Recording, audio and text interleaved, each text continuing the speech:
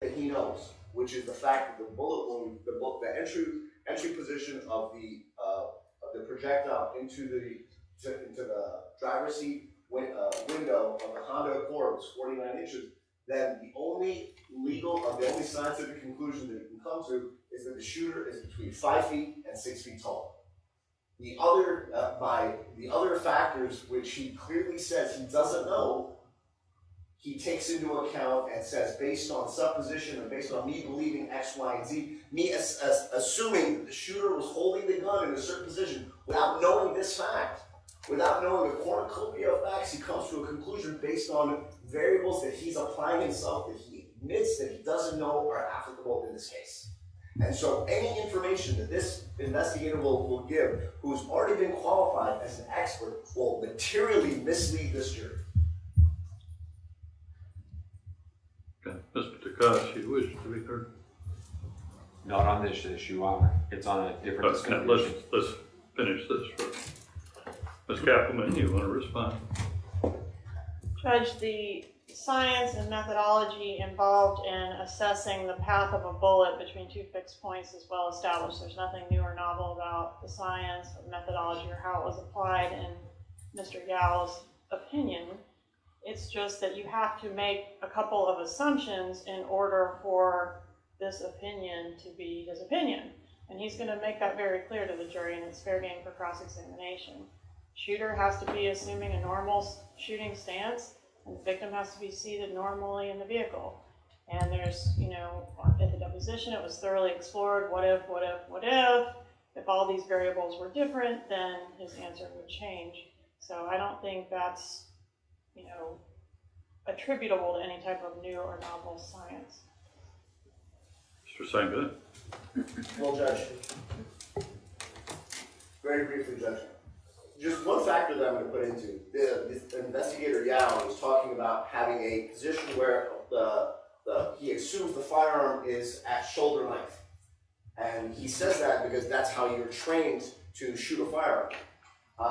He also went in to say that he doesn't know if the shooter was shooting, and his own words were gangster style. Our position is that Luis Rivera is a gang member and potentially shoots gangster style. So there's a slew of factors that even if the court allows me to cross-examine this witness, his opinion is going to taint the jury because he's been qualified as a witness and he's going to be providing information on a slew of unknown factors. I'm going to overrule the objection that the methodology in science is not anything novel. The basic explanation is not particularly confusing. It's based on very understandable thoughts of bullets basically moving in straight lines. Experts testify frequently based upon a hypothetical set of facts. That's essentially what we're doing. The variables are also not particularly confusing and can be easily brought out on cross-examination. So I don't see any potential for confusion to the jury. I'll overrule the objection. You had another issue, Mr. Dukas? Yes, Your Honor. This is something that came up at 8:27 this morning. As Your Honor knows, for 3 years we've investigated this case, done a whole bunch of work on it. At 8:27 this morning, the State Attorney's Office listed Luis Rivera's attorneys, David Collins and Chuck Collins, as witnesses. As Your Honor knows, we swore a jury on Wednesday. We don't have time to now be taking depositions of witnesses. I do believe that this is a discovery violation. We have not received anything from the State Attorney's Office saying that there was a recent change in testimony of Luis Rivera. I believe that this is just a late decision by the State Attorney's Office trying to put together their case, but unfortunately it came too late. During the case law that we have on this issue, we have 17 South 3rd 766. It's a 4th District Court of Appeals case. Trial court did not abuse its discretion in excluding exculpatory testimony defense witness who was not disclosed as a witness until after jury selection. Ms. Kappelman, respond. Judge, in the defense's opening, they indicated that the attorneys for Mr. Rivera were engaged in some misconduct with the prosecution during the proffer of Mr. Rivera, in that information was spoon-fed to Mr. Rivera. It was alleged that Mr. Rivera's initial statement did not include Ms. Magbanua. That is not correct. It was alleged that information concerning Magbanua was spoon-fed through the attorney to the client so that he could change his testimony to add in Ms. Magbanua. That is not correct, so I think I'm entitled to rebut that more than suggestion. It's what they told the jury by calling these witnesses. It was not known to me that that would be the defense in this case until opening statement was made. And who do you plan to call? I didn't understand both were involved. They were both involved. Sit down, Mr. Cott. Yes, sir.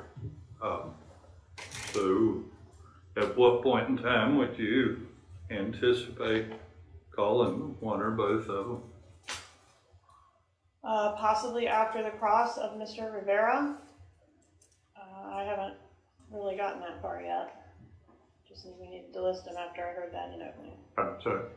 I just knew we needed to list them after I heard that in opening. I would need to see what was done on the cross of Mr. Rivera. I would think it would come after that. And when are you anticipating we'll hear from Mr. Rivera?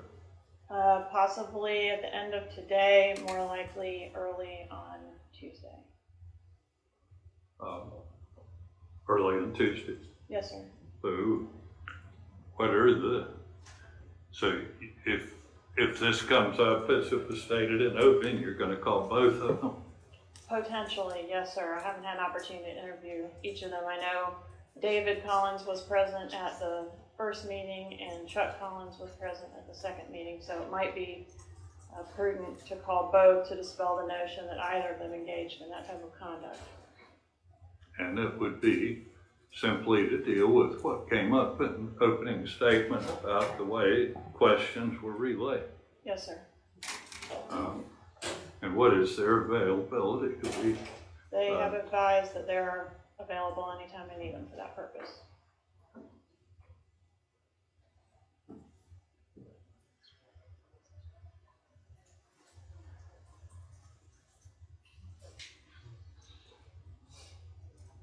Well, it would seem might be appropriate to have them deposed before we hear from Mr. Rivera, in case that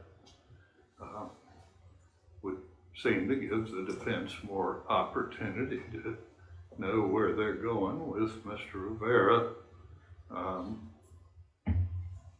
Yes, sir. My thoughts then would be to schedule that for Monday. I can work on that Tuesday. this morning. The deposition could be done Monday, would be my suggestion. And then we could take it up with the court Tuesday morning. But I would not be able to put on Rivera today, so there's a potential for me to run out of witnesses again. I don't think that'll happen, but it could happen.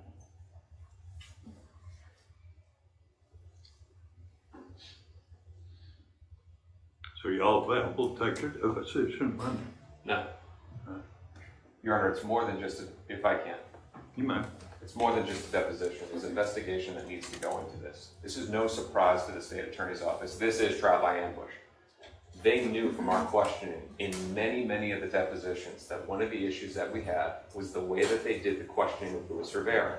This questioning was given to Luis Rivera. Before I rule up, I'm going to give you an opportunity to take a deposition. It's a matter of when, Mr. DeCosta. When do you want to do that?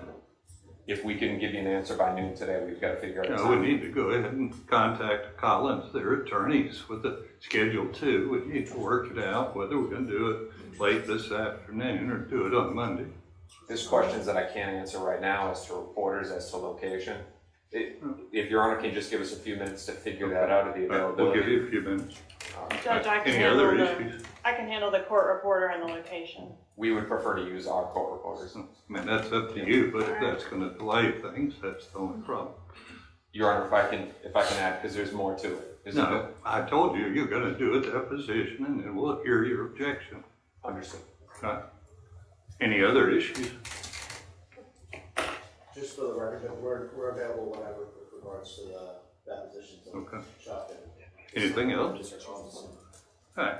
We'll take a few minutes to Have a bathroom break, and we'll start with the jury. Have your witness stand, please. Yes, sir.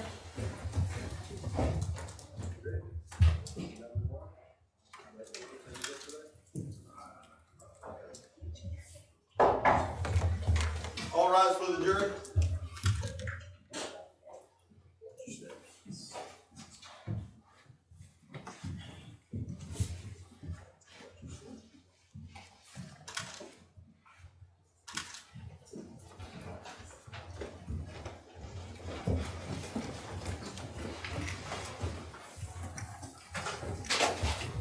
Everybody be seated, please.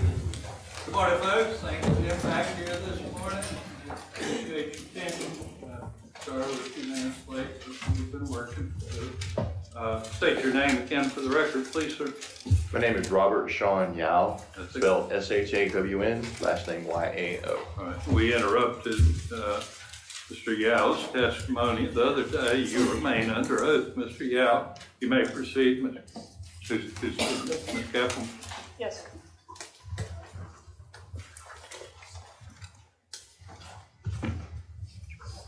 All right, Mr. Yao, is it Mr. Investigator? Mr. Yao.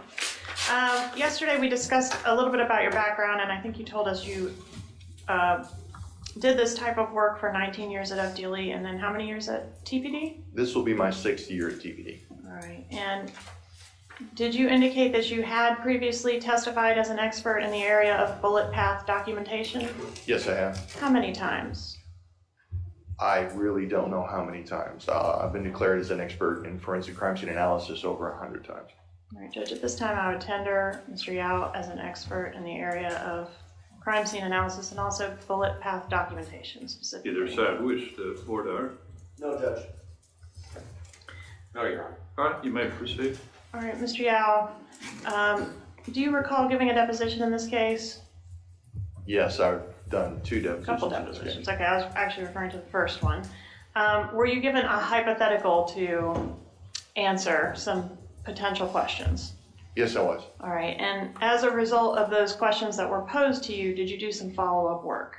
Yes, I did. What did you do to follow up after being asked certain questions at deposition? I pulled the report that was generated by FS2 Maltese, as well as her sketches, as well as obtained the medical examiner's report detailing the injuries to the deceased. And I did, and I read both of those to do a comparison between information from the crime scene report as well as the medical examiner report. And is that something that I asked you to do or something you did on your own? I did it on my own. All right, and as a result of that work, did you, I guess, what new information did you learn that was important to affecting your decision or your opinions in this case? The medical examiner report I had not seen before, nor was I privy to the information with regards to the injuries the deceased had. In looking at the crime scene report and the report from the medical examiner and referring to the questions and the hypotheticals posed by defense counsel during the deposition, it was my opinion that using those assumptions that it was more consistent with a taller shooter rather than a shorter shooter, having... With all due respect, I object. He's giving speculation. I've overruled your objection. Your objection's noted. You can proceed, Mr. Yao. All right, so you say taking into account certain assumptions, this evidence in this case is more consistent with a taller shooter. That's correct. And what are the assumptions that have to be in place to render that opinion? That the victim was sitting upright within the driver's seat, the door was closed, that the shooter was standing in proximity to the doorway of the car, and that they were standing in a more normal shooter's stance with the arm extended out with the handgun in the hand pointed toward the victim. All right, and is there anything, I guess, tell the jury a little bit about the science that allows you to reach the conclusion that you did based on those assumptions. In a scientific analysis, for trajectory analysis, there are certain things that are required. So without using these assumptions for trajectory analysis, you need 2 intervening points or 2 connecting points in order to determine the angle of impact or how a projectile enters into or how it travels. So an entry point and then a subsequent termination point or some other point that the bullets pass through, or that the item that the bullet passes through is of significant thickness to show the direction of travel, or that the hole is complete so that you can do a mathematical computation of angle, similar to bloodstain pattern analysis. Bloodstain pattern analysis. In this case, those things are not present. There is only a partial hole in the window.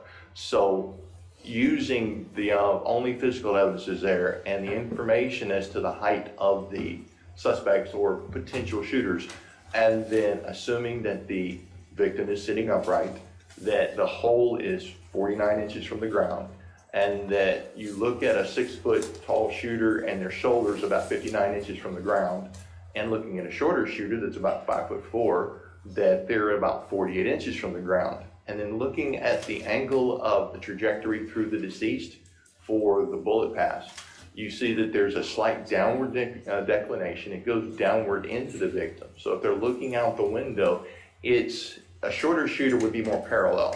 The bullet would have passed through the deceased at a more flat line. If it went through the left cheek, you would expect it in approximately the same position in height the back of the head with no declination. In this case, there is declination, which is more indicative of somebody being taller and aiming downward toward the victim from outside the car. And when you say declination, you're referring to the angle that the bullet traveled through Mr. Markel's head from front to back. It traveled slightly downward. That's correct. Right to left, front to back, slightly downward. Okay, and that suggests that the bullet came from above him. Yes, at a higher angle than where he's sitting in the vehicle. All right. And I'm going to publish State's Exhibit 8. We talked about the bullet hole in the window. Is this the bullet hole you're referring to? That is correct. Okay, so this hole here, if we assume the door was shut, which we don't really have to assume, we have testimony to that fact, correct? That was made where I was not privy to that until recently, that the door was closed. This is how it was when I arrived on the scene. Okay. All right, but assuming that the door was shut, the height of this hole of 49 inches from the ground, if those assumptions are in place, we've got Mr. Markel seated in his vehicle in a normal seated position, then, you know, we've got two potential suspects in this case, one about 5'4" and one about 6'1". Is it your opinion that if all those things are in place, that the evidence is more consistent with the 6'1" person having done the shooting? Yes. No further questions. Garcia?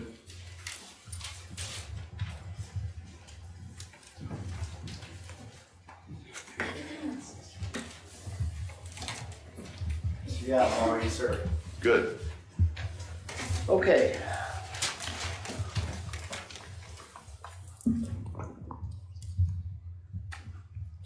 You stated on your direct examination, to accurately determine trajectory, you need 2 fixed points, correct? That is correct.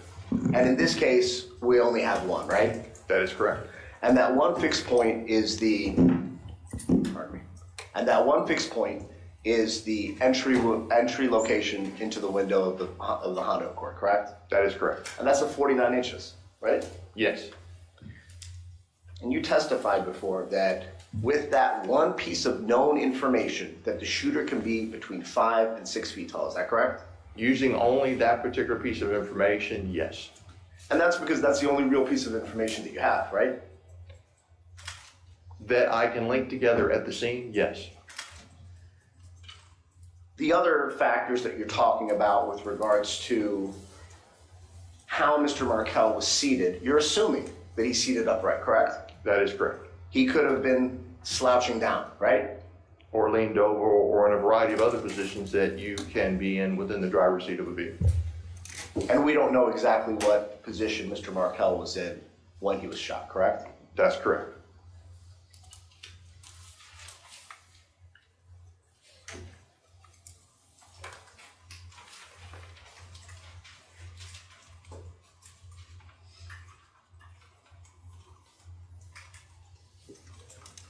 Now, one of the things that you spoke about and that you discussed was a normal shooting stance, correct? Yes. Okay. And a normal shooting stance is kind of what you teach. If someone wants to go to learn about how to shoot a gun, that's what you're talking about. How you're taught by a firearm expert how to hold and how you should stand to shoot a firearm, correct? Correct. Okay. Are there other ways to hold a firearm? There are a variety of other ways. It's all dependent on the individual who decides to shoot the weapon. Is there a shooting style called gangster style?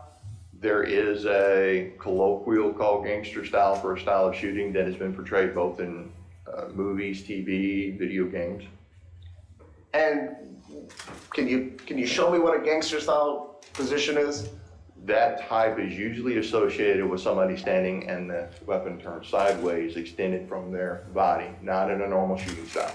Correct. It's not what they would teach you at a shooting academy, correct? That is correct. Did you see a sketch of the position of the deceased at any point? No, I did not. Did you take into account the height of the chair, of the seat in the vehicle? No, I did not.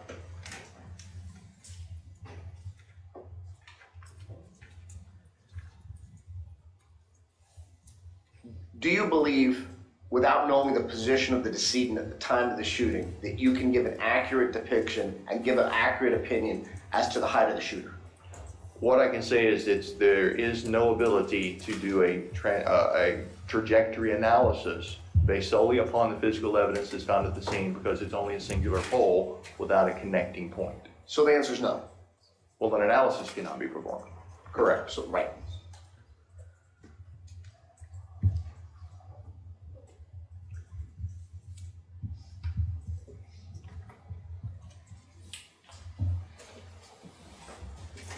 Could you determine what the position of the shooter was at the time of the shooting? I'm sorry, could you be more specific? The person that expelled the firearm, do you know the position that they were in at the time of the shooting? Where they were spatially in terms of the garage? Were they directly in front of the window? Can you tell that based on the bullet hole? Based upon the hole that was in the window, it could be anywhere between the A and B pillar on the driver's side of the vehicle. It's not like they were toward the hood or toward the trunk. It had to have been in close proximity to that driver's side door with it closed.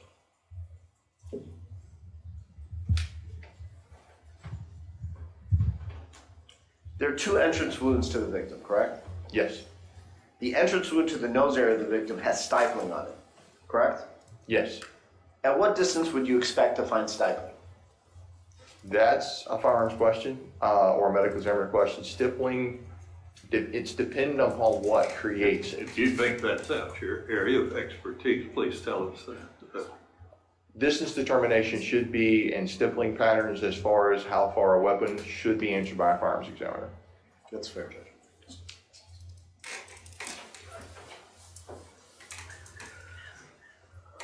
So just to review, to give the analysis that the government gave, that you gave, that the shooter is more likely to be 6 feet than 5'4", we would have to assume that the victim is standing upright?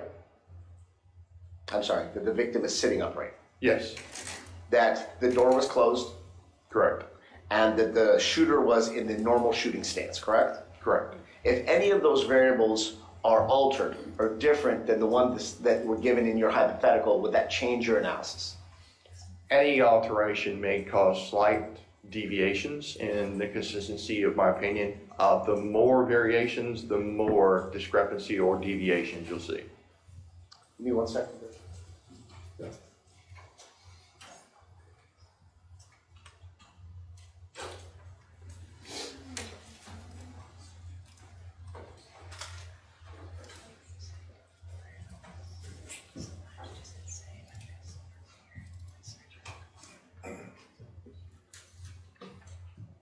Give me 1 second.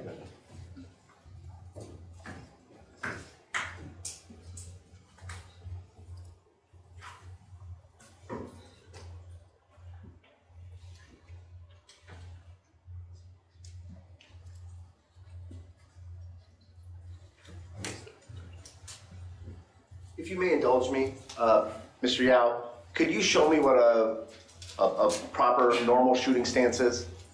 You want him to stand up? If the court would afford me that opportunity.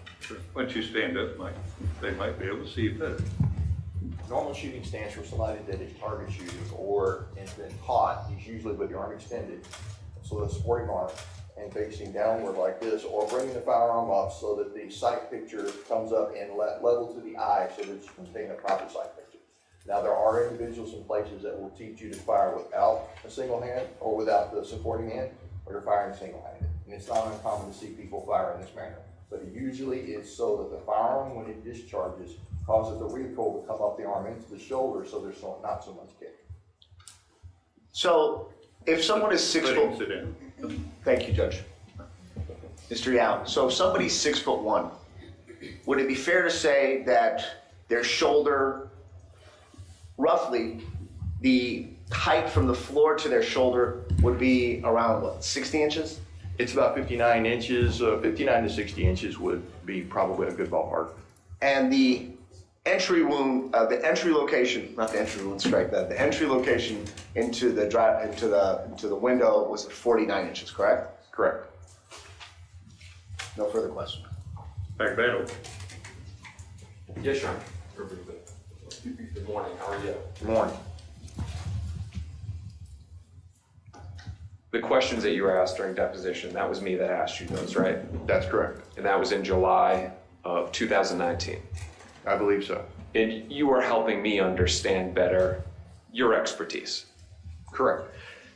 If you could help me again here for a minute. And I just want to make sure that I'm clear on it. So the testimony that you're giving, the opinion, what you're talking about is that someone who's around 6 feet tall, if they're holding it consistent with a normal firing pattern, that you're extending from the tip of the barrel of the gun through fixed points of reference.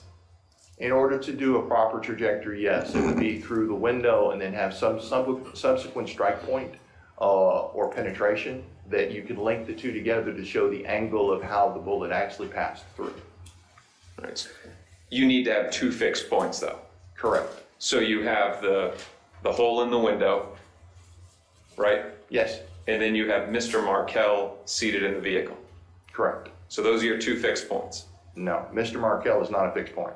Well, for the purpose of your opinion, you're assuming that he's sitting in a normal position. In assumption that he is sitting in a normal position, he becomes my second fixed point. So we got 2 points. Correct. So what you're doing with your opinion, you're saying that point 1, point 2 in the arm of the shooter, that it's a straight line. That it would be in line or consistent with the bullet traveling through the window into Mr. Markel, the victim, and a downward angle slightly right to left. So you've got all this information, all these facts, and you're saying that it fits. It's more consistent with it being a taller shooter rather than a shorter one. It fits with being a taller shooter. Yes, You're not here testifying saying that you are 100% positive, right? that's correct. When you're looking at this information, you're unbiased, you're objective. It fits, but it's not enough for you to say 100% I'm positive that's what happened. That is correct. You have doubts.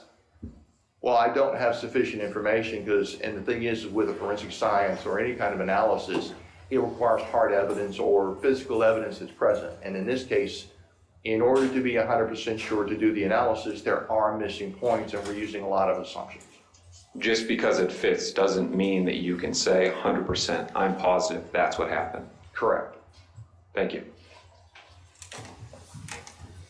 Redirect. Yes, Your Honor.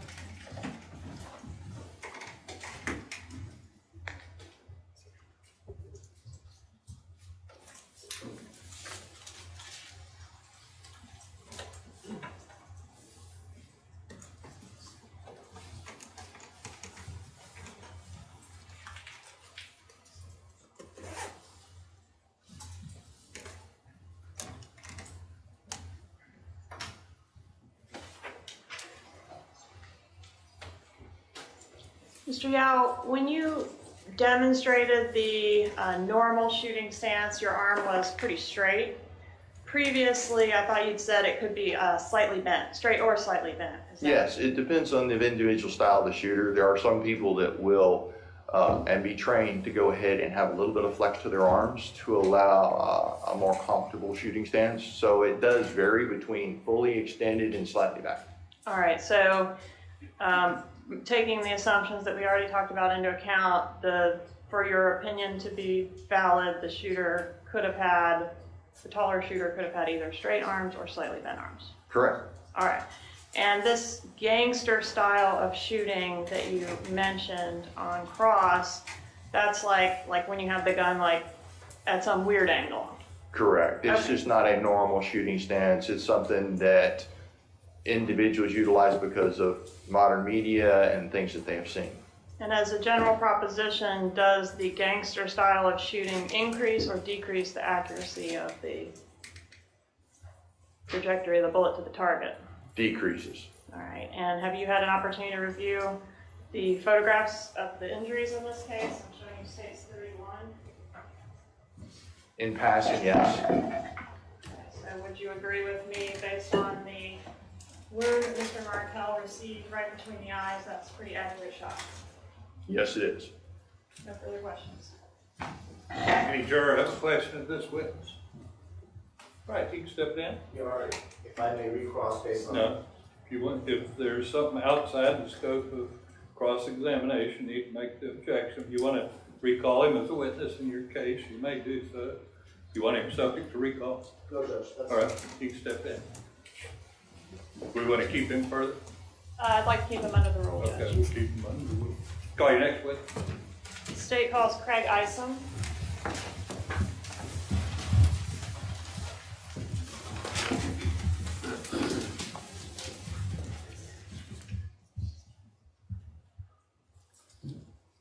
If you would face the clerk and be sworn, please. Swear upon testimony about to give in this case will be true, full truth, and nothing but true self God. I do. Have a seat and slide at the microphone, please, sir.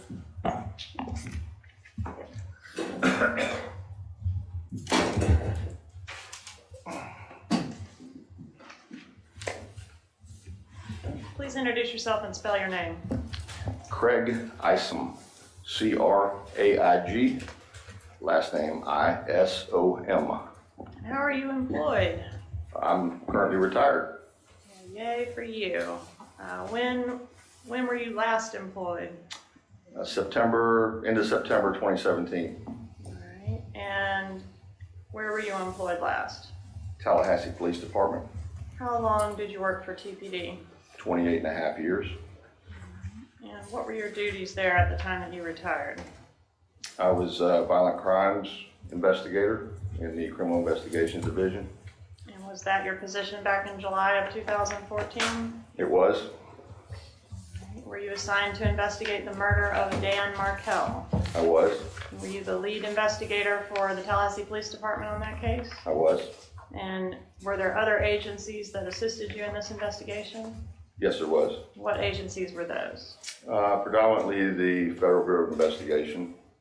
And what was the purpose of having the FBI assist you? Initially, it was because we found out rather soon that this case was probably going to take on investigations in other part of the state and possibly the country. All right, and you don't have jurisdiction outside the state, but the FBI does? Yes, All right, did you go to the crime scene? I did. When did you go to the crime scene? I was probably around, I would say 11:30, 11:45 on July 18th. When you arrived, had Mr. Markel already been transported to the hospital? Yes, he had. And did you look around the scene to observe whether there was any evidence to indicate there had been a robbery attempt or any forced entry to the residence? I did and found none. All right, and did you, I assume it was relatively easy to identify Mr. Markel? Well, he wasn't at the scene, but it was his car, his residence. Mm-hmm. And his wallet was in the vehicle with his identification? The wallet was, Objection, Judge, that's the leading. Overruled. the wallet was there, his cell phone, his eyeglasses. All right. Did you make an effort to talk to people that were close to Mr. Markel? Yes. And who was the first person you interviewed? The first person I interviewed was his ex-wife, Wendi Adelson. All right. And where did you locate Ms. Adelson? She was at the Mosaic restaurant in the Killearn Common area. About what time did you make contact with her at the restaurant? I believe it was about 1:30, 2 o'clock on the same day. 1:30 or 2 p.m. on the day of the homicide? Yes. Okay, so a couple hours after. Yes, after I was done at the crime scene, I went to her location. And as a result of your interview with Ms. Adelson, did you take an interest in her parents and her brother? Yes, All right. And did you, as a result of your interview, review any court filings? I did. What court filings did you review? I reviewed the filings from the Adelson Markel divorce. I'm gonna object, the detective is using documentation, it appears that he's got his entire file in front of him, I can't see because he reviewed it. Overruled before cross-examination, you'll be able to see whatever he has. You can proceed, Ms. Kaplan. What did you review in reference to court filings? I reviewed the filings from the clerk of court, Leon County, concerning their divorce. Who's divorced? Wendi Adelson, and Dan Markel. All right, I'm going to approach and show you what I've marked as State's Exhibit 75. You had an opportunity to review this exhibit? Over time, yes. All right, and is this a fair and accurate copy of the divorce file of Wendi Adelson and Dan Markel? Yes. How many pages is it? It's numerous, I'd have to count, it's a full binder. They're numbered. Okay, well, we'll go to 575. Okay, and were there any, well, Judge, at this time I'd ask to move into evidence State 75, a certified copy of the divorce file of Dan and Wendi Markel. Is there objection? Motion to eliminate sidebar. Right, we'll go so far.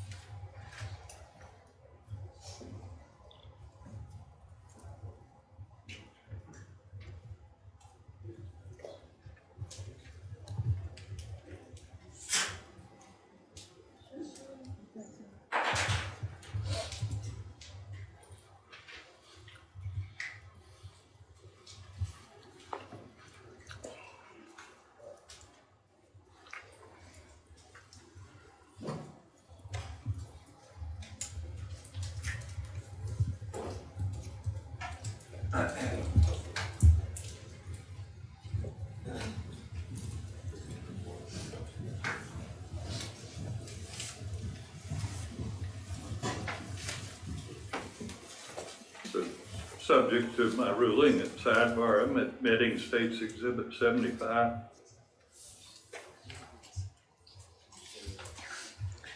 And as a result of your review of this State's exhibit, did you learn about any bad blood between Ms. Markel and her husband, or between her family and her husband?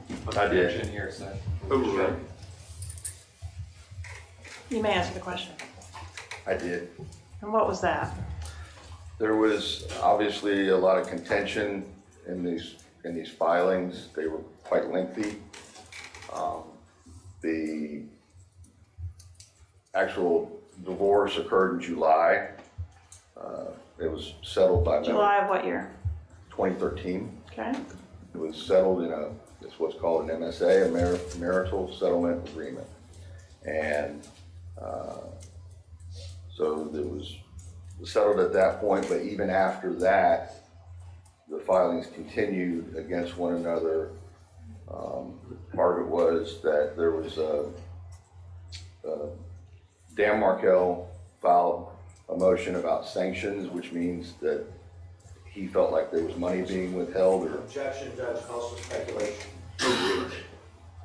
You may continue. that his ex-wife had falsified or not come clean about all the money involved in divorce. And then ultimately, in March of 2014, after the MSA, the divorce was final, Markel filed another complaint or a motion. We're talking about Dan Markel Dan Markel. in March of 2014? In March of 2014? March 26th of 2014. All right, go ahead. And he, Respectfully, I'm gonna object that the detective is reading off notes. Overruled. Your Honor, for Magbanua, just a standing objection to. All right. so,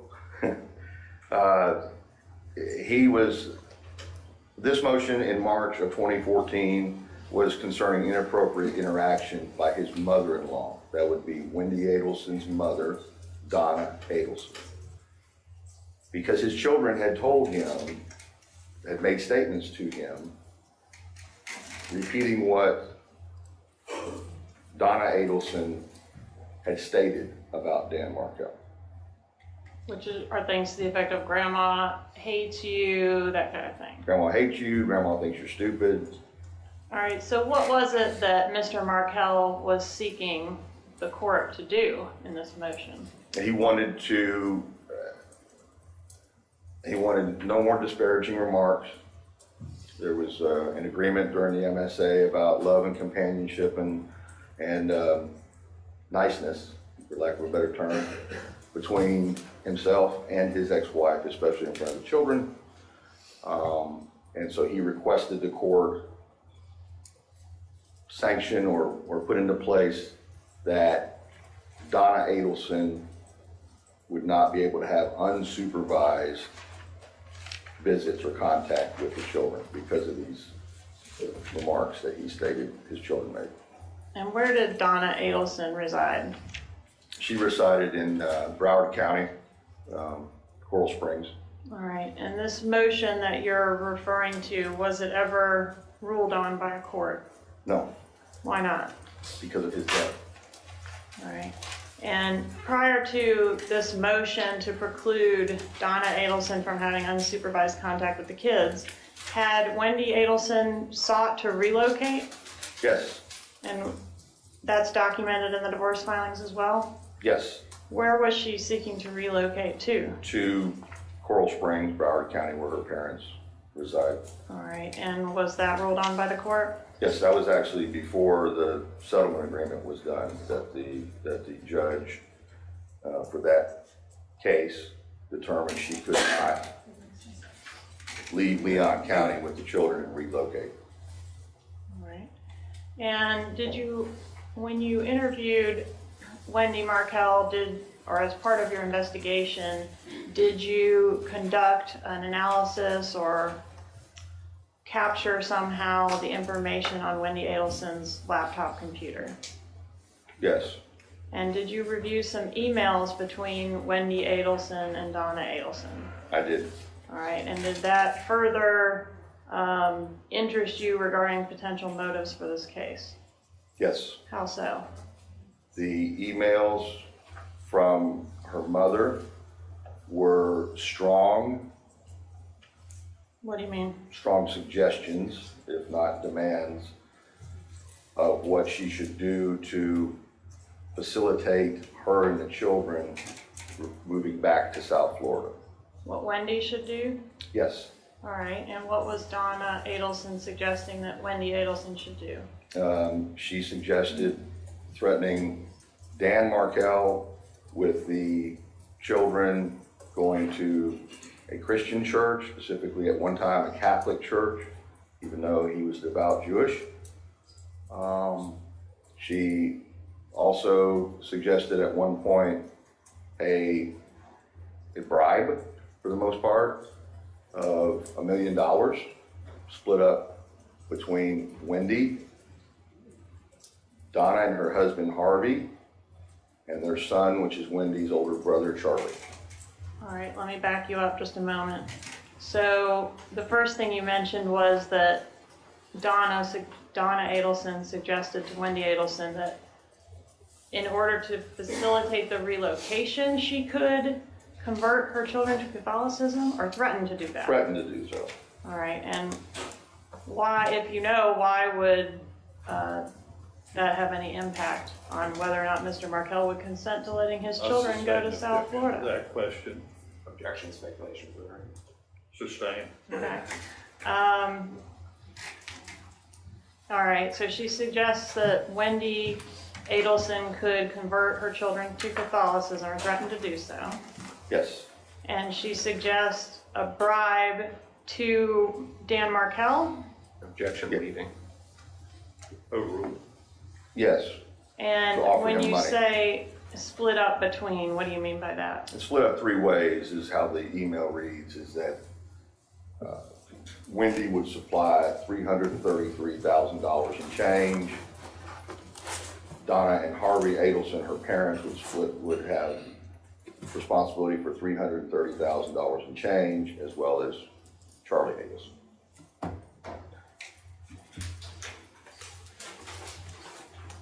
Did Wendi Adelson stand to gain anything financially from the death of Dan Markel?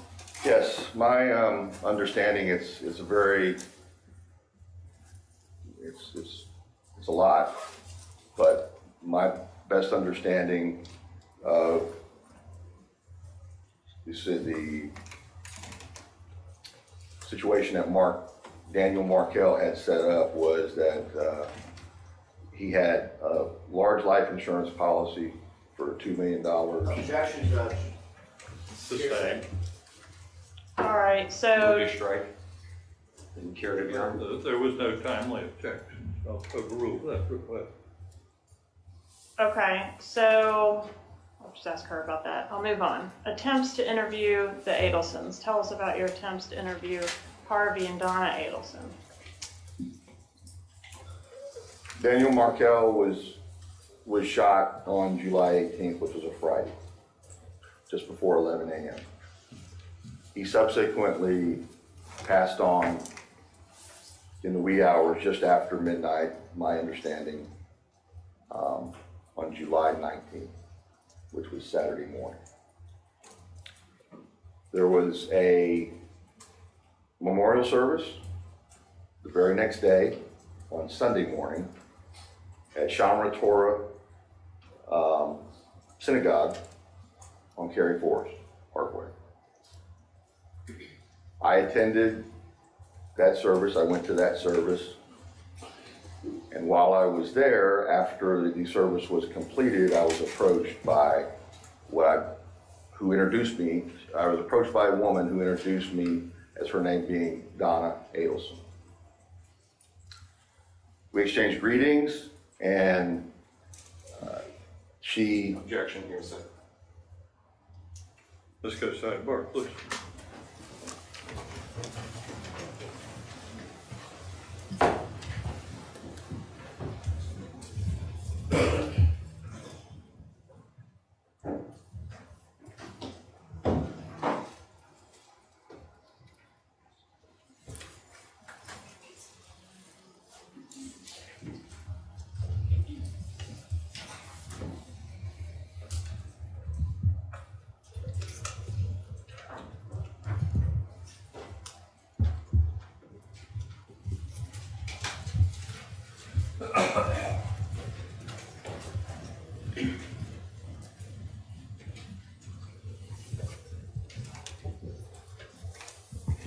Investigator Isom, or Mr. Isom now, did you request the woman that introduced herself to you as Donna Adelson, did you request for she and her husband to come to the police station to be interviewed by you? Yes. And did they ever do that? No. All right. And after your initial interview with Wendi Adelson, were you ever able to reach her again? I attempted on the Monday following the Sunday memorial service. All right. And she basically hung up on you, is that correct? Yes. Okay. And was that your last contact with Wendi Adelson? Yes.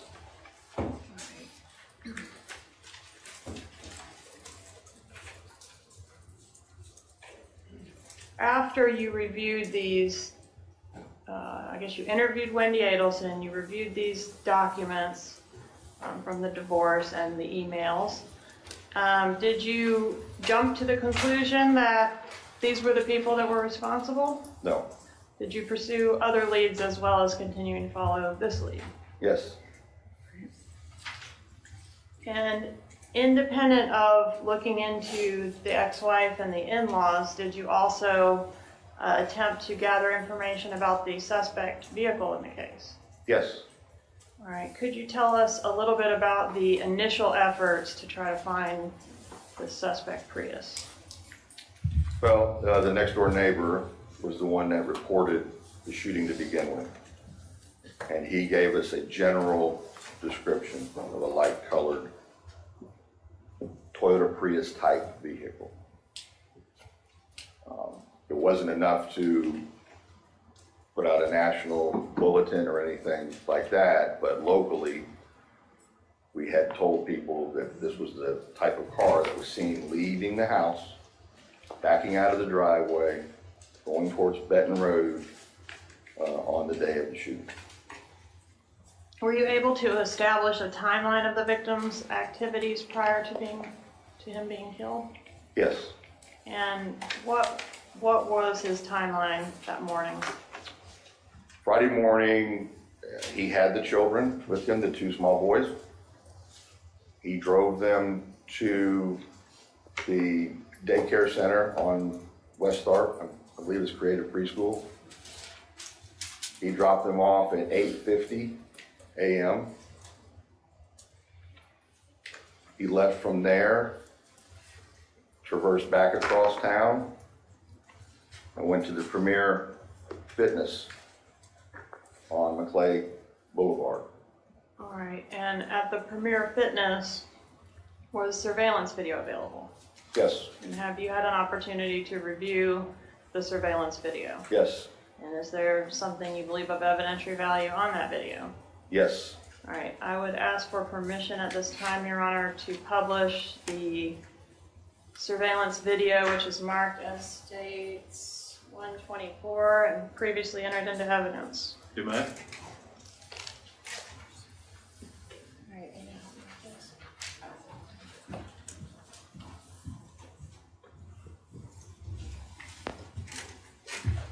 they finally decided to stop letting me touch the equipment.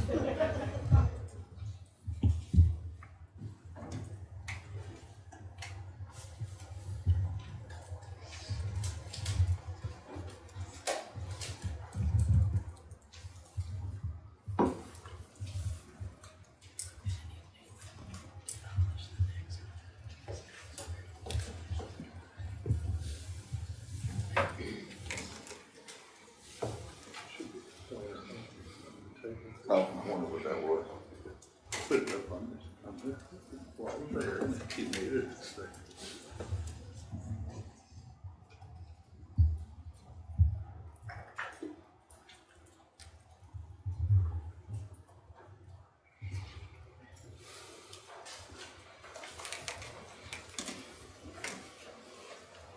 You want the lights down? Yes, sir. That'd be helpful. Granger, may you turn the lights down for us, please, sir?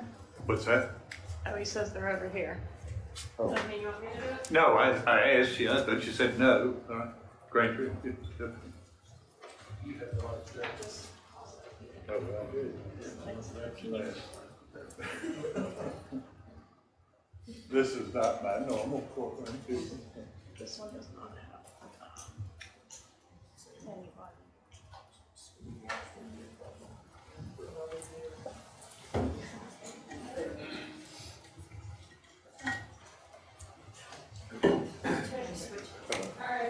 Is that better?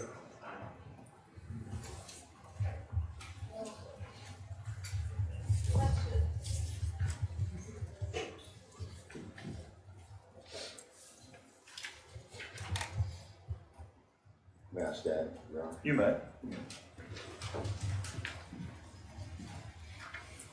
so there's a blue circle around a black vehicle there. Can you tell us what is the importance of that? Don't stand in front of the jury. I'm sorry, I'm trying to get over to this point right here. Right. And kind of point that microphone at you if you would, so. Sorry. No problem. You will stand here. Okay. You can face the Does he jury, block him? and you can observe on this. Oh, okay. Is he blocking? No. We have screens. What's that? We have screens. Oh, okay. They've got screens in front of them. I didn't realize. Alright, so if you're gonna face that way, that's fine. Just Okay. sure they can hear you. Alright, so, black car, we'll circle there. Can you put that back on there, please? That's see it.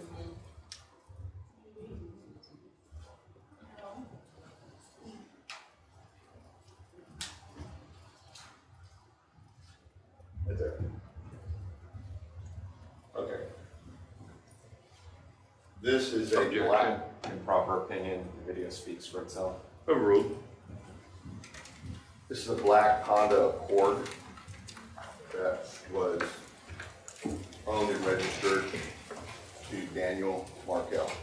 He's entering this road over here, which is Village Square Boulevard. So he's entering the north part of Premier Health and Fitness. Alright, this is a, surveillance camera that's mounted on top of the building. This camera is maintained and operated by Premier Health and Fitness. And on what date and time did Mr. Markel enter the parking lot of Premier Gym? Well, he's there as the timestamp indicates, 18th of July, which is a Friday, 2014. And the timestamp says, and it was verified, the timestamp is the actual time, to be 9:11 and a half, 37, as you can see on the timestamp in this right. You circle where the timestamp is. Okay, so.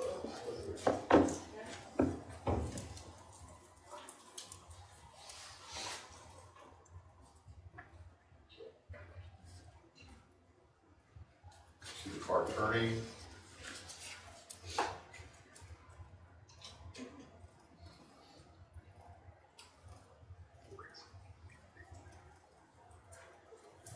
It's the same car from another camera angle. This camera's pointing northwest.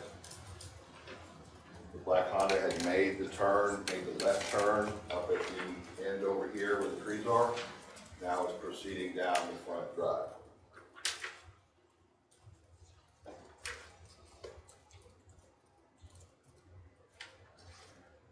It's a right-hand turn. The trees are somewhat blocking it, but you can see part of the car going in. He parks in the very front space. Right there.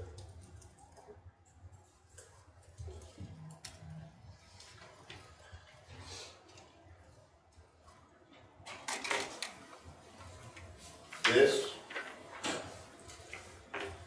is a green Prius, Toyota Prius car that came in from another entrance off McClay Boulevard, the main entrance to Premier. At what time did the Prius enter the parking lot?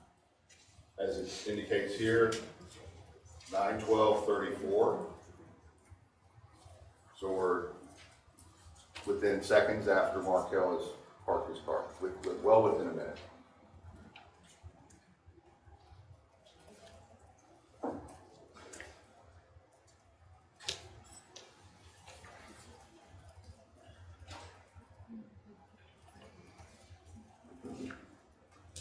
there's the same car.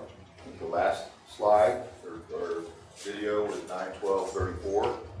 This camera is picking it up 9/12/37.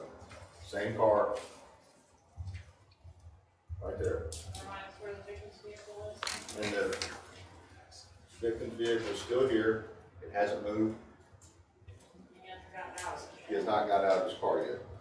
So Mr. Markel is parked there just before 9/12 even, 9:57.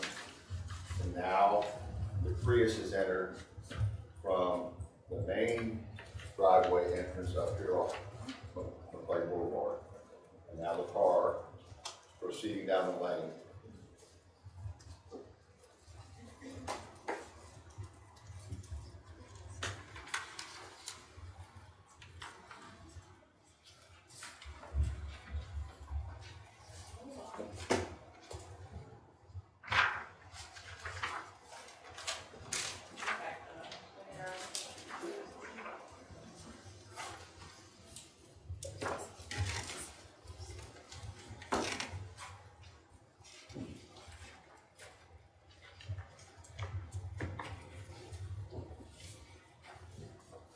There's Mr. Markel getting out of his car. You see him again as it plays through, passing by the American flag.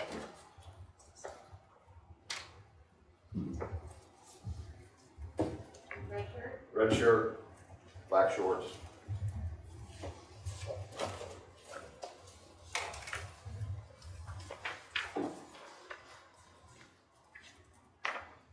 This is Mr. Dan Markel walking into the front doors. So he's parked his car. Now we're at 9/12/9/13, excuse me.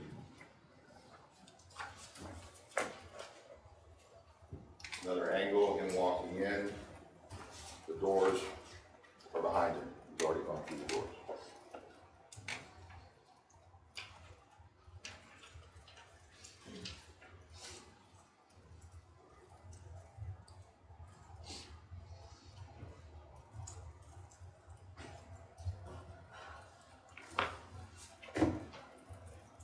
Markel's car is still there. It's at 9:16. He's already entered the gym. This car here, same Prius, going the opposite direction back down in front of the gym.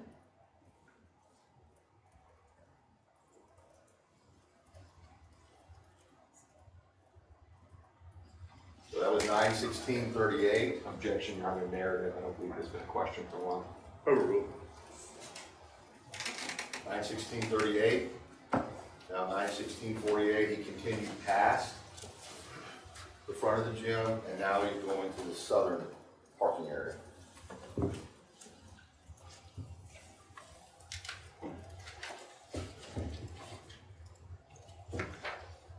This is the Prius again. Now he's traversing back opposite direction. Comes to a stop.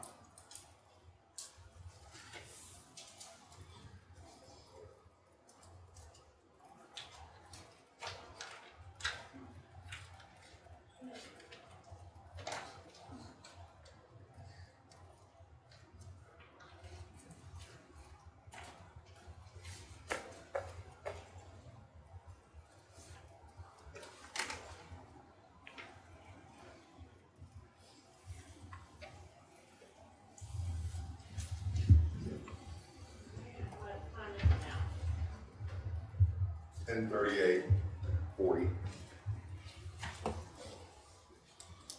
hour after Mr. Markel entered the gym? A little over an hour. Markel is now exiting, going back out the front doors.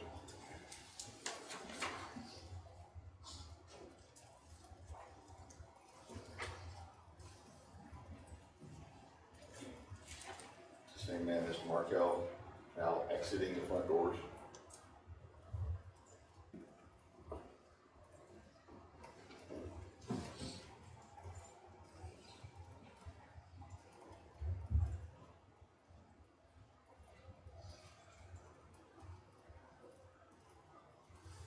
Mr. Markel traversing, walking back to his car.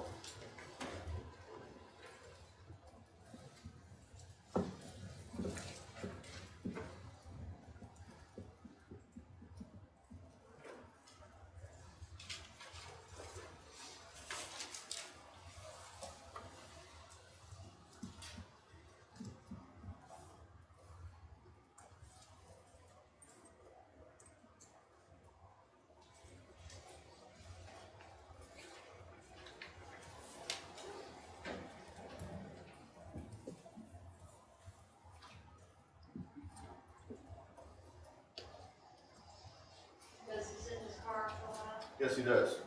How long? Approximately 2 or 3 minutes. Backing out here. What time is it? 10:38, 15 seconds. That's 10:38 a.m. on the 18th of July.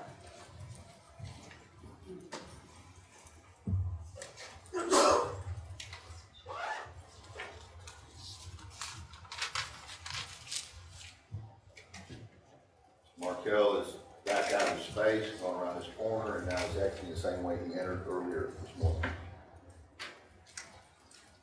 The circle represents an activity in the back corner.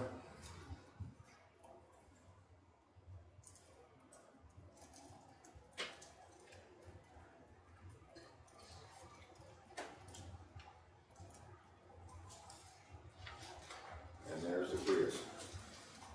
Now, the parking lot the same way he went out. Is at 10:39? Yes.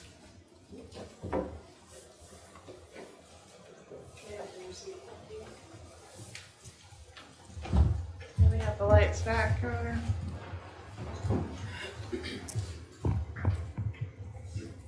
So what, if anything, were you able to learn about the suspect vehicle from, actually, let me strike that, please. I'm gonna ask you some questions about the video itself. Did you have an opportunity to review the original footage that was used to compile these clips?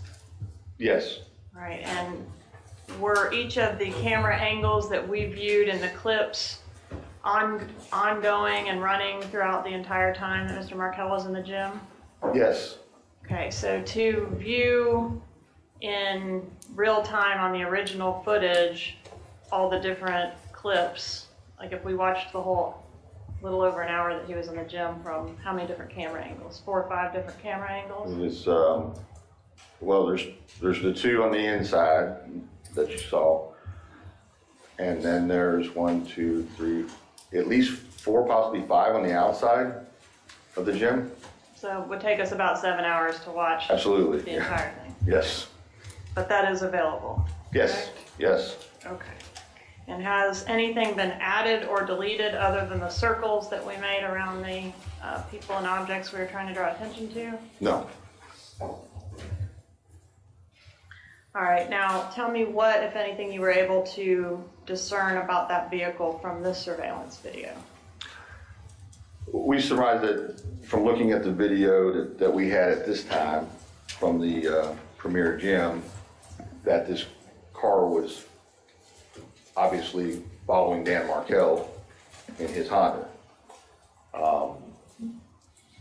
We determined that it was probably 2006 to 2009 Toyota Prius. What about the color? The color was determined, we researched and actually talked to Toyota Corporation representatives, and the color was determined to be silver pine mica.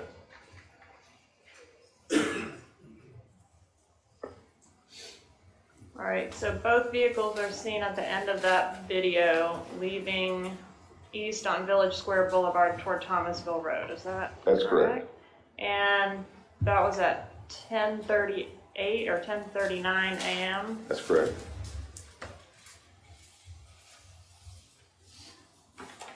And our 911 call came in at what time? 11:02 a.m.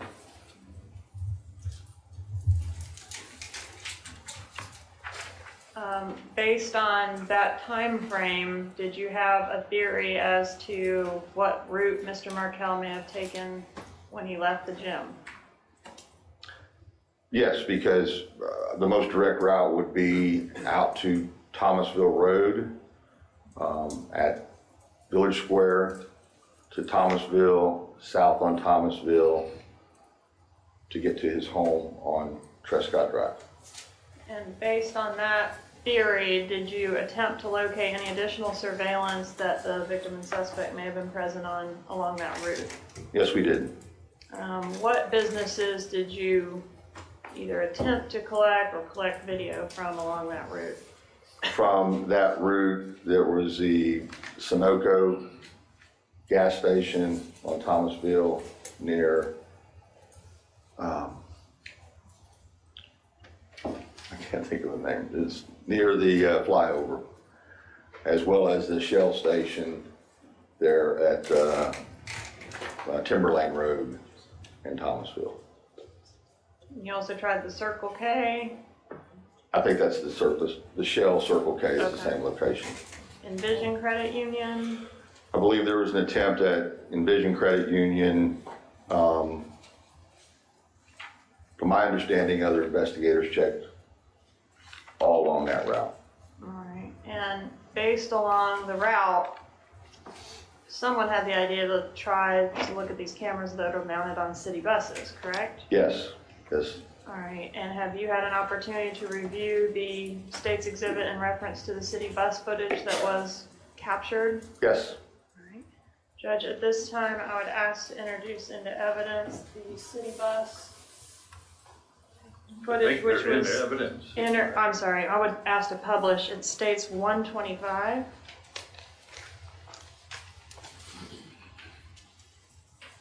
And is this the one that Mr. Dietz has indicated was clarified? Yes, sir.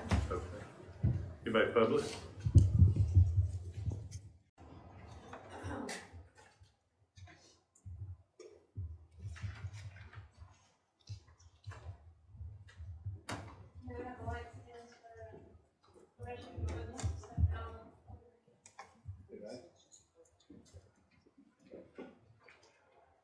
You'll prefer the lights behind to be turned off, or are you looking at the TVs in front of you? I don't know. See, let me just ask this. Anybody want the lights behind the screen turned off? Does that help anybody?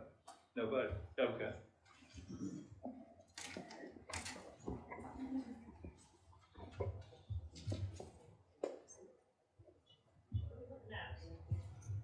This is a city bus that is approaching Thomasville Road on Clarn Commerce Drive.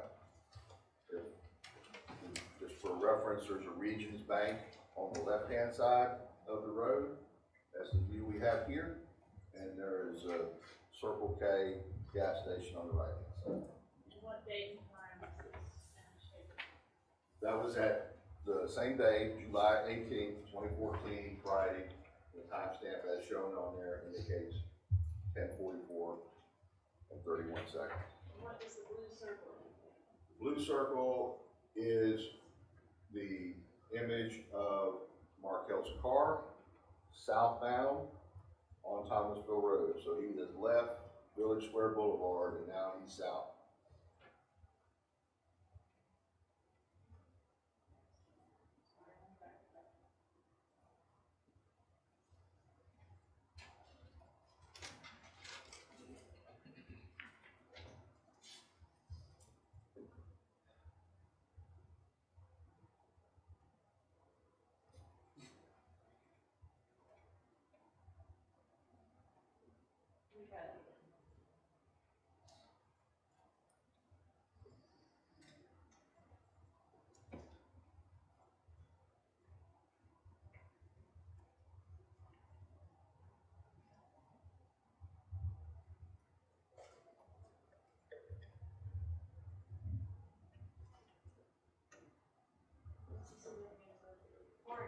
Keep your voice up, please, Ms. Katherine.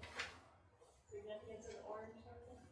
This image is the Prius that was following Mr. Markel out of the Premier parking lot. Now it is southbound, roughly 10 seconds behind Markel, according to the timestamp.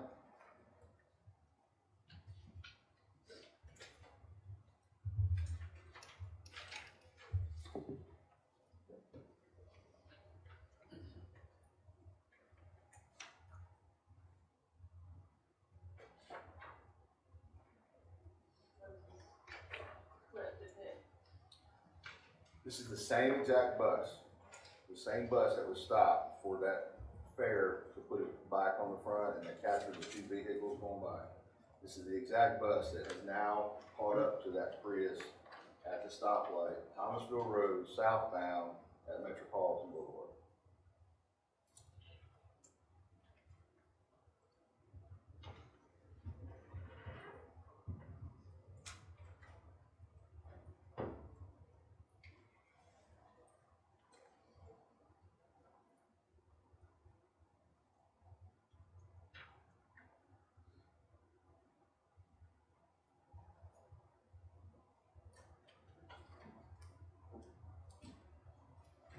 Tag number for this image? No.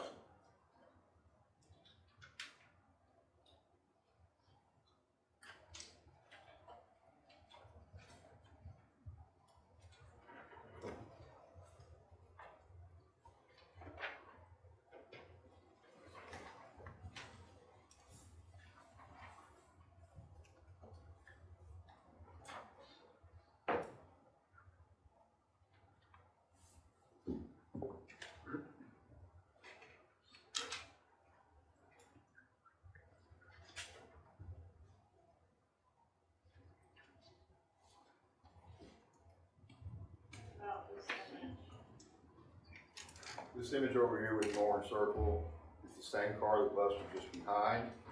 Car has obviously changed lanes and now is in the left-hand turn lane on Thomasville Road to turn east onto Benton Road. What time is it? This is at 10:51:52.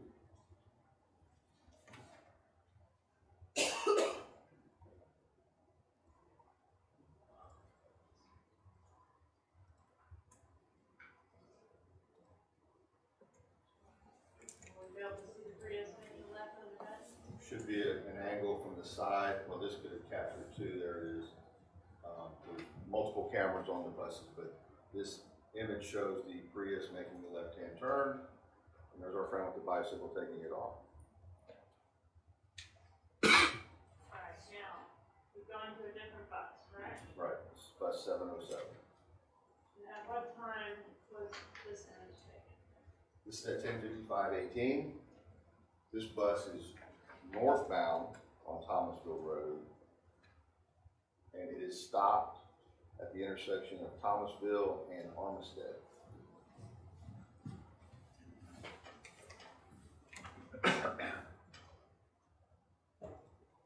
Here's the Prius, now northbound.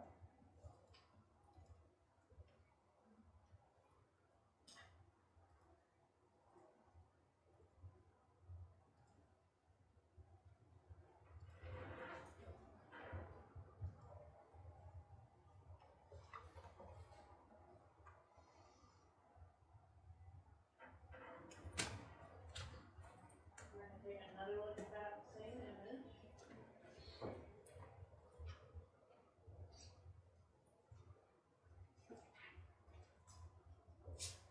This one's done in slow motion.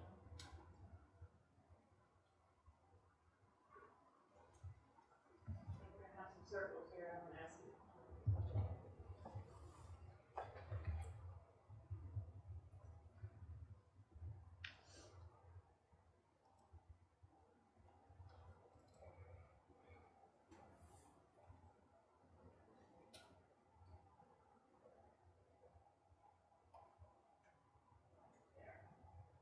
What were you able to learn about the Prius from this clip that the bus captured?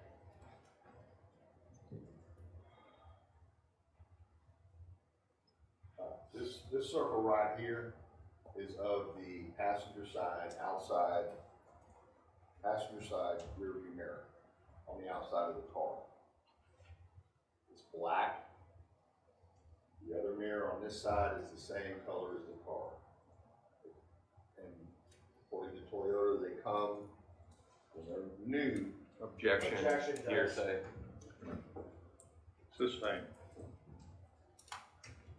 So one of the mirrors is black. Correct. Alright, what next? The item that's circled, I think it's not like that. Anyway, up here in the top center of the windshield appears to be an adhesive type toll paying device, commonly known in Florida as a sun pack. The Either the last circle down at the bottom right is in the bumper area, the bumper cover, and that is a missing tow hook cover. It's a pop out piece of plastic, it's gone, it's not, hasn't been replaced, but that hole is obviously missing. What were you able to learn about the occupants from this particular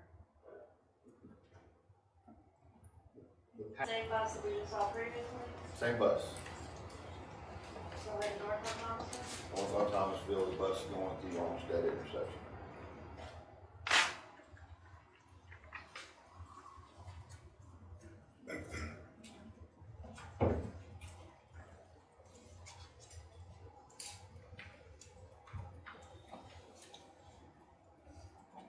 Is that the last image? The bus after the police? It is. And what direction was the police headed last name? Northbound on Thomasville. Would that be consistent with going towards the interstate? Yes, Interstate 10. Going to recess?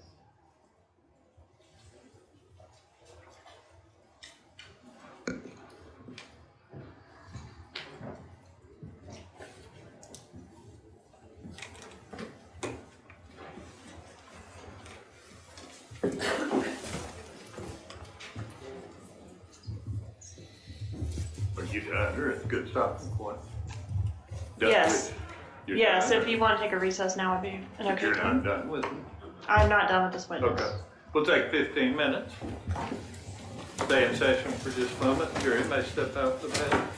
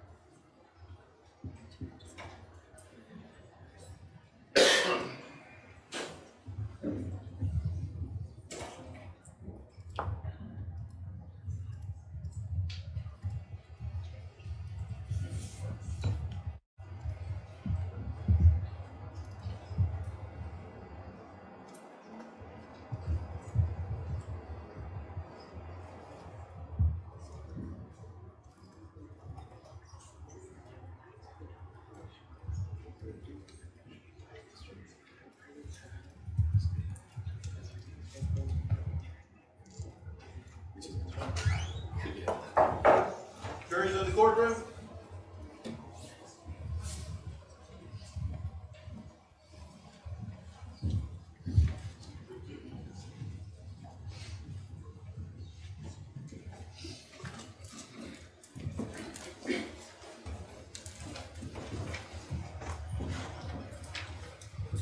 Everybody be seated, please. You may resume shouting.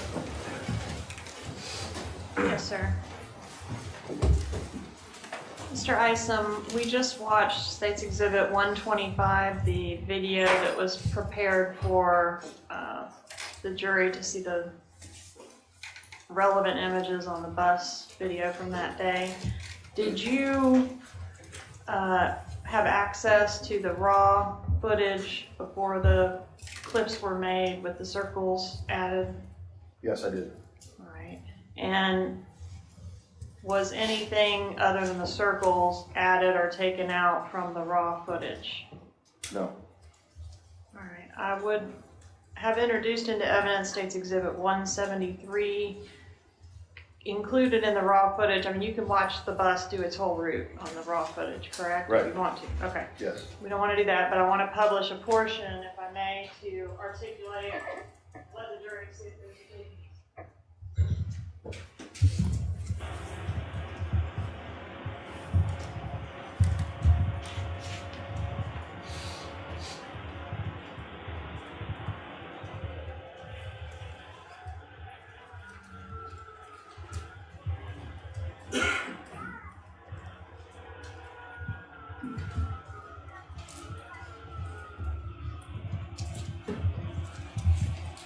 So is this the second bus that we observed earlier that's Yes. going to capture the Prius after the murder? Yes.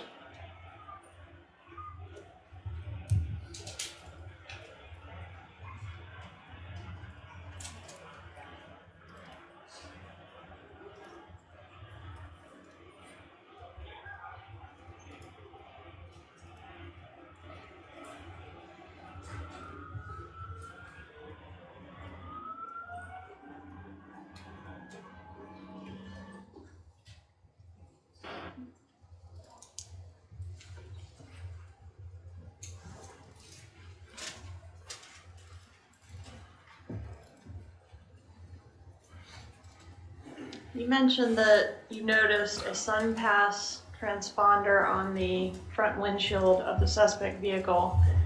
Were any efforts made to collect additional information in reference to that SunPass transponder? Yes. Who administers SunPass? Florida Department of Transportation. And what did you request regarding, what if anything did you request regarding the SunPass transponder on that Prius? I requested what ended up being a lot of information, but eventually got whittled down. But initially, I was attempting to locate that car by a SunPass registration. And that's when I found out there's literally thousands of Toyota Priuses with SunPass transponders. So you were not able to pull the needle out of that particular No. haystack? No, that was, it was a huge amount. All right, and was any cell phone analysis attempted in this case? Yes, And was it you or someone else who was responsible for analyzing the cell phone data that was collected? that would be a part of the technical operations unit, which would be Sergeant Chris Corbett. All right, and as part, I want to talk a little bit about the data that was collected that was later analyzed by Sergeant Corbett. Did you make any efforts to try to locate any phones of interest that were in the area of Premier Gym during the times that we see the suspect vehicle present there? Yes, Tell us about that.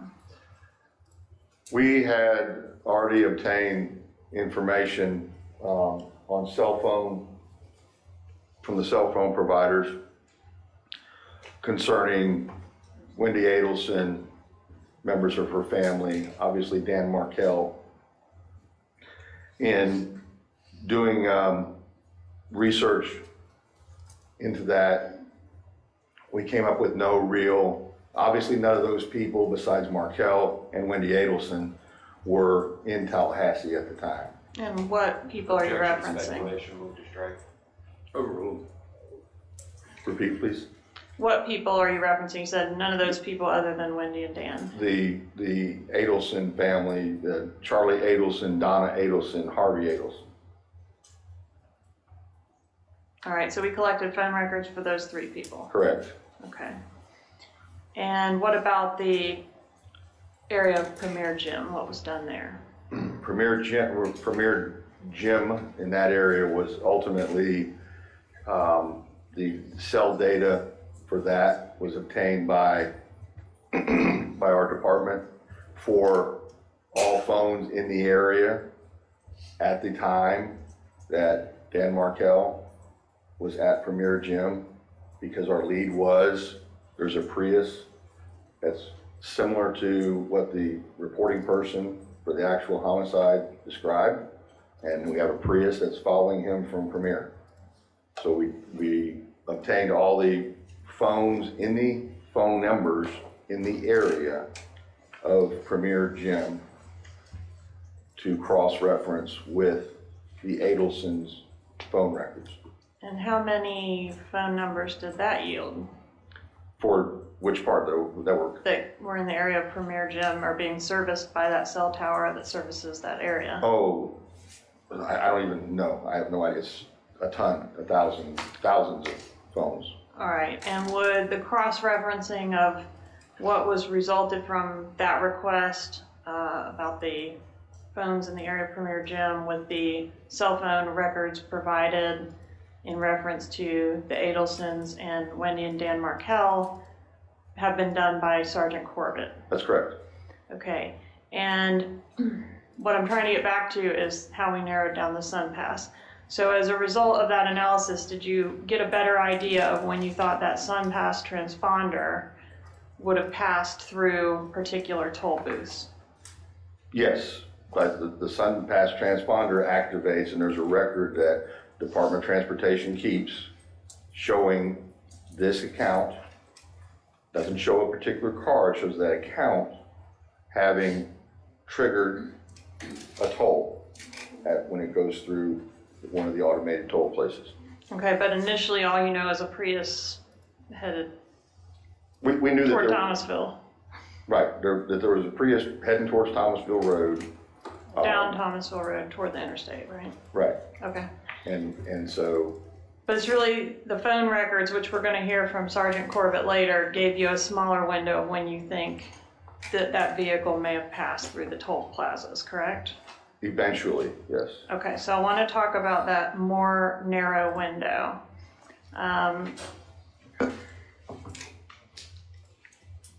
Which toll plazas did you suspect the Prius passed through? Initially, the most direct Objection, Garcia. Overruled. the most direct route, if there was any type of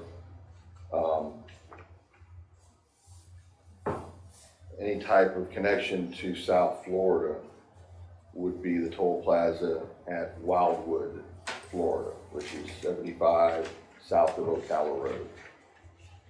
We went through that, once again, hundreds, until we got the actual phone number in question to track.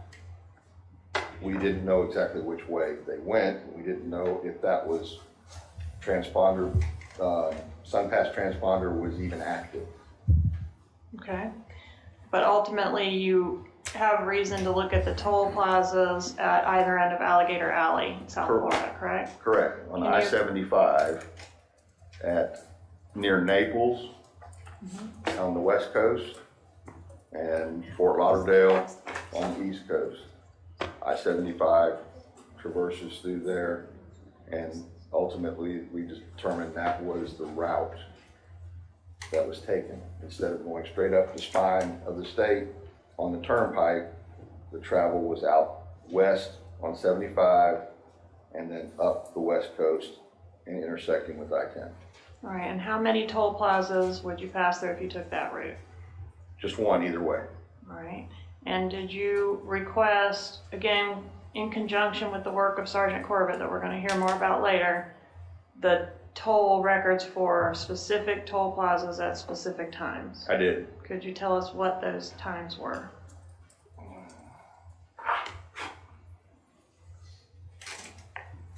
Objection. There's overruled.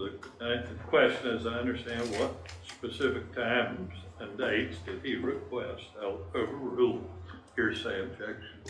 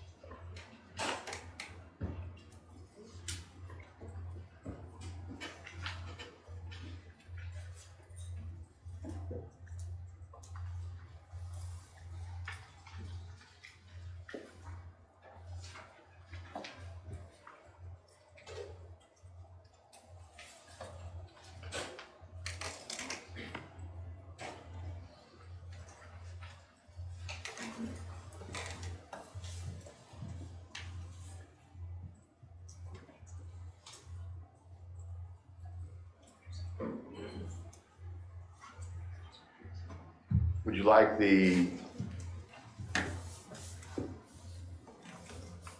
leaving Miami or returning to Miami? Both, please. Let's start with leaving Miami, headed to Tallahassee.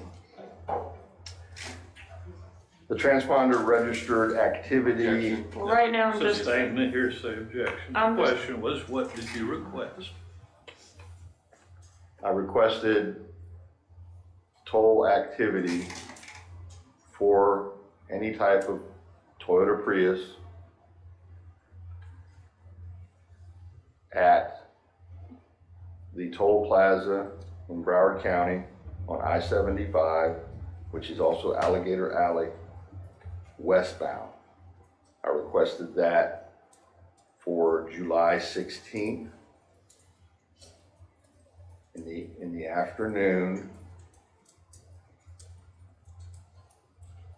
And then I also requested the toll activity for Toyota Prius on July 18th, 2014.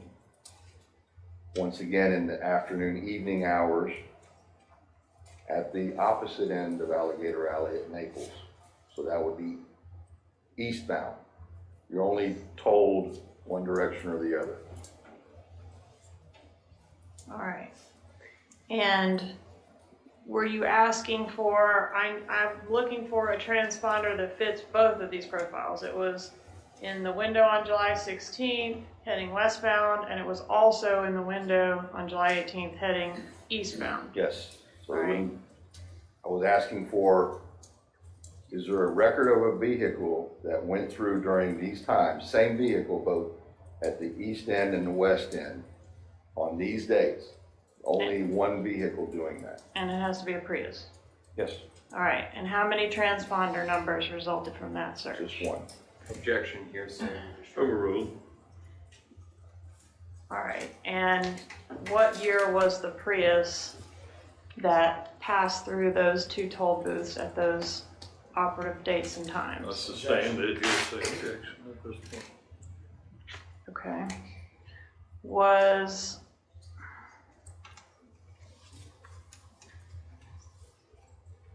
What was the transponder number that you were provided? I sustain the hearsay objection at this point. Did you do anything with the transponder number that you were provided? I requested from Florida Department of Transportation the customer information that subscribed to that transponder. All right, and upon receiving that information, did you learn that the transponder was assigned to a particular business? Yes, And what business was that? Objection, hearsay. Sustain. I'm going to show you State's Exhibit 127. This contains poll records with certification of authenticity. Does this State's Exhibit contain a fair and accurate copy of all the records you received from your SunPass poll record requests? to the best of my knowledge, yes. Judge, at this time I'd ask to move an evidence State's Exhibit 127. Objection. Hearsay, improper foundation.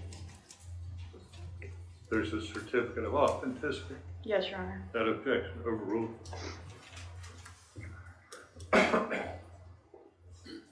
Is the item admitted? They're admitted. Thank you. All right, so what business was the transponder in question assigned to? It's a business in North Miami called Hybrid Rent-A-Car, and it's also called Save Gas. What is the, What was the second name? Save Gas. and what is the address of that business? 11032 Biscayne Boulevard, Miami, Florida. And have you had the opportunity to review any documentation collected from that business regarding the Prius in question? Yes, I'm going to approach with what I've marked as State's Exhibit 82.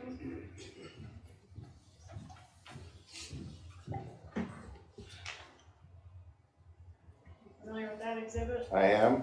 How are you familiar with it?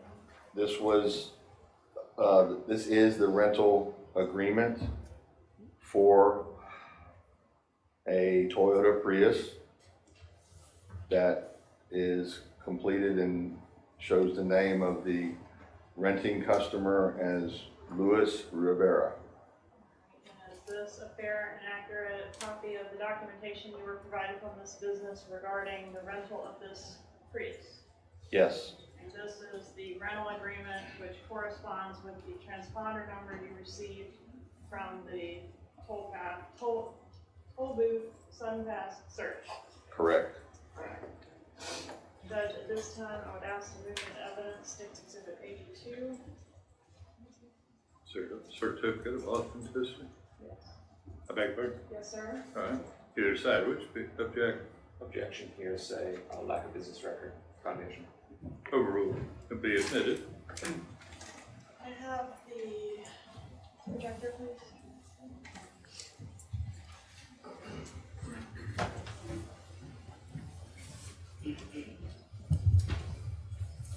Well, he's doing that. Maybe explain to the jury a little bit what this conversation is about. There is a statutory procedure in Florida where if a business certifies that these are accurate business records and there's an affidavit to that effect that those records are admissible in court unless some specific objection is timely made before trial. So that's what I'm talking about. Certificate of authenticity. That's why these items have been admitted. The idea is we don't want to have to bring in a custodian from every business that have records just to certify their records when there's no dispute as to these records.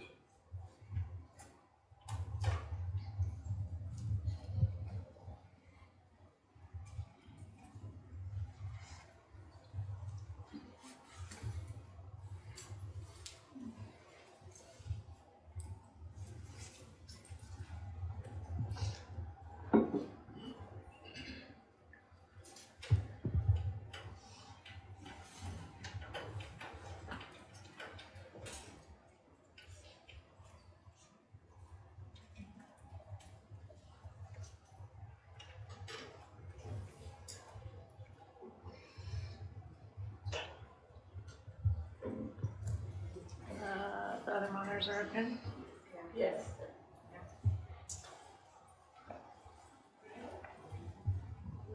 State's Exhibit 82. This is certification and or declaration of authenticity.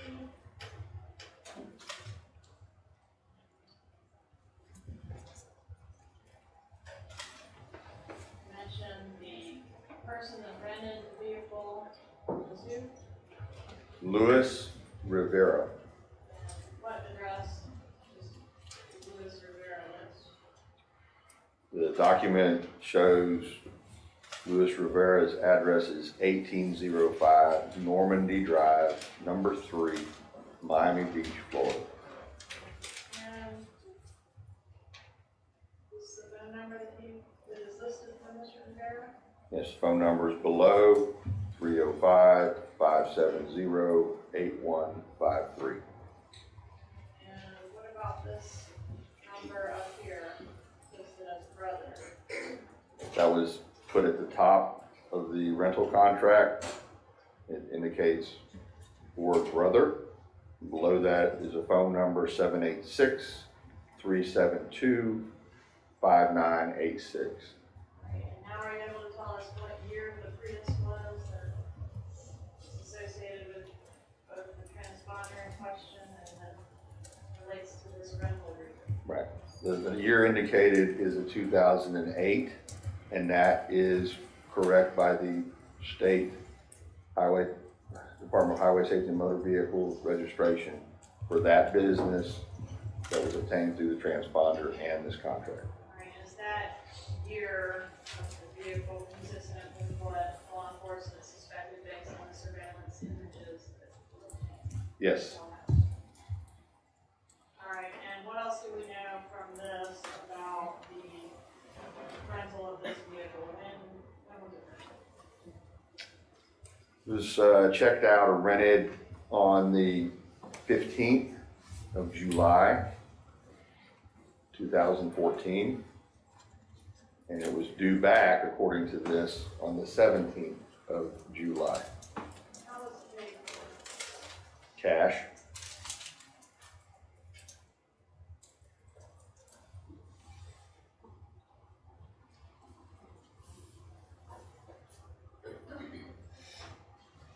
Do you get the special strobe effect on the monitors also? Okay, that's, we get that extra. And was this document also provided with this exhibit?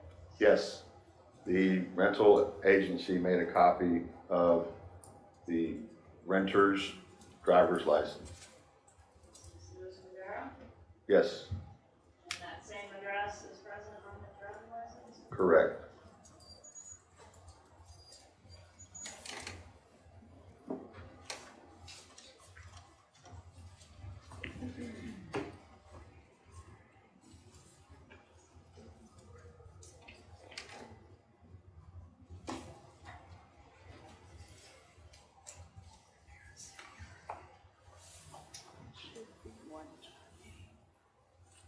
Approach and show you what I've marked as State's Exhibit 128.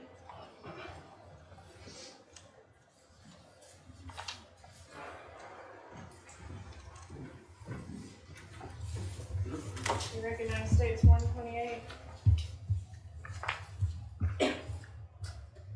Yes, How do you recognize it? these are phone records from the two defendants. Alright, I want to specifically ask you about Louis Rivera. Would you request the phone records in reference to the 305-570-8153? Yes, That's the number that was listed on the rental contract and his driver's license? correct. And are those contained in State's Exhibit 128? It should be. Okay. And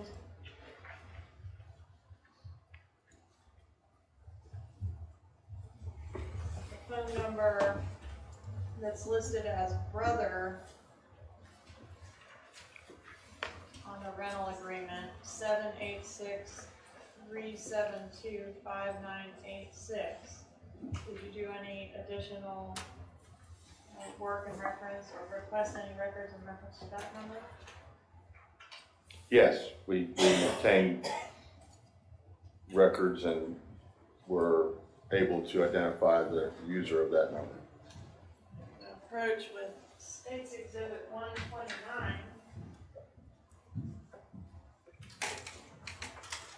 You reviewed State's 129.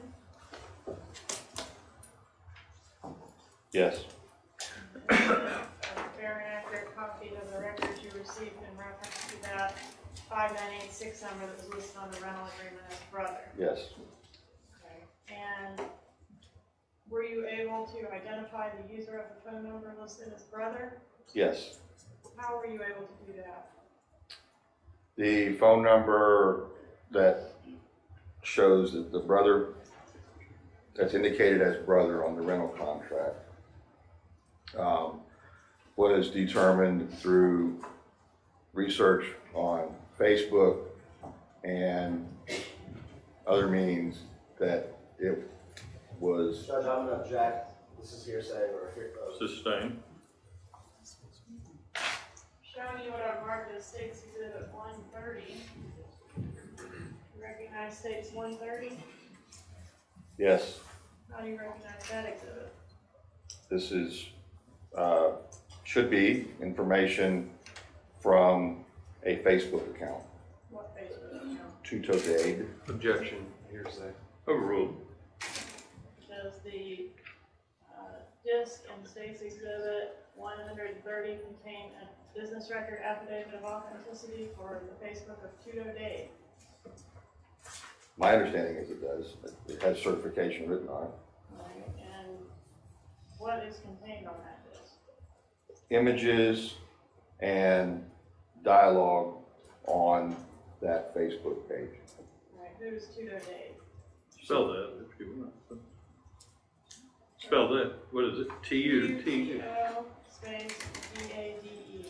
Do that again, I'm sorry. TUTO space DADE.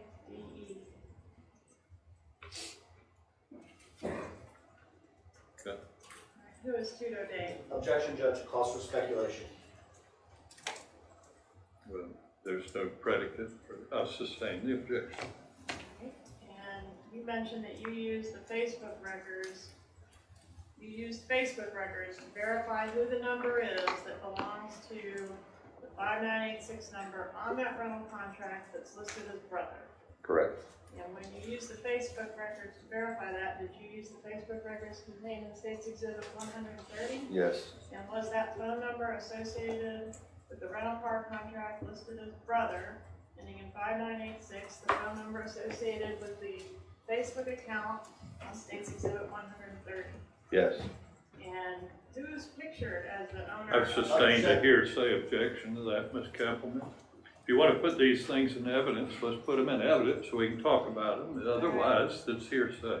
State's Exhibit 128, you previously testified, was the phone records of the two defendants. I'm sorry, that's not correct. This shows, I was reading it wrong on the thing, but it shows that it's the phone records for Luis Rivera. Right, that's 128. 128 Luis Rivera phone records. Right, State's Exhibit 129. Exhibit 129 are phone records for Sigfredo Garcia. To move into evidence, States 128 and 129. These have a certificate of authenticity. Yes, Your Honor. I wish to be heard. No, Judge. No, Your Honor. 128 and 129 are admitted. Does the Facebook account in State's Exhibit 130 have a business record certificate of authenticity? Yes, At this time, I'd ask to move into evidence, State's Exhibit 130. Judge, I would object.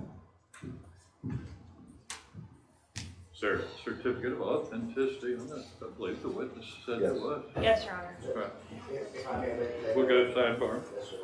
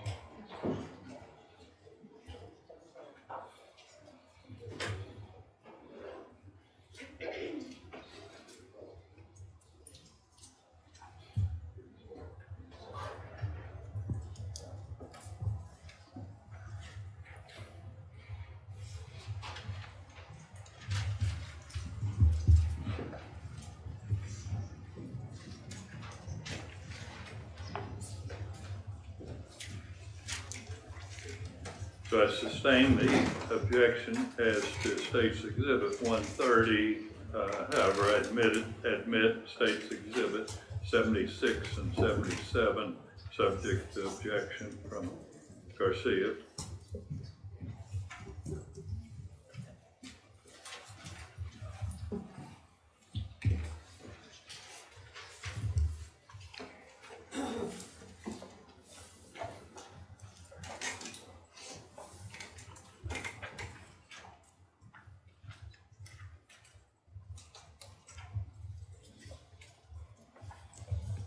Alright, State's Exhibit 77.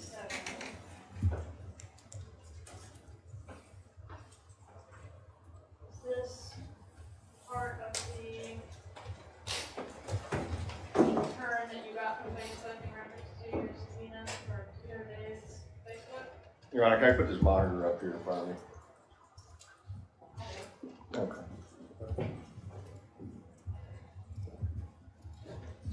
That's better.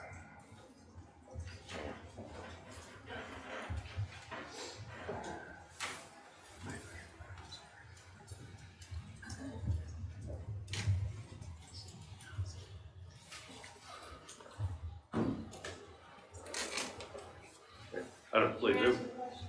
Answer to the question. Is this part of what you got from Facebook, part of the record you just got from Facebook? It is. Okay.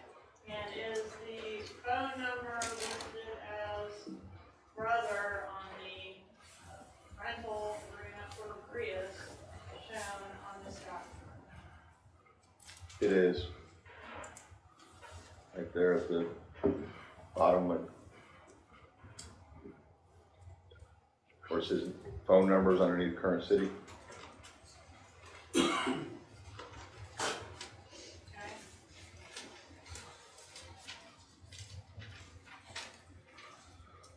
5986. Ms. Katherine, you need to be a little better record here. We're having a hard time hearing you. So what I want to know is, we got State's Exhibit 82, the rental car contract. It lists this number for brother, ending in 5986. Is that number present on this Facebook record? Yes.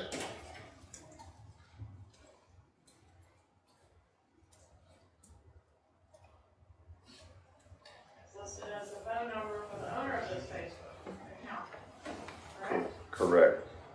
Okay, and was there a photo of the owner of the Facebook account? Yes. And were you able to identify the owner of the Facebook account from that photograph? Yes. United States Exhibit 76. Who is this a photograph of? Can we turn it? I'm sorry. Who's- Repeat, please. I couldn't hear you. Oh, I'm sorry. Who is this a photograph of? Defendant Sigfredo Garcia.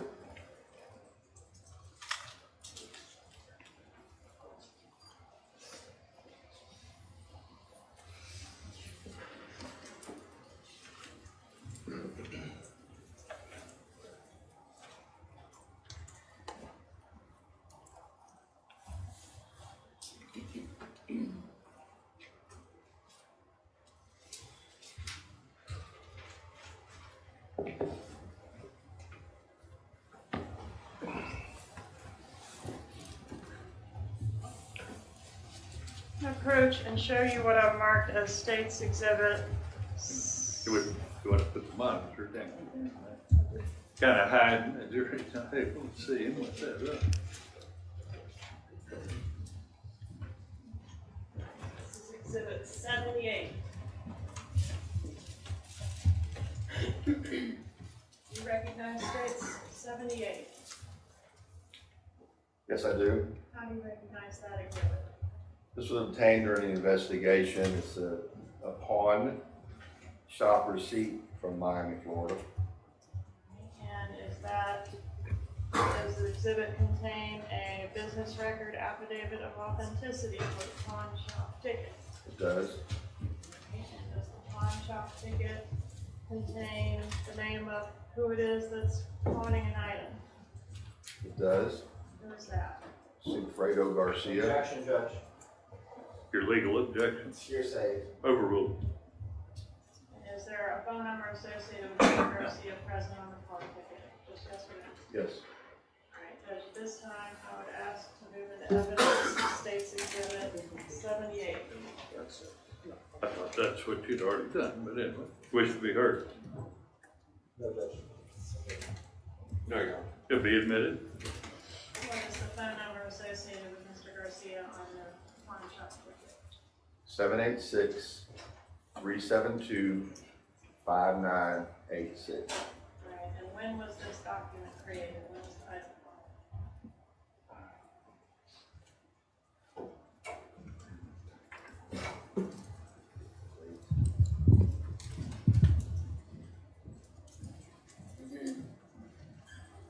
15th of October, 2013.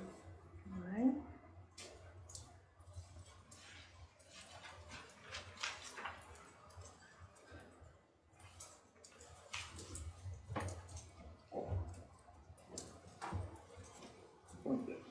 Back, please, sir.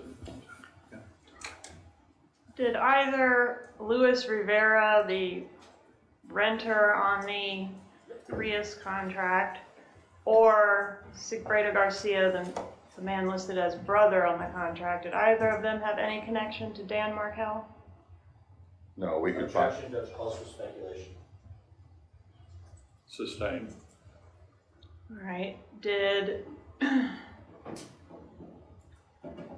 Sigfredo Garcia have a mother of his children? Yes. And who was that? The defendant, Katherine Magbanua. And was Ms. Magbanua also in a relationship with somebody in the Adelson family? Yes. And who was that? Wendi Adelson's brother, Charlie Adelson.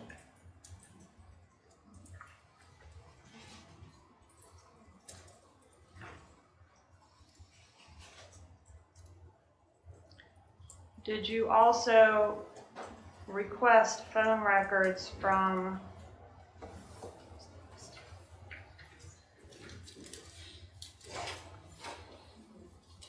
Wendi Adelson? Yes, for her phone? Yes. Yes. Showing you State's Exhibit 131.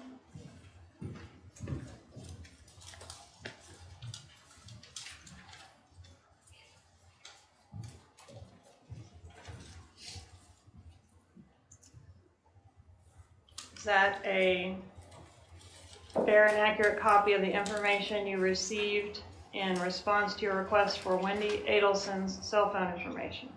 It is. And what phone number is associated with Wendi Adelson?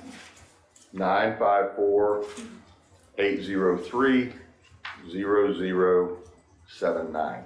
And how do you know that that number is associated with Ms. Adelson?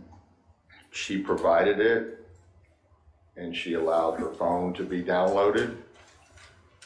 We verified the phone number that she provided. Were you also provided with the address that Wendi Adelson was residing at around the time of the homicide?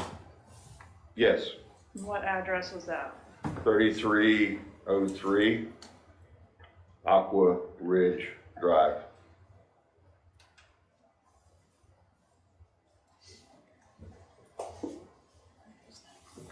Search city. Tallahassee, Florida. Okay. All right, Judge, at this time I would ask to move into evidence States 131, the disc with the phone records related to Wendi Adelson. Is there objection? No objection from Mr. Garcia. Objection, hearsay. Overruled. Right, I'm going to approach with some additional discs. Showing you States Exhibit 132. Do you recognize States 132? Yes, How do you recognize that exhibit? it shows the Donna Adelson phone records. what phone number is associated with Donna Adelson? 954-396-0997. How do we know that these records or that phone number is associated with Donna Adelson? It came from a contact list in Wendi Adelson's phone. Alright, and is State's Exhibit 132 a fair and accurate copy of the records you got, including a business record certificate of authenticity? Yes. Judge, at this time, I'd ask to move the evidence State's 132. Objection. Nothing, Mr. Garcia. No objection. Be admitted. Were you able to determine the address that Donna Adelson was residing at around the time of the homicide? Yes. What was that? 9909 Northwest 14th Court, Coral Springs, Florida.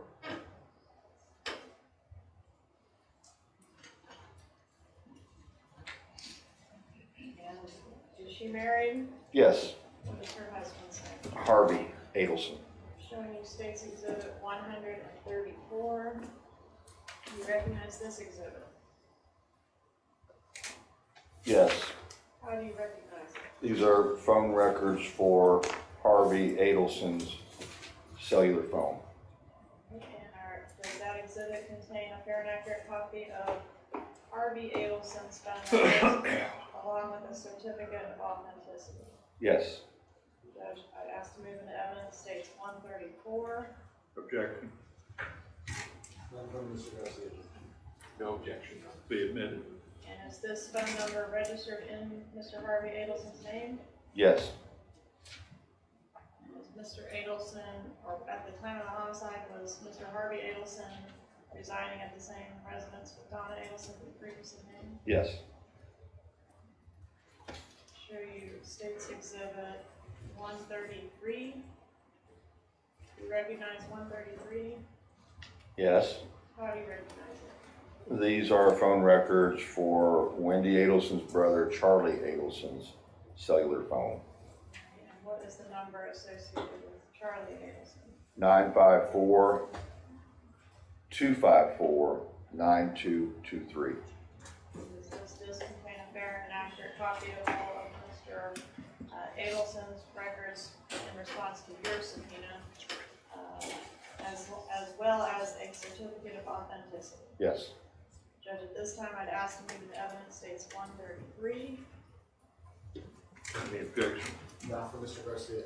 No objection. Be admitted. You I don't know whether it was intended, I don't think we heard a number for Harvey Adelson. Maybe it didn't intend to, so that was 134. Would you please list the number for Mr. Harvey Adelson? 954-980-9032. In reference to Charlie Adelson's number ending in 9223, is that phone number registered in the name of Charlie Adelson? Yes.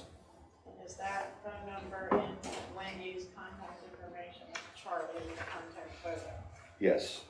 Were you able to determine what address Charlie Adelson was residing at around the time of the homicide? Yes. What is that? What is that? 2518 Whale Harbor Lane, Fort Lauderdale, Florida.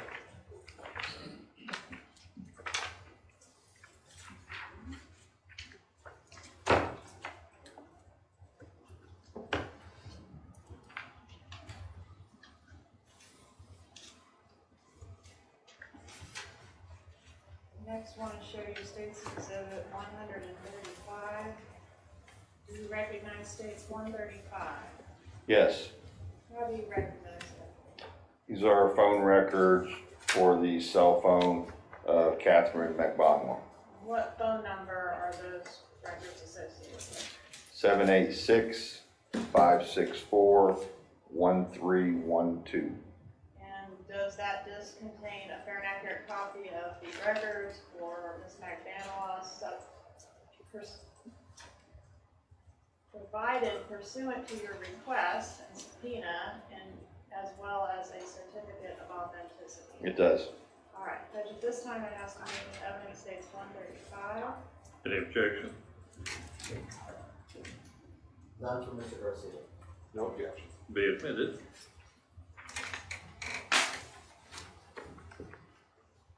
Last, I'd like to offer 137. Do you recognize 137? I do. And how do you recognize that? These are phone records for the cell phone of Daniel Markel. Okay, and what number was associated with Dan Markel? I have to find that one.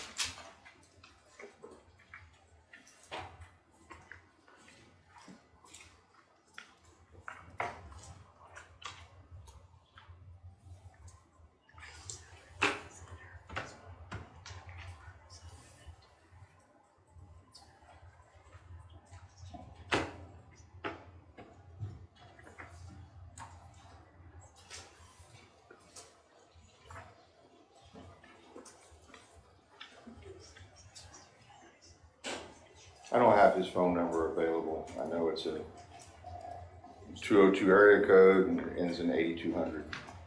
Okay.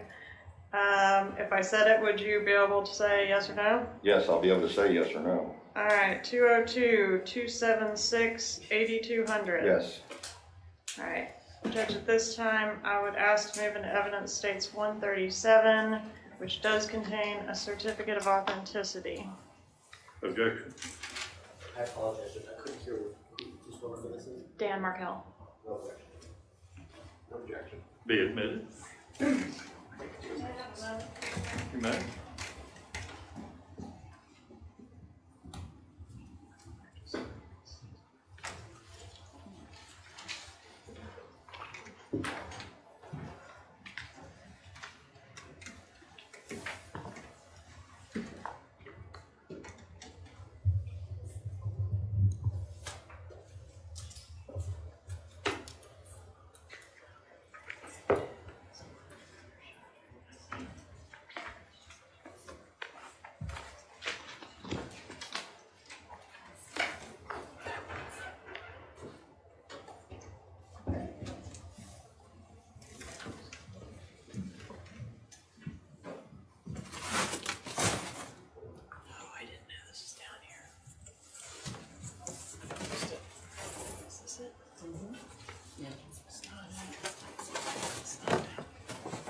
I'm approaching you with State's Exhibit 4.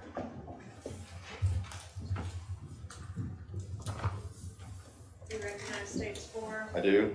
How do you recognize it? These are still images of the Toyota Prius passing or in the next lane of the bus that is northbound on Thomasville Road, Armstead. Is it a fair and accurate still image taken from that bus video that we viewed earlier? Both are, yes. Judge, this time I'd ask to move into evidence States 4. Objection. Can I confer with Council President? No.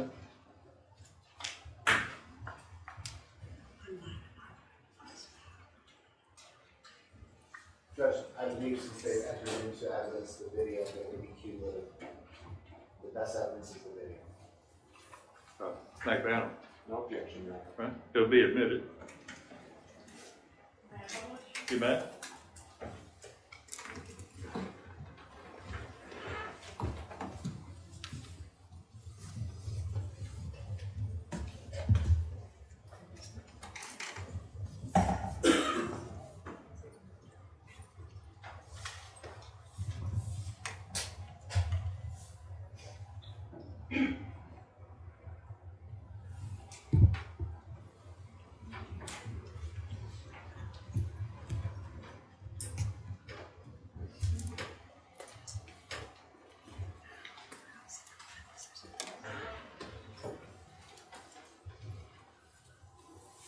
questions at this time, Your Honor. Cross, Garcia? Since they're using their computer, if I can get their assistance in setting up surveillance videos. They already go hyperlink. Your Honor, while they do that, given that there's a chance I may cross before lunch, does Your Honor mind if I start setting up? Setting up what? An easel and a demonstrator. I'm afraid of the electronics, so I'm going old school with some demonstrators. Not something that's visible to the jury at this No, point. no. Okay. You may.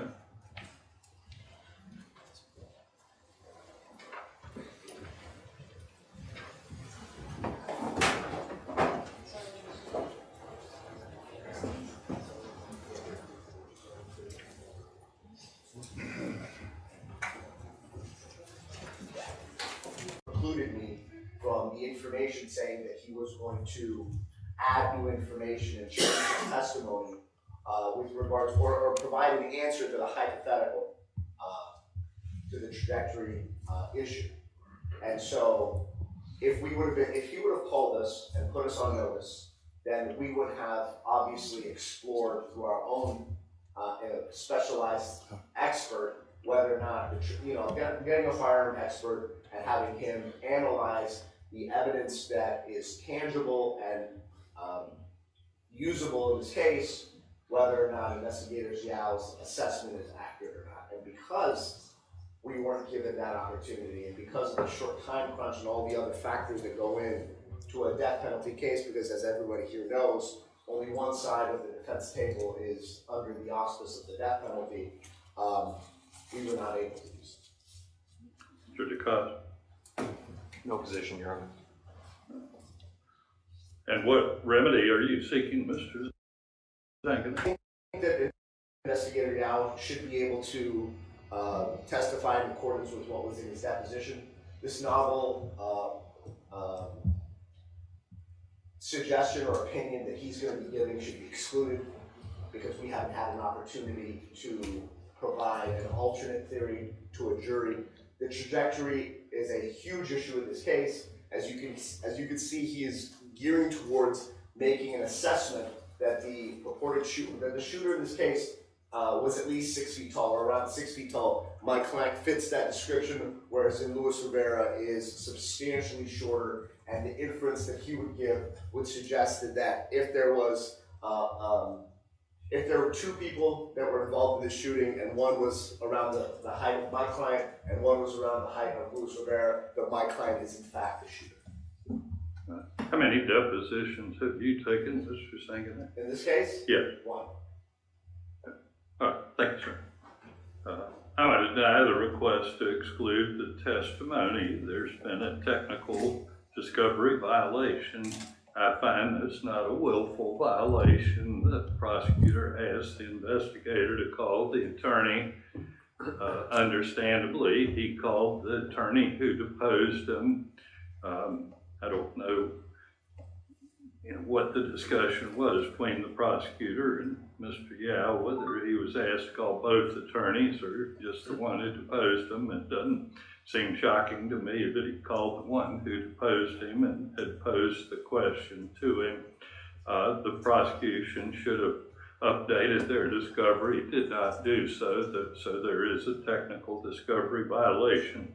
I don't find that the defense is procedurally prejudiced. I had an opportunity yesterday afternoon to depose Mr. Yao after he gave a proffer of what he desires to say to the jury today.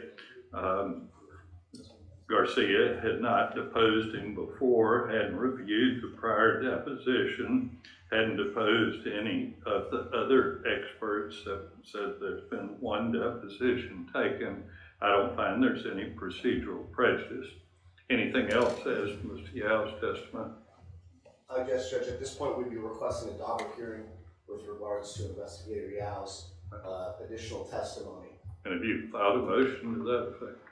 Judge, if you can give me, if we can move Investigator Yao until the afternoon, I'll draft one before lunch. No, we're not going to do that. Your motion's not timely. We'll move on. Anything else? Well, Judge, at this time. You can make an argument We're not going to have a Daubert hearing at this point. If the court allow me to make. You may. I'm sorry. In Investigator Yao's testimony yesterday, the premise of what he wants to testify to is based on speculative fact after speculative fact. The only concrete evidence he has is that 49 inches from the ground is where the projectile entered the window. There is a slew of unknown factors, including the decedent's body location, the angle of the firearm, the way the firearm was positioned, the height of the firearm, just to name a few, and that his conclusion is not based on a scientifically reliable method because there are too many inconsistent, unknown factors that come into play. If the court allows this man to testify, what he's going to do is he's going to confuse the jury based on supposition and only one concrete factor, and that's what he elicited yesterday in his deposition.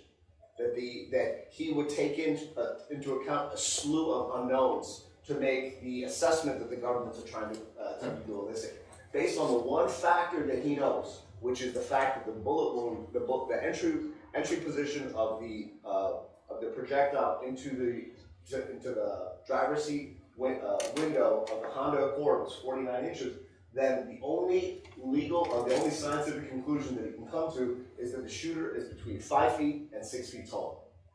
The other factors, which he clearly says he doesn't know, he takes into account and says, based on supposition and based on me believing X, Y, and Z, me assuming that the shooter was holding the gun in a certain position without knowing this fact, without knowing a cornucopia of facts, he comes to a conclusion based on variables that he's applying himself that he admits that he doesn't know are applicable in this case.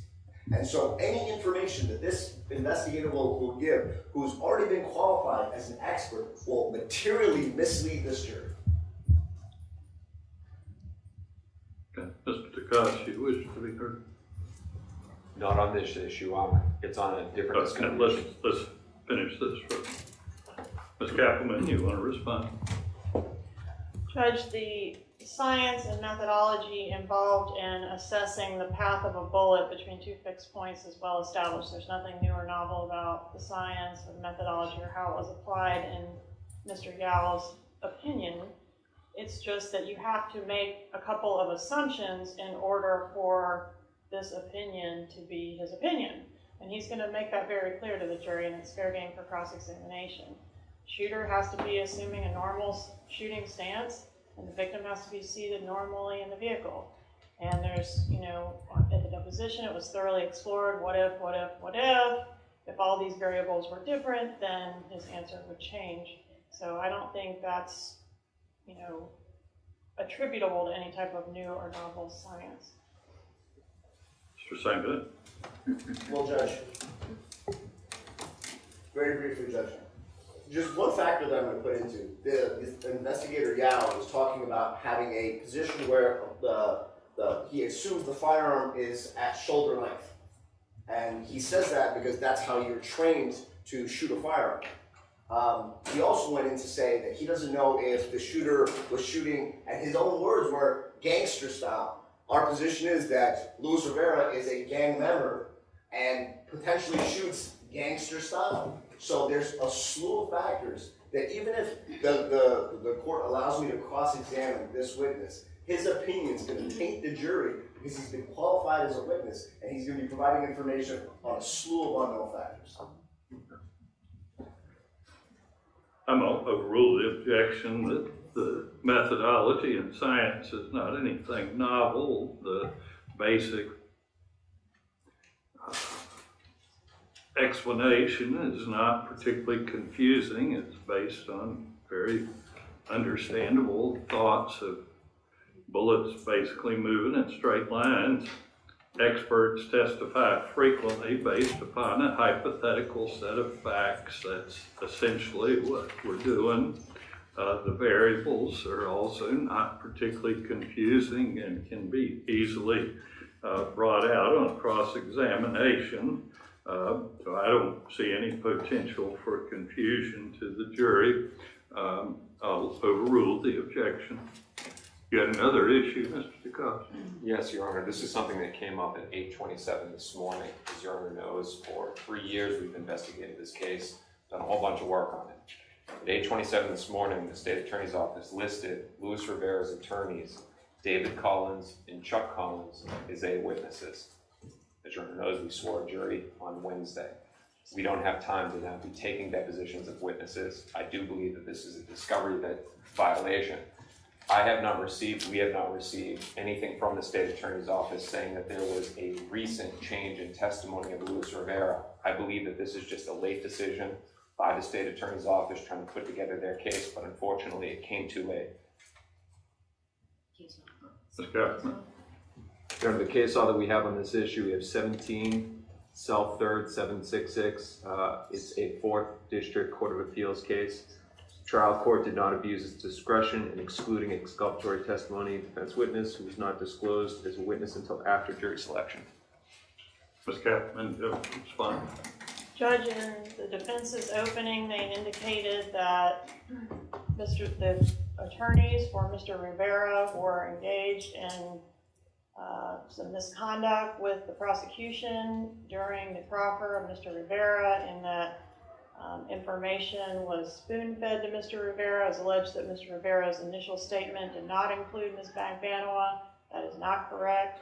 It was alleged that information concerning Magbanua was spoon-fed through the attorney to the client so that he could change his testimony to add in Ms. Magbanua. That is not correct. So I think I'm entitled to rebut that more than suggestion. It's what they told the jury by calling these witnesses. It was not known to me that that would be the defense in this case until opening statement was made. And who do you plan to call? I didn't understand both were involved. They were both involved. Sit down, Mr. Cott. Yes, Your Honor. So at what point in time would you anticipate calling one or both of them? Possibly after the cross of Mr. Rivera. I haven't really gotten that far yet. Just knew we needed to list them after I heard that in opening. I'm sorry. I just knew we needed to list them after I heard that in opening. I would need to see what was done on the cross of Mr. Rivera. I would think it would come after that. And when are you anticipating we'll hear from Mr. Rivera? Possibly at the end of today, more likely early on Tuesday. Early on Tuesday. Yes, sir. So what are so if this comes up as it was stated in opening, you're going to call both of them? Potentially, yes, sir. I haven't had an opportunity to interview each of them. I know David Collins was present at the first meeting and Chuck Collins was present at the second meeting, so it might be prudent to call both to dispel the notion that either of them engaged in that type of conduct. And it would be simply to deal with what came up in opening statement about the way questions were relayed. Yes, sir. And what is their availability to be? They have advised that they're available anytime I need them for that purpose.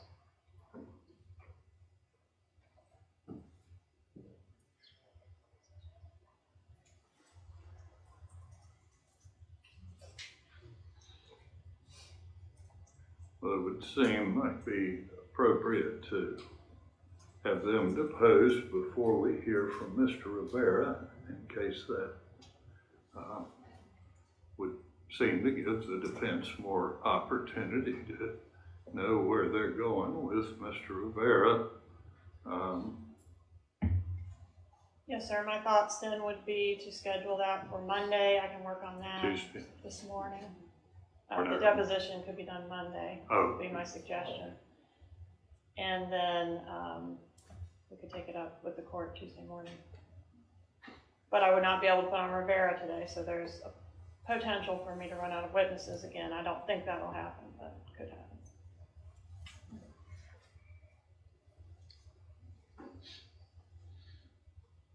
So y'all available to take their deposition Monday? No. Your Honor, it's more than just, if I can, You may. it's more than just a deposition. There's investigation that needs to go into this. This is no surprise to the State Attorney's Office. This is trial by ambush. They knew from our questioning in many, many of the depositions that one of the issues that we had was the way that they did the questioning with Luis Rivera. This questioning was given to Luis Rivera. Before I rule up, I'm gonna give you an opportunity to take a deposition. It's a matter of when, Mr. DeCosta. When do you wanna do that? If we can give you an answer by noon today, we've got to figure out. No, we need to go ahead and contact Collins, their attorneys, with the Schedule 2. We need to work it out, whether we're gonna do it late this afternoon or do it on Monday. There's questions that I can't answer right now as to reporters, as to location. If Your Honor can just give us a few minutes to figure that out at the availability. We'll give you a few minutes. Judge, I can Any other handle issues? I can handle the court reporter and the location. We would prefer to use our court reporters. I mean, that's up to you, but if that's gonna delay things, that's the only problem. Your Honor, if I can add, because there's more to it. No, I told you, you're gonna do a deposition and then we'll hear your objection. Understood. Any other issues? Just for the record, we're available whenever with regards to the depositions. Okay. Shotgun. Anything else? All right, we'll take a few minutes, have a bathroom break, and we'll start with the jury. Have your witness in, please. Yes, sir.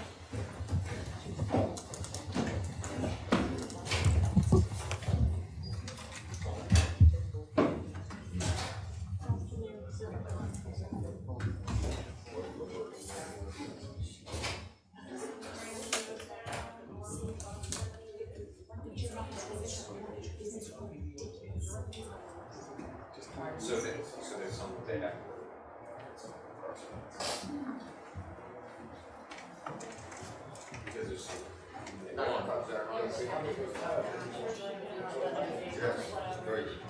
Have you ever had anyone that said, God, you can oh, did he? Well, back in session. Be seated, please. Have a jury, please.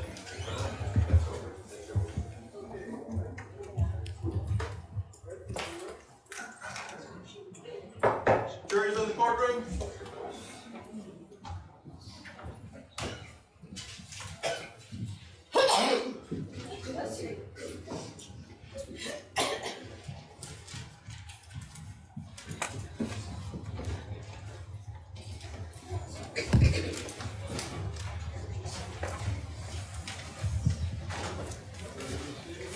May I proceed? Thank you, Judge.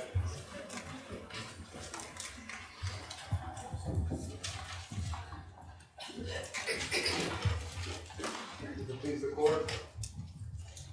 Government, okay. Okay.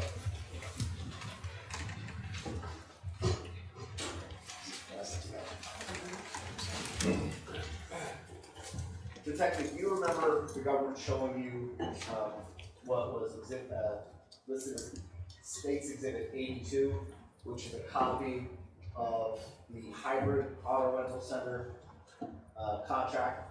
Yes. I may. There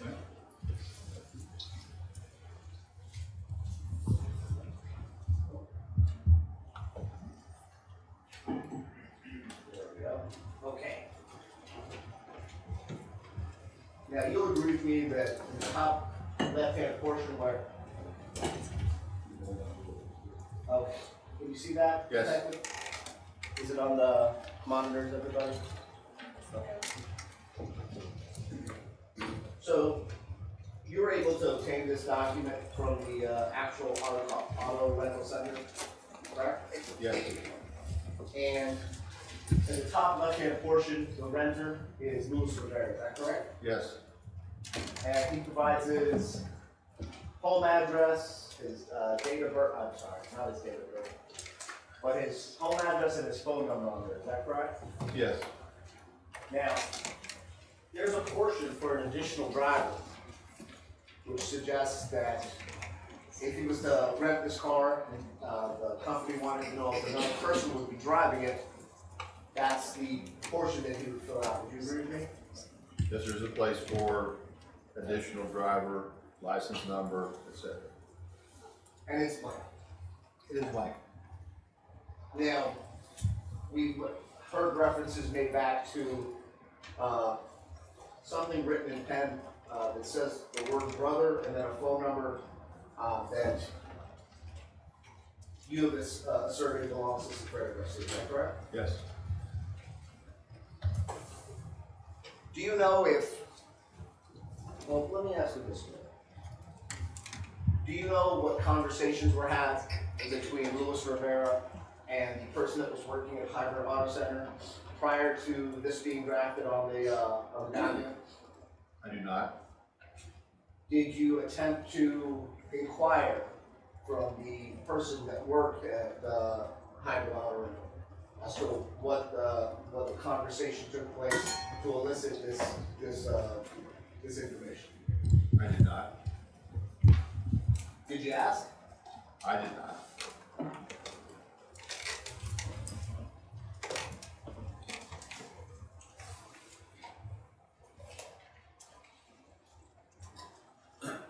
Here we have on the same exhibit a photograph of Luis Rivera's driver's license. Is that correct? Yes. Do you see a picture of Sigfredo Garcia's driver's license on that piece of paper? I do not. But it does say friend's number with Luis, correct? Can you push it up a little bit? Yes. And that's the number, that's the same number as on the front page, correct? Yes. Do you know if this was, if there was any questions with regards to insurance, as to whether or not Mr. Rivera had insurance that elicited this response? I do not. Do you know if the person from the rental car rental place asked if there was a second phone number that they could contact Mr. Rivera with, and he gave this number? I do not.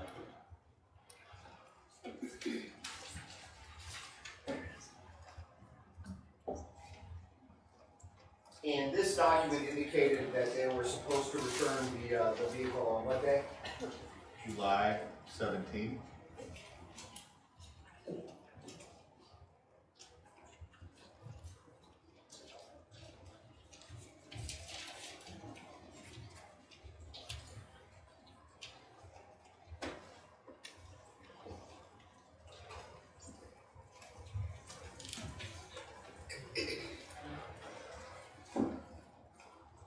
Were you part of the team that arrested Sigfredo Garcia? I was present.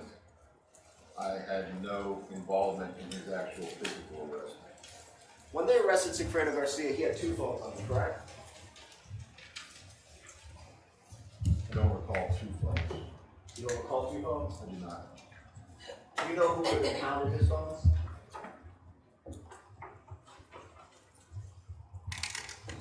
Most likely Hollandale Beach. And it's your testimony today that you don't recall a second cell phone being part of the... Once or twice. Two times. A little bit more, but I did. Yes, sir, I'm sorry.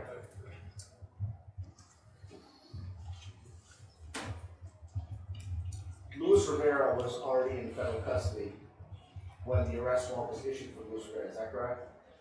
Yes. And were you able to ascertain through your law enforcement connections how many cell phones Luis Rivera had when he was arrested? I don't recall. I don't remember that coming up. Do you know what a burner phone is? Yes.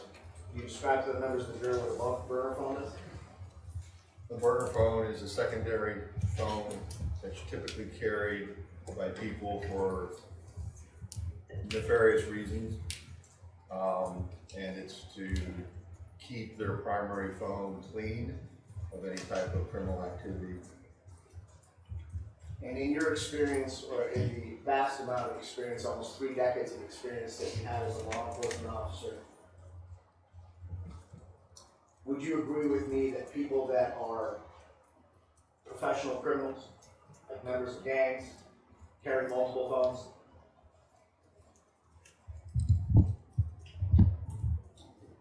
Yes, most of the time. And you'll agree with me now, I know you indicated that you don't recall if there was a second phone, but you'll agree with me that the only phone that your office, along with this investigation, pulled information from was the number that we saw on that car rental document for Sigfredo Garcia. Sure, no problem. The only phone that you guys pulled records of and determined activity was for Sigfredo Garcia was the one phone number that was listed on that car rental agreement? Yes.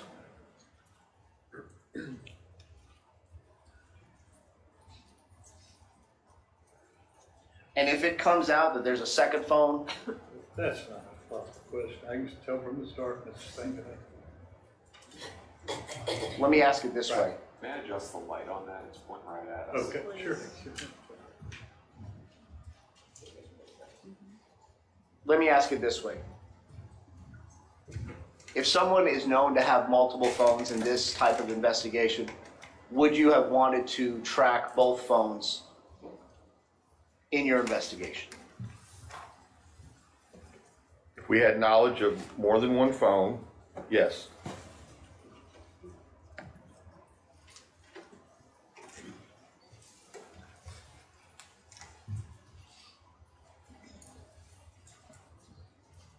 And just to confirm, the only phones that were tracked in this investigation was one phone for Sigfredo Garcia, correct? Yes. And one phone for Luis Rivera, correct? Yes.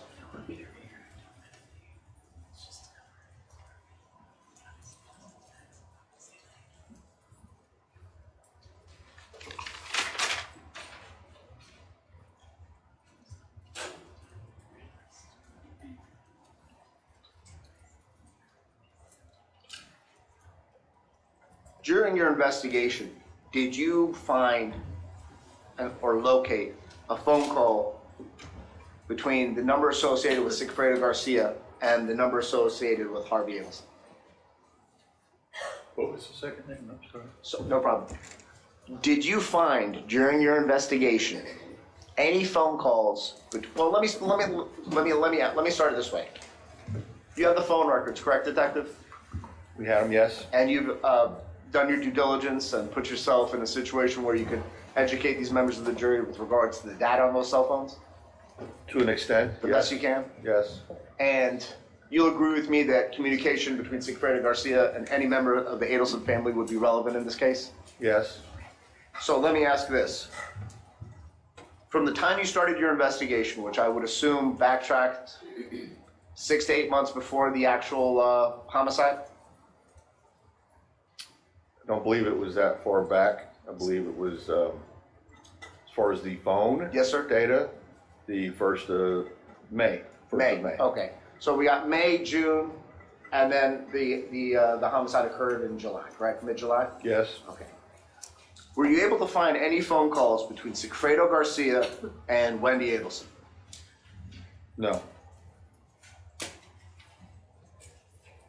In addition to phone calls, did you look to see if there's any text messages or any kind of WhatsApps or any kind of electronic communication? Did you do that, sir? We did that. I'm talking collectively, investigation-wise. And as the lead detective, if there would have been a observation of that kind of communication, would you have been put on notice? Yes. So in addition to phone calls, did you find any other communication whatsoever between Sigfredo Garcia and Wendi Adelson? Phone calls, text messages, anything in any way, shape, or form? No. What about Sigfredo Garcia and the same, I don't want to keep going over all the details, but Sigfredo Garcia and Donna Adelson in any way, shape, or form? No. Sigfredo Garcia and Charlie Adelson in any way, shape, or form? No. And we do know that there was a substantial amount of communication between Sigfredo Garcia and Katie Magbanua because they have a child in common, correct? And a relationship. Yes. What about communication between Sigfredo Garcia and Harvey Adelson? It was one communication event. Do you have the specifics with regards to that call? It was on July 1st of 2014, so that'd be 17 days. If you want to, I'm sorry, Detective, if you want to get all the exact information, I'll let you recall that. I'll let you get that information to refresh your recollection.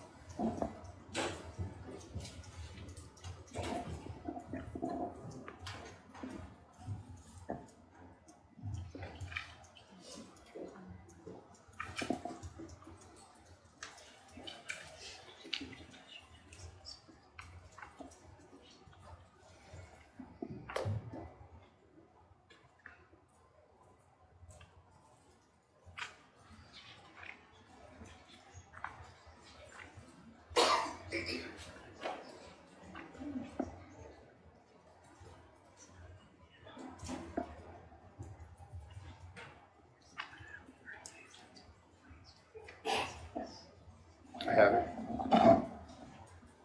It was on July 1st, 2014, sir? Yes.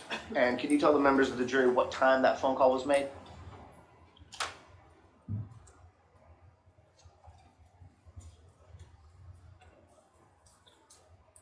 July 1st, 2014, at 5:20 p.m. Eastern Time. 5:20, sir? 5:20 p.m. And that went to Harvey Adelson's personal cell phone? Yes. Are you aware, or do you know if the Adelson Dental Institute, if you call their number after 5 o'clock, if it forwards directly to Harvey Adelson's cell phone? Not aware of that. If that took place in this case, would that record show that?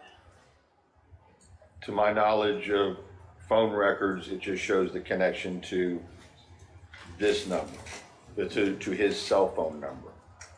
What I'm asking you is, do you know if Sigfredo Garcia called the Adelson Institute, the Dental Institute, after 5 p.m. when their offices are closed, if the call was forwarded to Harvey Adelson's cell phone, would you be able to determine if the original call went to the Dental Institute or to Harvey Adelson's cell phone? I'm not knowledgeable enough about that. How long was the phone call?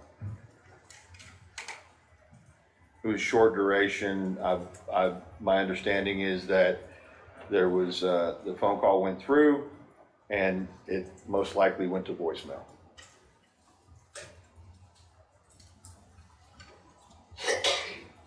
Is there any way for you to determine if a voicemail was left? Not to my knowledge. Are there any calls back from Harvey Adelson's cell phone to Sigfredo Garcia after July 1st, 2014? No.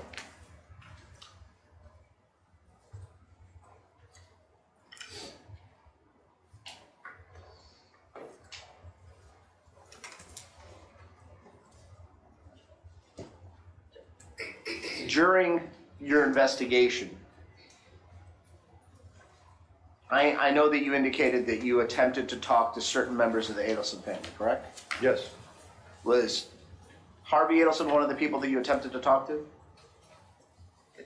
Yes. Would the contents or the purpose, or would one of your questions have been, did Sigfredo Garcia leave you a message on your voicemail?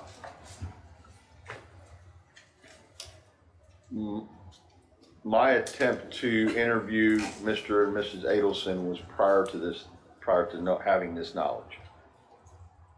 And when you gained this knowledge, they had already in essence indicated that they didn't wish to speak to you.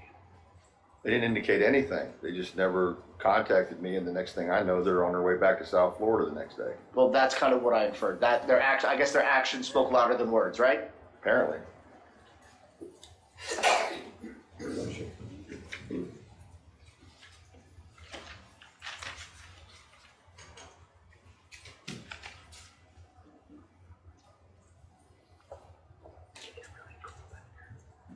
The government showed you a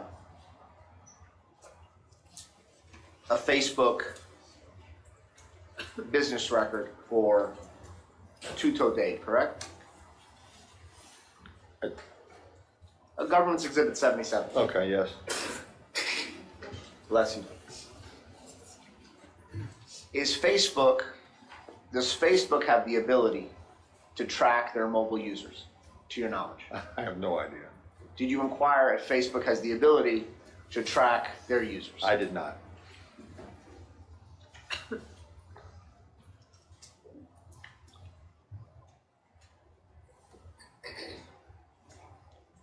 At any point, did you read the contract that you have to make with Facebook when you agree to be a participant as a member of Facebook? No.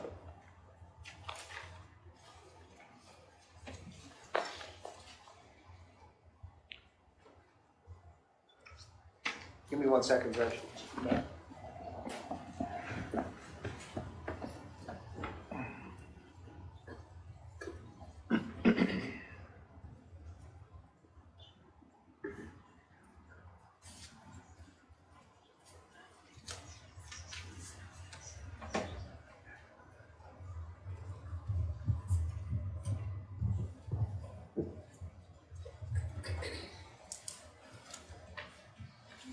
I have no further questions of this witness with the, I reserve the right to recall him as I know the government will do.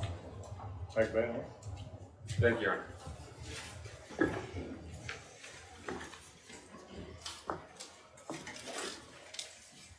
want to bring your attention back to July 18, 2014. Shooting happens, you're brought onto the case, correct? Yes. You testified that the call went in around 11 o'clock to 911? Yes. Now, as the lead investigator on this case, correct me if I'm wrong, it would be your goal to keep it quiet, meaning that it's not going to go out to the media for two different reasons. Am I correct so far that you'd want to keep it quiet? Would the actual homicide, keep the homicide quiet? Correct. It's impossible these days. I wouldn't even attempt to think that would happen. There's a shooting on Trescott Drive. You want to make sure that loved ones don't find out through the media, right? We'd want to get to them as soon as possible, yes. It's also important for you, for your investigation, that it remains quiet.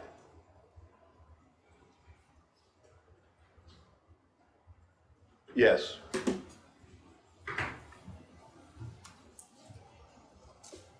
You testified how later that day you went to Mosaic, you found Wendi Adelson.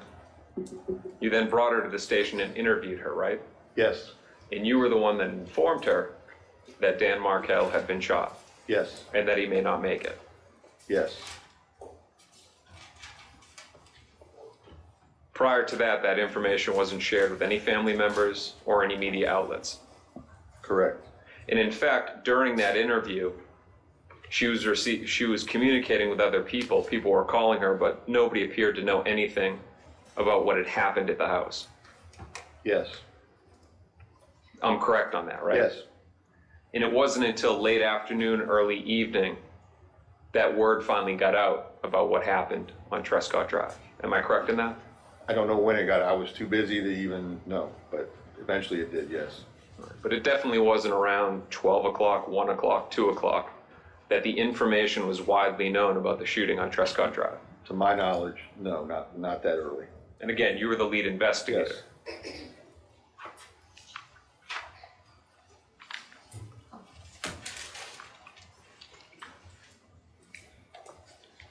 I want to turn your attention now to the big book that we have.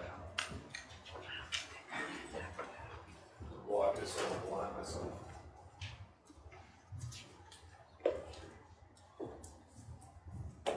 Investigator, I'm handing you State 75.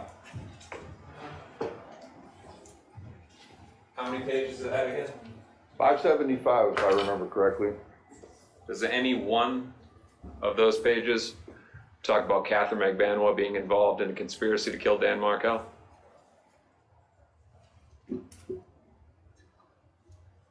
In this book, Correct. can you repeat the question, please? Is there anything in there about Katherine Magbanua being involved in the death of Dan Markel? No. Correct me if I'm wrong, the paperwork in that book spans from roughly September of 2012 all the way up until July of 2014, right? Yes. Just want to make sure that a big piece of evidence doesn't talk about my client at all. Just want to make sure that that's clear. That's clear, right? Yes, because my understanding, this is all prior to the homicide. Didn't you testify in direct examination how there were pleadings that were filed right before the homicide, but how that hearing never happened because of the homicide? Correct. And that's in that book, right? Yes, So that would be right before the homicide, up until, July of 2000. correct.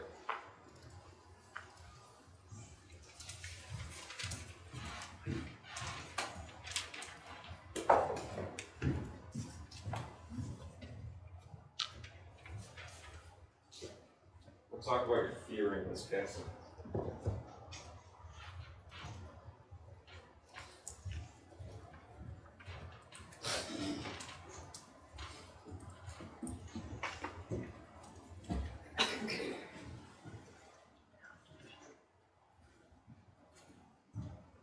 You know what this is?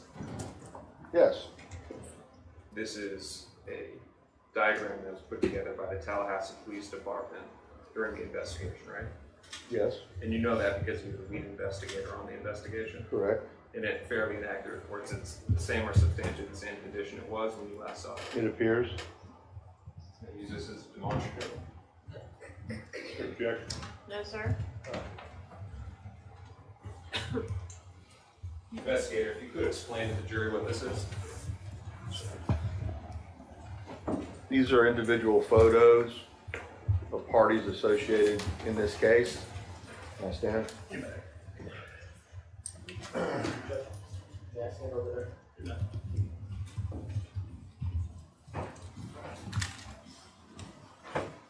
The upper,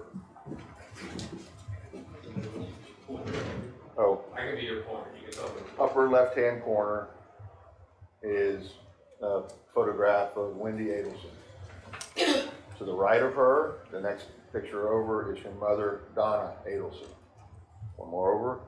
The next one over is a photograph of Wendy's brother, Charlie Adelson. All the way over to the far right is a photograph of Harvey Adelson, her father. Where the larger photo down on the left is Daniel Markel, the victim in this case. The next photo to upper right of him is Sigfredo Garcia, defendant in this case. Next photo over to the right is co-defendant Katherine Magbanua. And then the bottom photograph is Luis Rivera.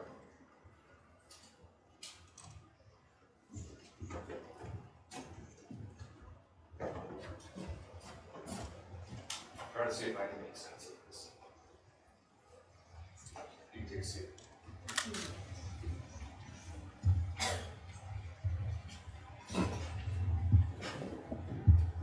Again, you made photographs. Take a look at those.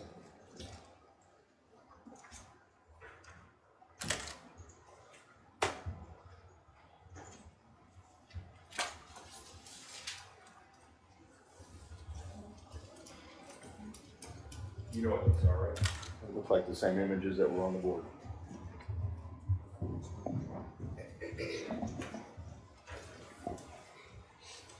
Again, the purpose of the question here is I'm trying to find your working theory of the case during your investigation, okay? Yes?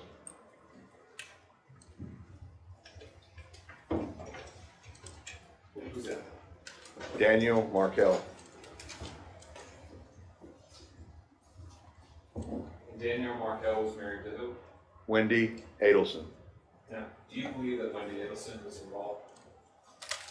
Do I believe I'm that going she? to object, Judge, as to his opinion. Let's go sidebar, please.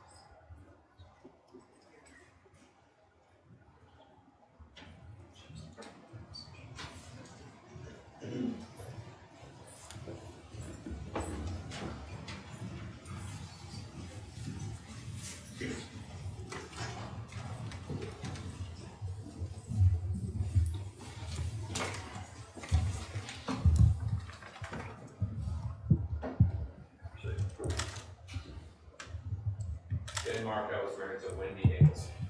Yes. Is that correct? Now, Wendy's father is who? Harvey Adelson. Is this Harvey Adelson? Yes.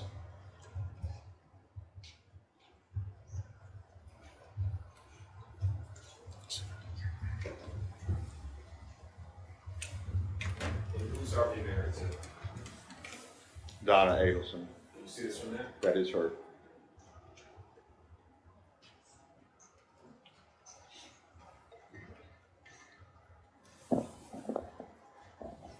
They have any other children? Yes. Is one of them Charles Adelson? Yes. Is this Charles Adelson? Yes.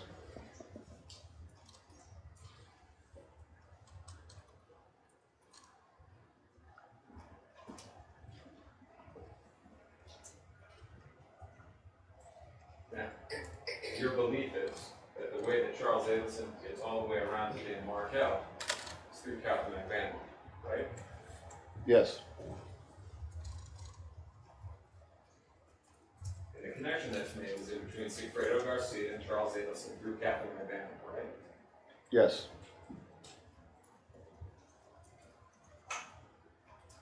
And Sigfredo Garcia has his longtime friend, Luis Rivera. Yes. Judge, I'm going to object to the characterization of longtime friend. There's no facts and evidence at this point to substantiate that relationship. I'll sustain that objection. Jury disregard the last comment. Where are these four people right now? Objection. Relevance.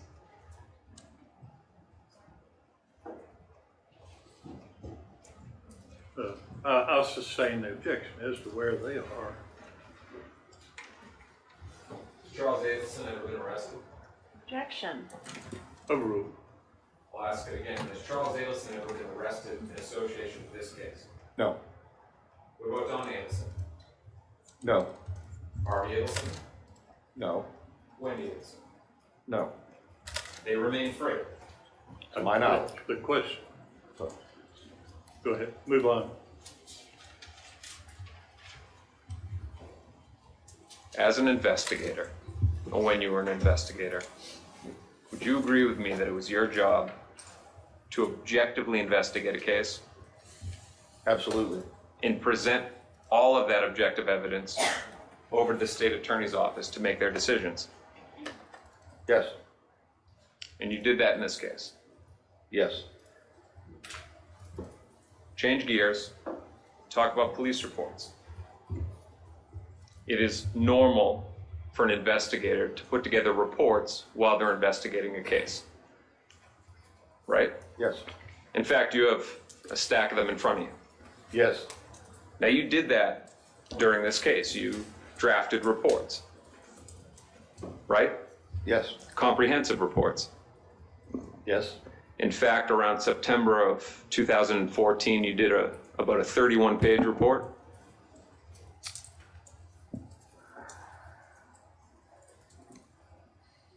That would be, September 30th? I have, of which year? Excuse me? 2014.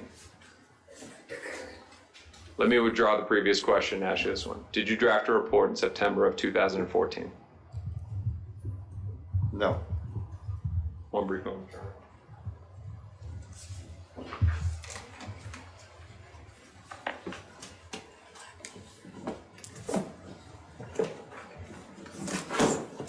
Move forward to 2016. Did you draft a report July of 2016? Yes. 31-page report? Yes. Laying out your theory of the case? I believe that is in that supplemental report that I completed. Do you not remember? I remember the theory, I just don't know which document it was in. So my question is, do you not remember whether it's in that report? Because my next question would be, if you have it in front of you, take a look. Let us know if taking a look at it would refresh your recollection. I'll ask you the question again.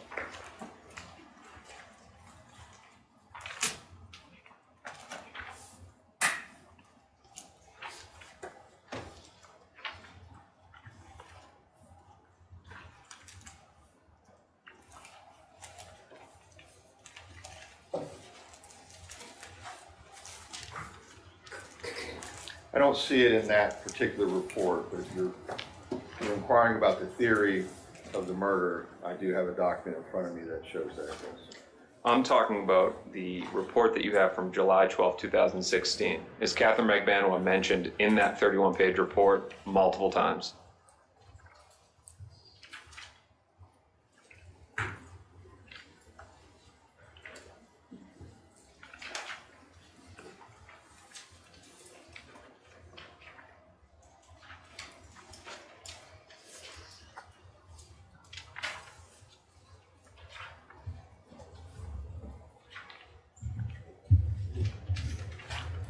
Yes, she is mentioned.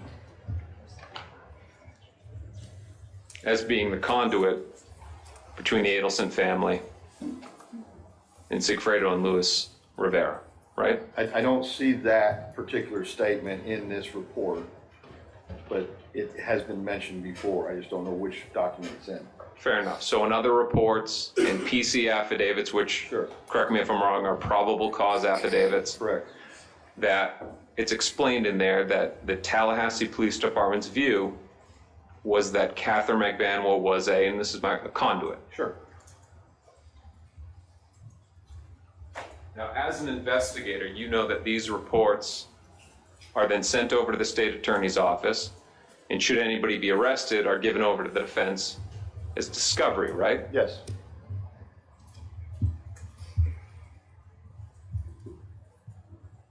These reports and this information that you have were drafted again, summer, early fall of 2016, when you began drafting them. Okay. Yes. Do you agree? Yes? Yes, that's when they were drafted. Let's turn now to Luis Rivera. Luis Rivera was arrested middle of 2016, correct?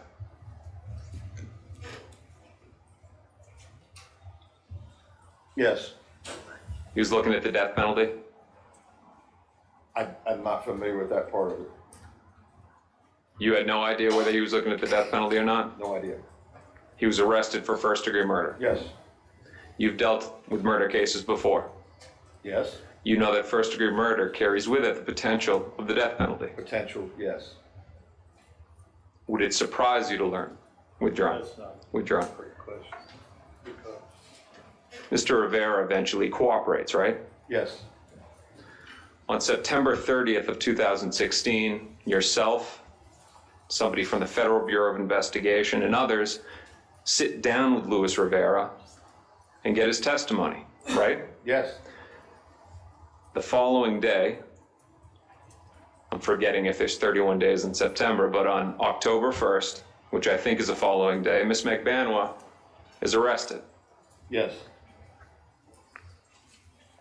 You have no way of knowing whether Luis Rivera was just regurgitating what you had written in your reports as to what you thought the theory of the case was, right?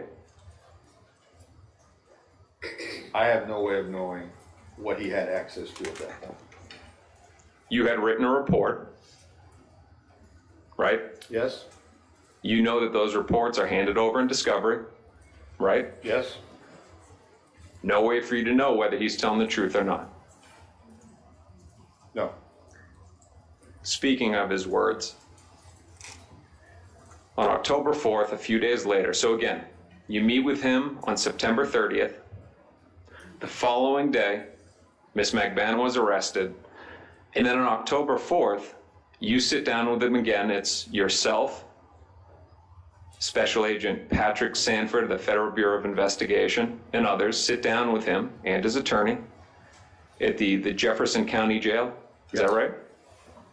And you guys do a couple hour long recorded statement with him, right? Yes. But you had met with him on September 30th. Yes. That was the first time that you went through this big interview with him, right? Yes. But you didn't record it. No. But you could have. Yes. In fact, you had a camera on you that day. Believe so, yes. Correct me if I'm wrong, right after that, you got into a van with Luis Rivera, and he drove you around Tallahassee, and you recorded him taking you around Tallahassee. Yes. You could have recorded him. On September 30th, when you had the first interview with him, you could have recorded it. Correct. In fact, you don't even need his permission to do it. Correct. Because you're law enforcement, you have the right to surreptitiously record somebody. Yes.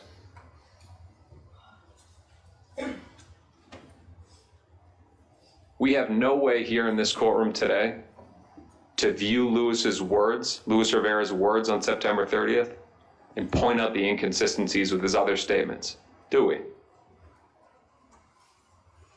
Not to my knowledge. Because we don't have a recording.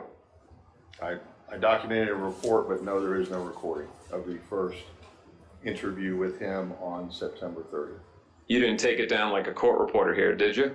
Word for word? No, No. You gave your opinion of what you thought he was saying. no, I stated the facts as I knew them, not an opinion per se. And at that point in time when you were talking to him, you already had a theory that you believed applied to this case. Right? I had a theory, it could have been broken up, but it wasn't after I talked to him. I'm sorry, what's that? Nothing changed after I talked to him. Nothing changed as far as the theory, as you mentioned earlier. You've seen his other statements, right? You were there on October 4th Right. when he gave grossly different facts. Objection. Is this impeachment of witness that has not testified? This goes sideways.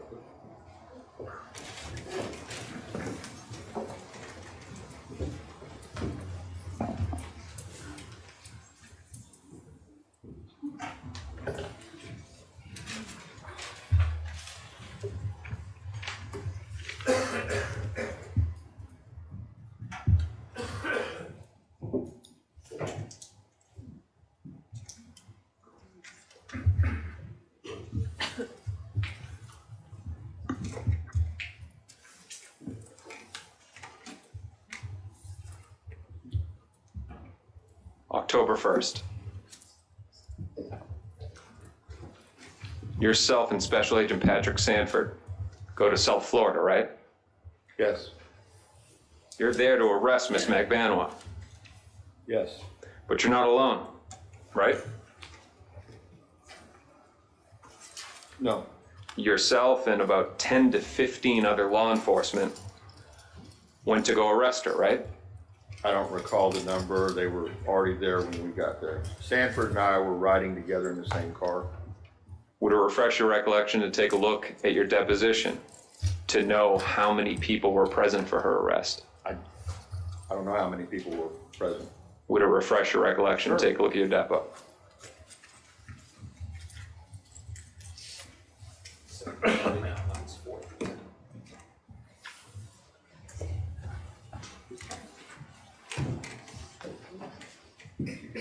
Read lines 4 through 10. And let me know if that helps your memory.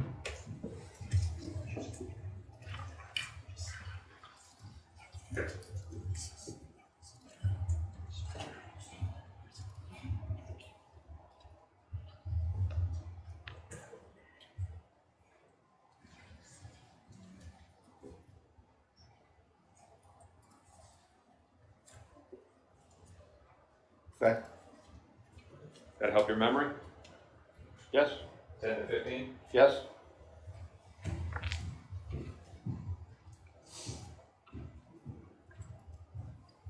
Now those 10 to 15 law enforcement, they were in multiple cars, right? Yes. Guns drawn, right? I don't remember guns drawn. Would it refresh your recollection? Take a look at your depo again. 73, 17 through 19. Mr. DeCosta, can you give us that citation? Page 73, line 17 through 19. If you take a look at line 17 through 19, let me know if that helps your memory.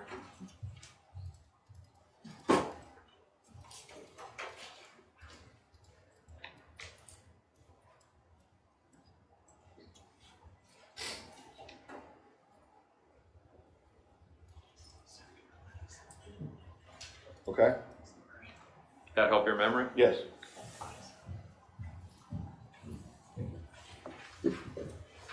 Guns are drawn, right? There was some guns drawn. 10 to 15 law enforcement descending on Miss Magbanua. This woman, right? She was the target of the arrest, yes. So scared she urinated herself. Yes? The reason why you and Special Agent Patrick Sanford were in South Florida was you were hoping she'd cooperate, right? Yes. Objection.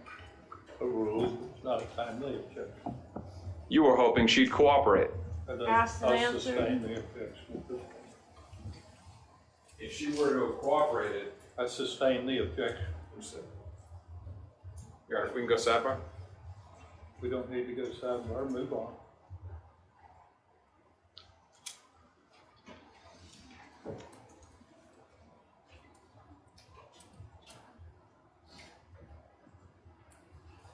Part of your theory eventually comes to life when Luis Rivera flips, right? Yes, Violent gang leader, right? yes. You hesitated there. I don't recall what level, or I know he was, Well, Investigator Isom, you believe he's involved in a murder, right? yes, That'd be violent, right? yes. You also believe that he's in a gang, right? From the accounts that I read, yes, Violent gang leader. yes, Before Luis Rivera gave his testimony, you agree with me that there was not enough, that the consensus between your department and this office was that there was not enough to arrest Ms. Magbanua. Objection, calls for an opinion, improper question. Sustain. Before Luis Rivera cooperated, was Ms. Magbanua arrested? no, How many hours after he cooperated was she arrested? 24, give or within take? 24. Now, you believe that there was other evidence against Ms. Magbanua, right? Yes, That you say that you objectively investigated. yes, But isn't it true that you left this circumstantial evidence arguably inculpatory by not investigating it? I'm not sure what you're talking about.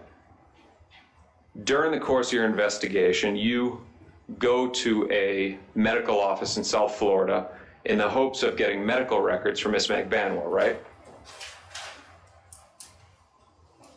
For Miss Magbanua. Eventually, I think that was a question for Ms. I want to Magbanua. clarify your question to me. I'm saying, you're asking me about medical records pertaining to her? Let me re-ask the question. You were trying to get medical records for a breast augmentation that she had, right? Yes, You eventually get those records. yes, You find out that it was paid for in part between a debit card for a small portion and cash, right? yes. Objection, hearsay. Oh, Do you need me to re-ask the question? he answered it, move on.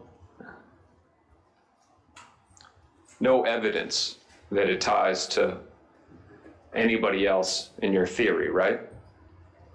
The medical records that we've obtained? No, the fact that she paid cash for a breast augmentation. Correct. But to you, it fits your theory, right? One piece, yes. Let's go to the next piece that you think is there. During the course of your investigation, you find out that she's driving around in a Lexus, right? Yes, And in your reports and in the probable cause affidavit, you just have that it's the Adelson's Lexus, right? I think there was more language than that, but yes, that's close enough. Now, it fits your theory if she's driving around in the Adelson's Lexus. It fits your theory that she's somehow involved in this, right? Yes, It doesn't fit your theory, though, if what it actually was that she bought an old, beat-up Lexus from a friend for $1,700, right?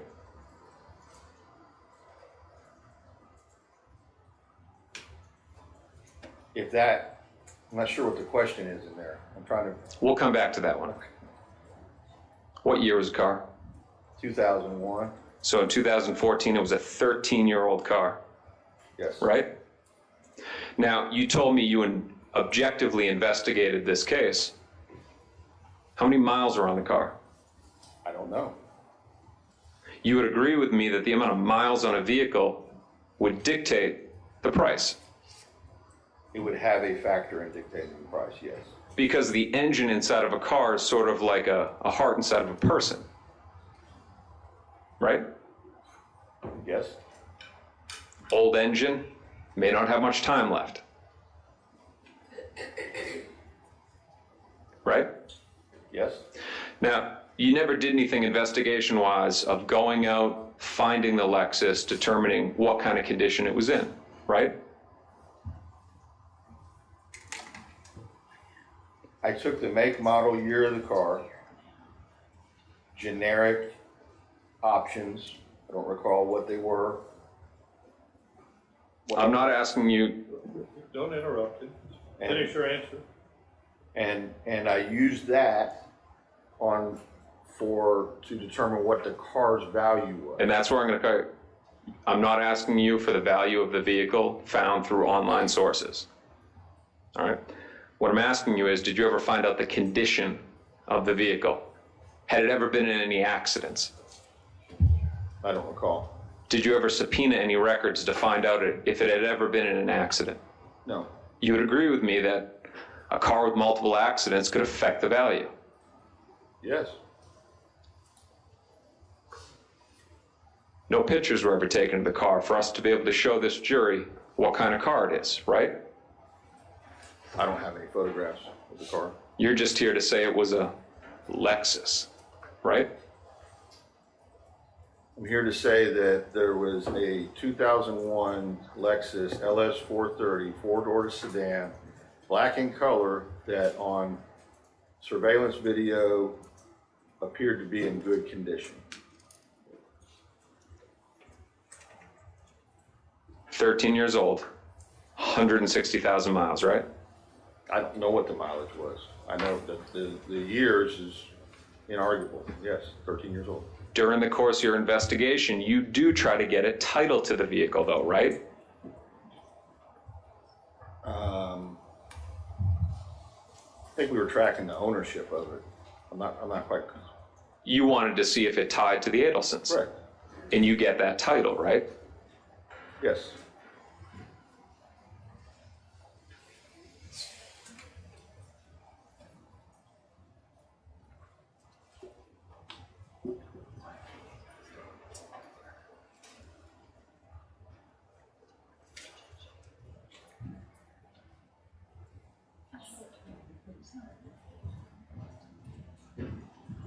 Investigator, you know what that is, right? Just have an exhibit number of some sort of. Just laying foundation. Well, when you show something to witness, we want to have an exhibit number. If it's something that he's going to be referring to.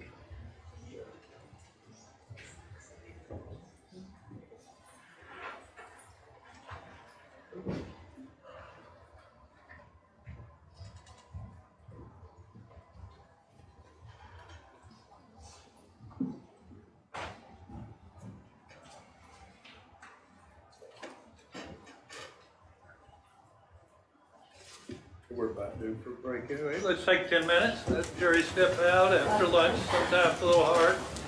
10 minutes. Either side did anything. All right.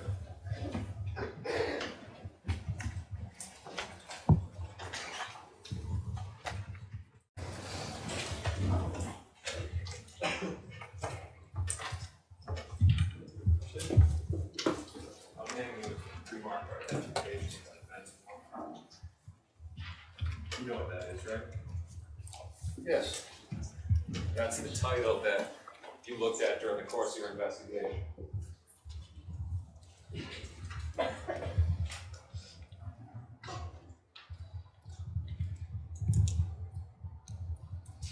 Yes.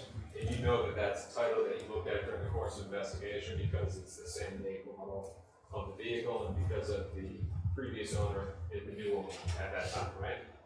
Yes. And that's in the same or substantially the same condition it was in the last time you saw it. Yes. Defense moves into evidence which has been pre-marked as defense exhibit 1. Defense 1. Yes, sir, I have a general objection to the defense entering evidence. I'll admit that that's a good one. I take it there's a specific objection. No, sir. We'll admit that this one. guess we need to make it Magbanua, if it depends on like this, it'd be.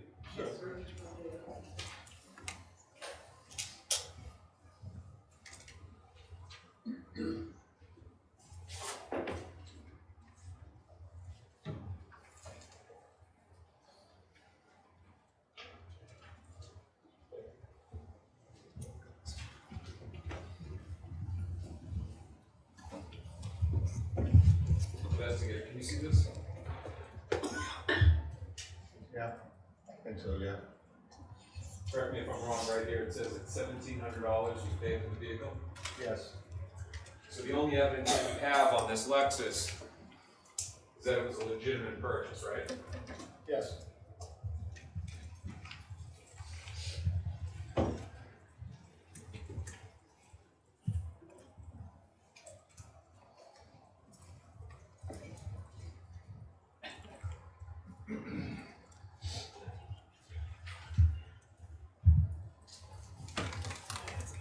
Breast surgery, the car. Some cash involved there, right? There wasn't a very clear question there. Oh, yes, I'll already asked it with the microphone. Again, the breast augmentation paid for in cash, the vehicle, you don't know if it was paid for in cash or not, right? No. One of the pieces of evidence that you believe that you had against Ms. Magbanua was the presence of cash around the time of 2014 and 2015, right? Cash deposits, yes. Correct, and the cash for the breast surgery, right? Yes. Lead investigator on the case, you can't say to this jury that you know where that cash came from, right? No. Can't say that because you didn't investigate it, right? Investigate what? I'm not sure what the question is. The source of, I'm sorry, you can finish.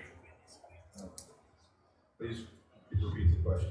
You didn't investigate the possible source of the cash, right? No, cash is very hard to trace. Unexplained cash would be good for your theory, right? It fits. I didn't have this theory and then tried to make it fit like a square peg in a round hole. It's not the case. Let's talk about that. Your investigation on this. You learned during the course of your investigation that Ms. Magbanua, during 2014 and going into 2015, was working at nightclubs, right? I don't remember the timeline, but I know she did work some from other witnesses that she had worked in nightclubs. In 2014. You said into 2015, I don't recall that part. I knew in 2014, part of 2014, she did reportedly work in some type of nightclub. And you would agree with me that somebody working in a nightclub doing VIP bottle service may get paid in cash tips, right? Yes. Of course you investigated this, right? No, I have no way of knowing where. I couldn't find any employment records for where she was. I checked wage and hour. There was nothing showed that she was employed at a particular establishment. You learned that she was working at Hollywood Live, right? I was told she was working at Hollywood Live. There's no documentation to prove she was employed at Hollywood Live. You never subpoenaed any documentation? No. You never went to Hollywood Live? I did not. Never spoke to owners, managers? Nope. Other co-workers? No. You also learned that she moved from this small nightclub to a larger nightclub called Fate, and that she was also working there, right? Once again, reported that that's where she was. Nothing to substantiate that. No employment information available through the state wage and hour. Isn't this willful ignorance to not go and investigate it and just assume, well, there's nothing in front of us, so we'll assume that she didn't work there? I checked for wage and hour through the state. There was nothing that indicated that she worked at either one of those establishments. You know that she's working a job getting cash tips, right? Once again, reportedly, she works at these type of establishments. And yes, I know that there's a lot of cash that gets floated around, but As far as a minimum wage or anything along that lines, nothing. Never went to either nightclub? I did not. Never spoke to any owners? I did not. Never spoke to any managers? I did not. And in your words, not doing that was an oversight? I never said it was an oversight. Do you not remember if you ever said it was an oversight? I don't recall saying that it was an oversight. Page 111, lines 3 through 18. Would it help you to take a look at your deposition? Sure.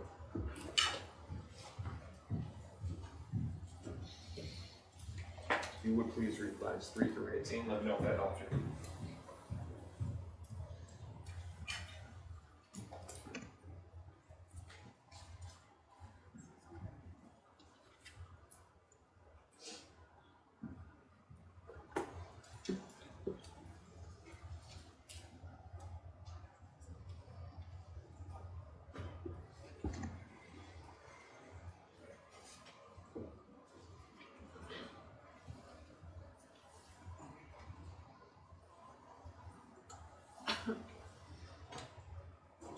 Okay. Not going to those clubs was an oversight, right? My answer to your question in deposition was, it was just an oversight, if you want to call it that. Okay.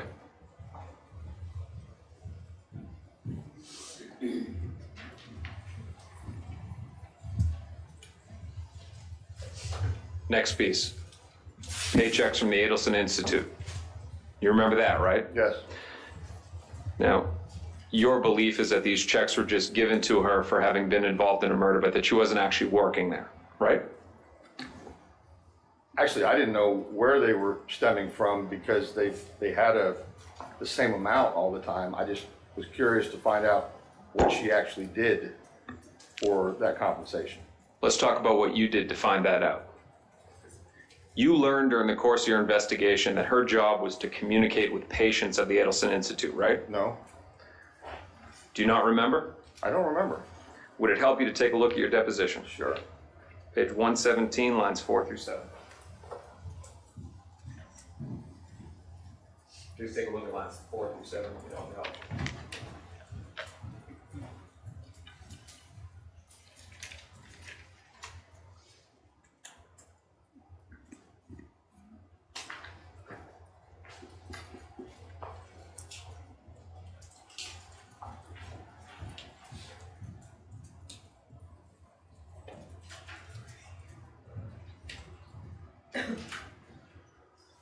Okay. Communicate with patients? That's what it sounded like from conversations that I overheard. I'm asking you. You learned during the course of your investigation that her job at the Adelson Institute was to communicate with patients, right? I'm saying that I heard secondhand through a conversation that hasn't been entered, I'm sure, yet into this court, but it sounded like that she had some type of communication with patients.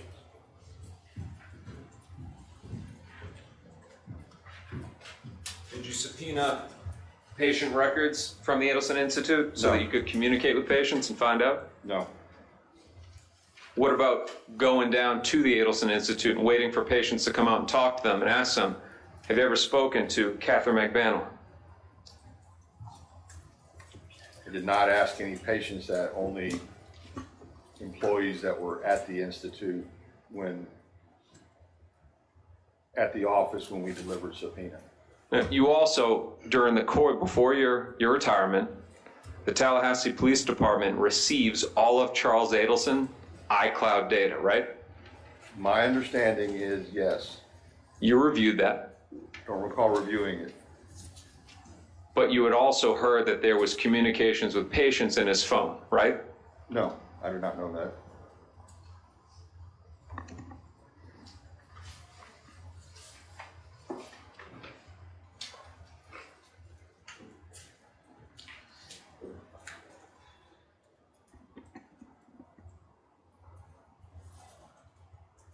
No evidence that it was improper payments for work not done, right?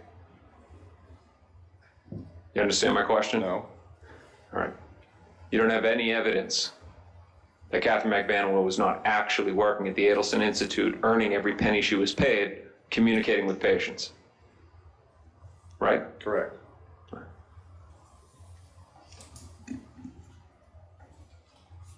Let's go back to Luis Rivera.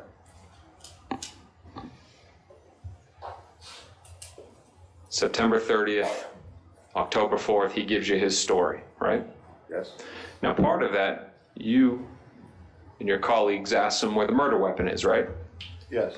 That's important in a murder case, the murder weapon. Right? It's nice to have. Don't have it in this case. Not in this case, no. Few attempts were made to find it. One more time on the question? A few attempts were made to find it, right? Yes. 3, 4 times? Yes. Now, Luis Rivera was actually there when the gun was disposed of, right? According to his testimony, yes. But he was never able to give you the location. He provided possible locations, but a firearm was never recovered at those locations. Possibly he didn't want you to find it. Very possible. Now, at some point, he draws you a picture of the bridge where he believes that it was disposed of, right? Yes, he did a hand drawing. I'm handing him from pre-marked defense too. You know what that is, right? Yes. That's a drawing done by Luis Rivera. Yes. And you know that that's a drawing because you were in the room on October 4th when he handed it over to you. Yes. And that's in substantially the same condition it was in the last time you saw it. It looks like a copy, but it doesn't matter. Defense moves in with pre-marked defense too. Any specific objection? Nothing other than the general objection, Judge. Nothing other than the timing of it? It says that. Yes, sir. But I'll admit defensive to the Magbanua.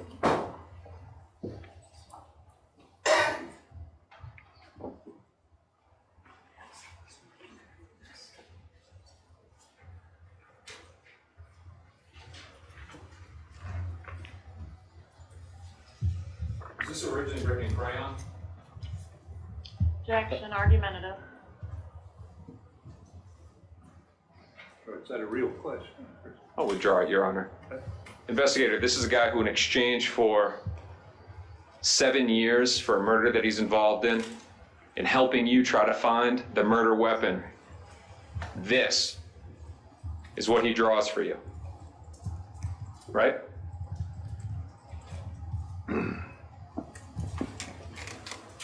During the October 4th interview, he voluntarily supplied this, stating that he drew it the night before. He was not asked for this, he voluntarily provided it. And again, we're talking about Luis Rivera, That's correct. grown man. Yes.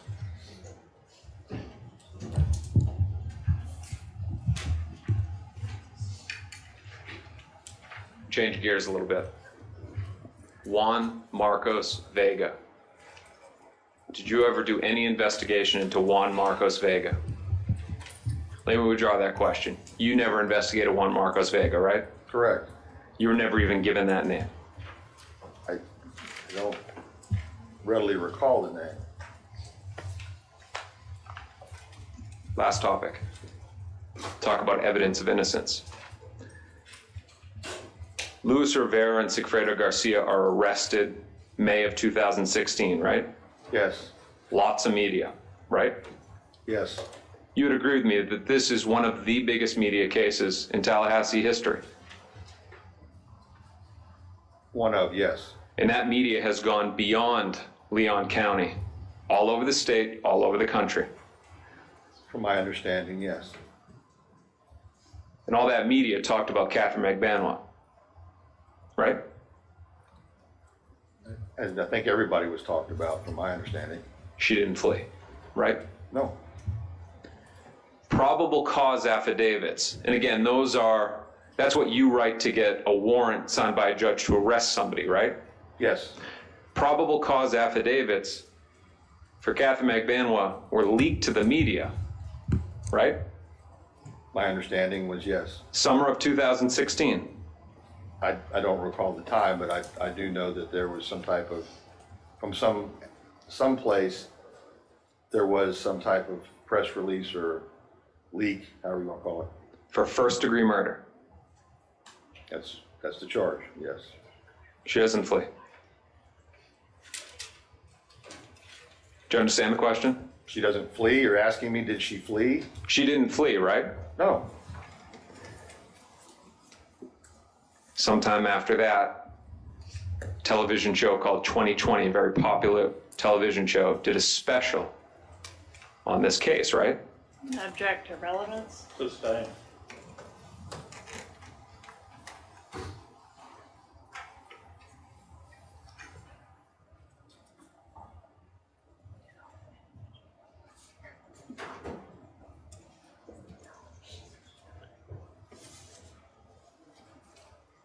Investigator, you would agree with me that your theory that Miss Magbanua was the conduit was that you have no communication in between Charles Adelson and the people who took Dan Markel's life, right? That's one part of it.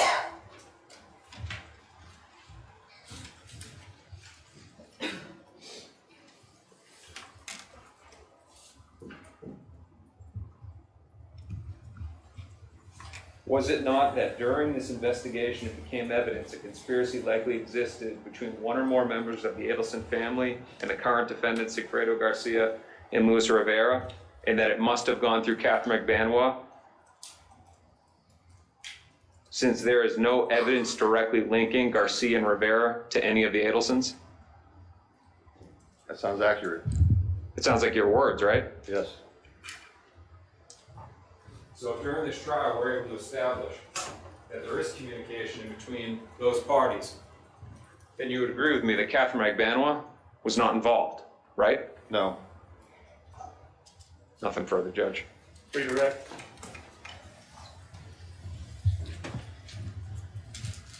So we do have the one call from Sigfredo Garcia to Harvey Adelson, right? Yes. So your theory of the case is not entirely dependent on, whether we can establish that there's no communication whatsoever between anyone that didn't funnel through Katherine Magbanua. Judge, I'm going to object to the characterization of communication. I mean, there's other parts to this case other than did every single piece of communication funnel through her. Correct. All right, so for example, we've got a wiretap that we're going to talk about later, right? Yes. And part of your decision to make an arrest had to do with what was her conduct on that wiretap, yes? Overruled. That's correct. And we've got phone records putting her in the middle of it, right? Yes. Financial evidence putting her in the middle of it. Your Honor, outside of the scope of direct and cross-examination, I never talked about any of this. Overruled. Correct. Okay, and the defense says she was working at a bottle club. If she was working at a bottle club, was she doing it in July of 2014, the month that Dan Markel was killed? It does not appear so from what I understood. In fact, witness testimony suggests that she was not at the bottle club then. Objection. Do you have any evidence to indicate she was working at a bottle club the month Dan Markel died? No. But if she was, she had the best month of her life, didn't she? Because she deposited... Stop, Ms. Katherine. All right. Y'all settle down. All right, we're gonna be polite here. If you have a legal objection, state your legal objection. Finish your question, Ms. Kappelman, and then I'll hear your legal objection. The month Dan Markel died, Katherine Magbanua deposited significantly more cash than any other month that we looked at surrounding the time of the homicide. Would you agree with that, Detective? Objection leading outside of the scope of both direct and cross-examination. Overruled. That is correct. Did she report any cash income on her tax returns from working at the bottle club? Objection, Judge. Uncharged crime. Overruled. There was nothing reported that I saw. Do you have any financial information to indicate that Katherine Magbanua paid $1,700 for that black Lexus? No, Do you have reason to believe that black Lexus was worth significantly more than $1,700? Objection, hearsay, personal knowledge, improper opinion. Overruled. please repeat it. Do you have reason to believe that that black Lexus was worth significantly more than $1,700? Yes, Do you have evidence to suggest that the black Lexus was not in crappy condition, that in fact it was in pristine condition? I understand that there is conversation or communication regarding a lot of expense put into the car. But as I said before, I did a generic check. I did not know the condition of the car. I did not know the exact mileage. I put a mileage amount based on how many years and average miles per year of driving. So just a generic check of the value of the car. Judge, I would object to his answer as being speculative. Overruled. I would object to hearsay to him putting into any sort of website to find out the value of a vehicle. There's Let's many- go sidebar, please.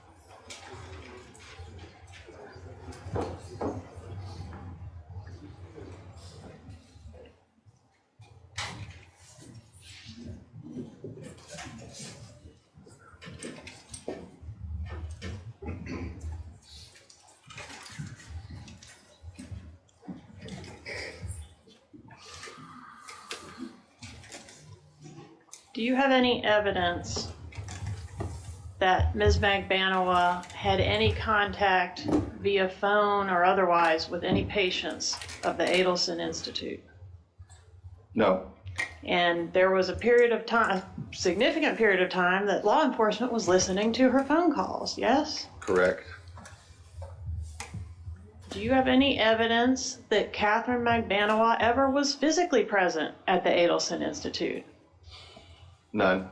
But she began receiving paychecks from the Adelson Institute 2 months after the homicide. Yes, And you asked the employees there what it was that she did. correct. And as you sit here today, you cannot tell this jury what it was, if anything, that she did to earn that money. Objection, hearsay. I beg your pardon? Objection, hearsay. Overruled. But they did not have any type of, they did not obtain any type of job classification or responsibilities from the employees at the office that I went to. Did you request a copy of her employment file? Yes, Did you receive that? no. All right. Did you receive any documentation from the Adelson Institute? I received a listing of checks paid to Katherine Magbanua by the Adelson Institute. Was there a application for her applying for a position there? No, Was there any kind of tax documentation? I did not receive that, no. Was there any type of description of her duties or the position that she was hired to do? No.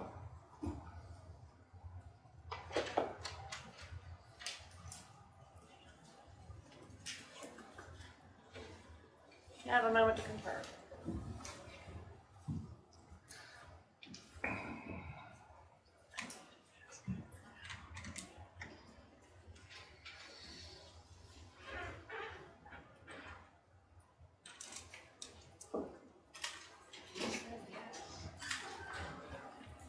Nothing further. Any juror have a question of this witness? Write your question down, go sidebar.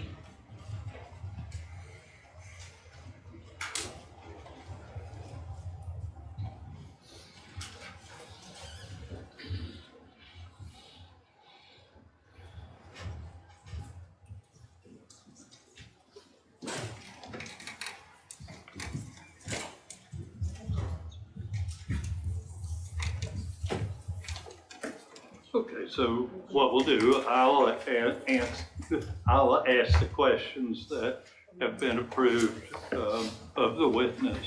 He'll answer those, and then I'll allow the attorney to follow up. So that's how we'll do as questions. You had mentioned some identifying characteristics of the Prius. I believe you listed three things. Were you ever able to actually confirm those actually on the car or from some other source after the fact? Can I answer freely? Yeah, certainly. The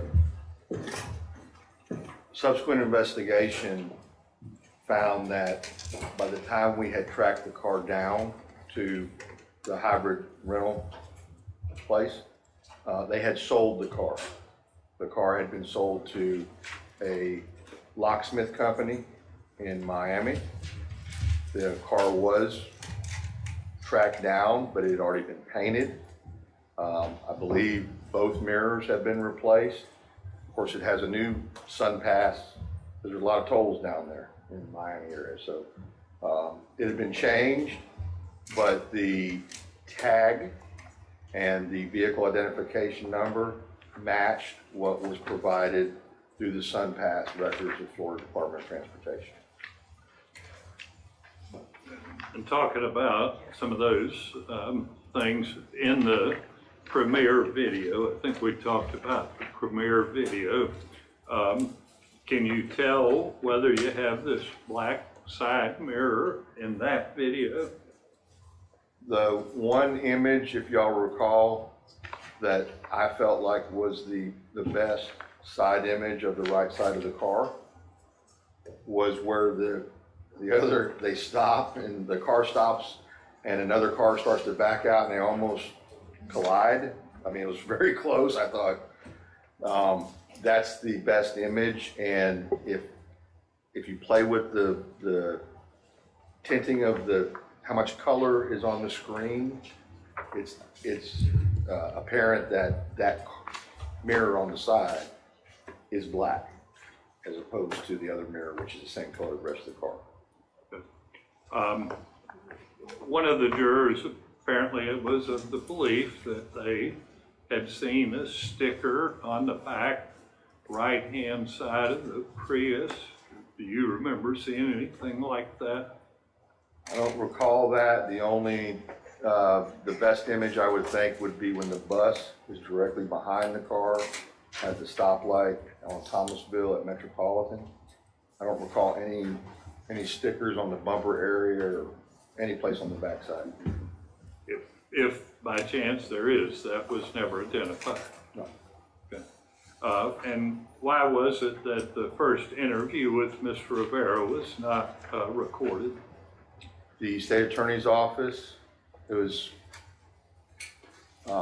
determined by the state attorney that the first interview that we did on the 30th, because it had a lot to do with what possible sentence Rivera would get for his cooperation, that was decided that it would not be recorded. It was monitored. I do recall it was monitored by members of the state attorney's office, but it was, in other words, the camera's on, but there's not being recorded. And subsequent to that, what discussions with Mr. Rivera were recorded? That took place on, actually there's,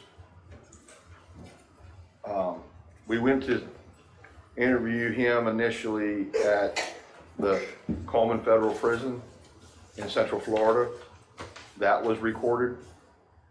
There was another recording. That was before September 30th? Yes, that was in May. Okay. That was in May. All right, and then after this one that we're talking about? Then, well, I was going in order. There was, That's good. There was one then. There was one several days later at Coleman. Again, very brief.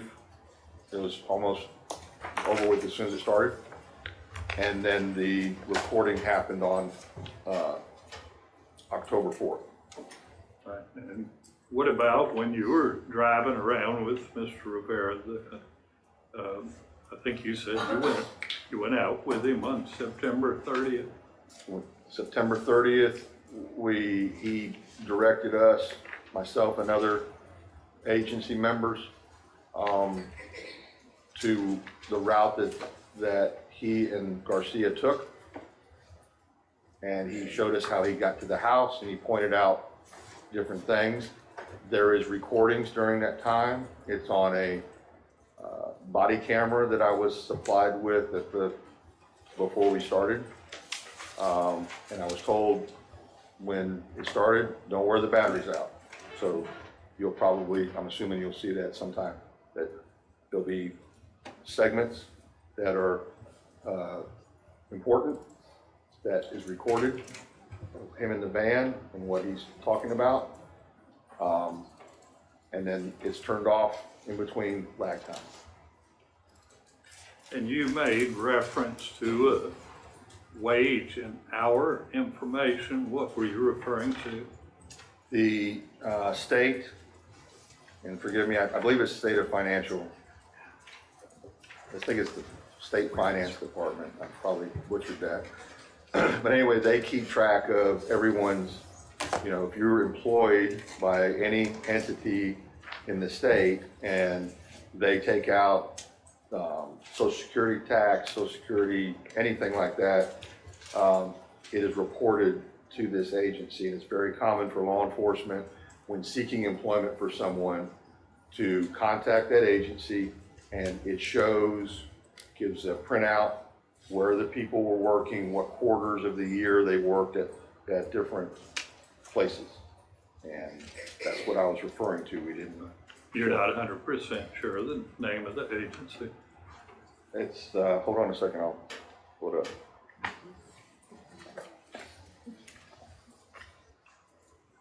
It's the Florida Department of Financial Services, and it's just simply it simply shows employee wage information print. So if you worked in the fourth quarter of 2014, it shows where you worked in that quarter, multiple jobs, whatever. The first quarter of 2015, it shows where you were working there. If you were employed, not cash, but you were on the payroll.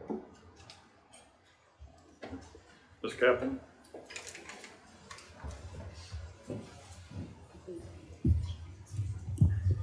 Is it common procedure when an inmate wants to cooperate and give information in a criminal case not to record the first interview?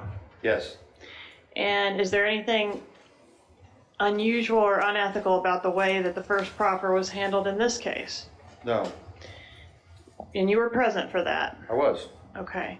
And it was the idea to get the basics of what it was that Mr. Rivera had to say and then have an opportunity to check it out before we made a decision whether we were interested? Yes, because you don't know what a defendant's going to say. You want to be able to verify as much as possible. I mean, you can't take a person's word for it. We have to compare it with the other evidence in the case. Correct. All right, so if, for example, Mr. Rivera would have said, I wasn't there, I've never been to Tallahassee, I don't know what you're talking about, that would have been a pretty short meeting. Yes. Okay. And at any time during that proffer or any of the interviews that you were present for, did I or any member of my office or law enforcement suggest to Mr. Rivera in any way what it was that he should be saying? Objection, Judge, improper bolster. Overruled. Not to my knowledge. Did anybody, me or any member of my team or law enforcement, suggest to Mr. Rivera's lawyers at any time what it was that Mr. Rivera should or needed to say? No. No further questions. Garcia? Yes, sir.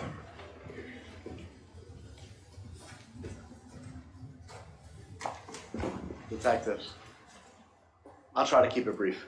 Following up on what Ms. Kappelman said about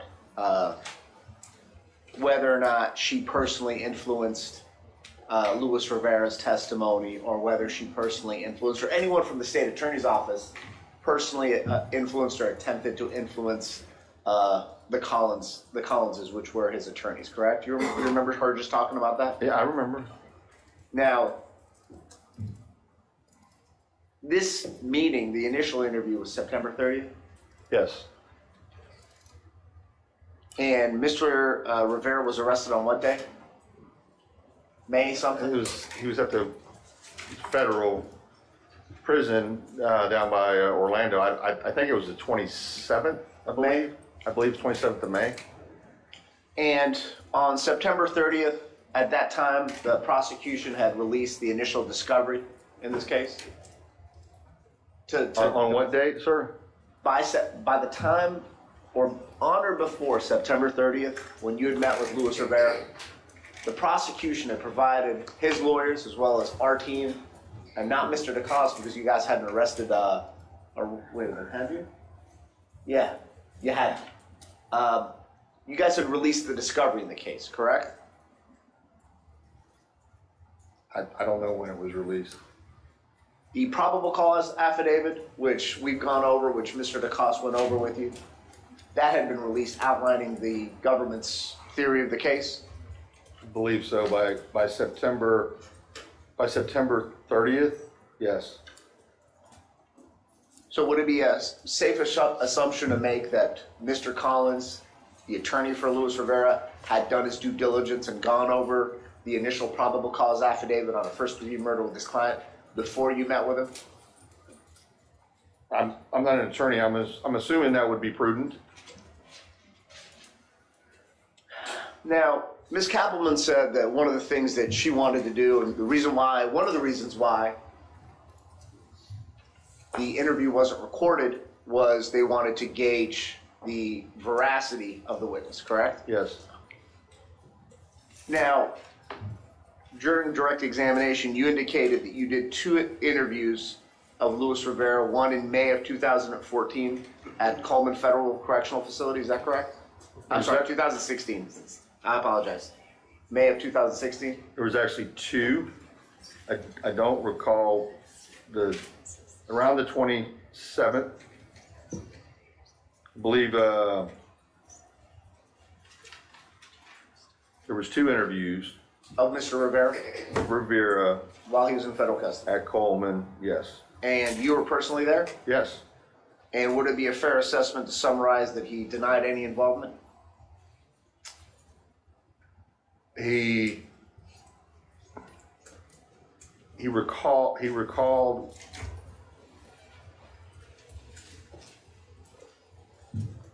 eventually recalled. Go ahead. I'm sorry.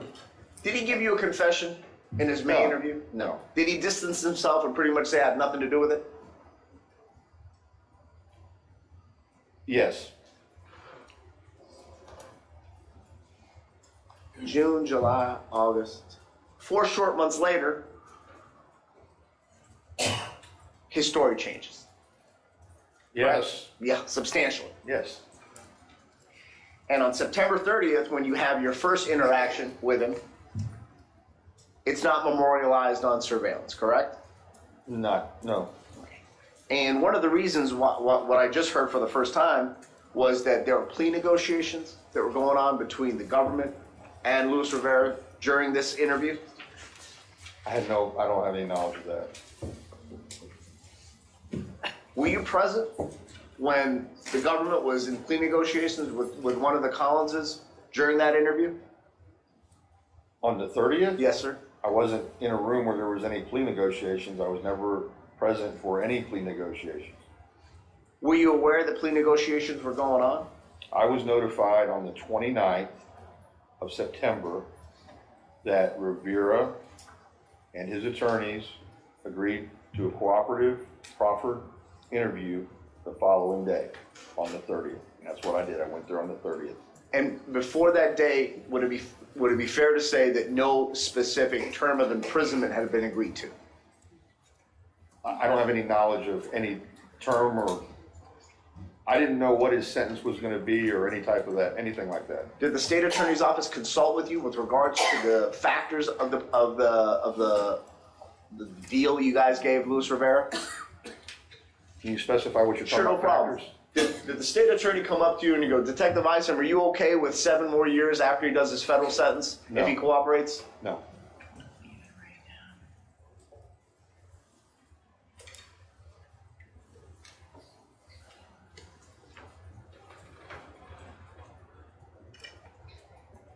In the October 4th interview, you were there, correct? Yes. And it was all recorded on video? Yes.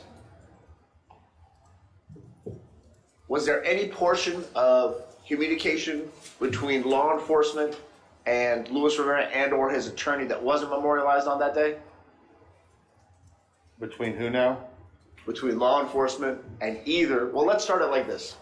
Was there any portion of that day where there was interaction between law enforcement and Luis Rivera that wasn't memorialized on camera? Judge, I'm gonna object as getting far afield of the limited purpose of this inquiry. Oh. I don't recall anything outside of, I don't recall any contact with defendant Rivera outside of the room where the recording was taking place. Was there occasion on that day, on October 4th, where you had communications with Luis Rivera's attorney, Chuck Collins, and you were discussing Luis Rivera's testimony before the cameras turned on? I sustain the objection. That's outside the scope of the jury question. Move on.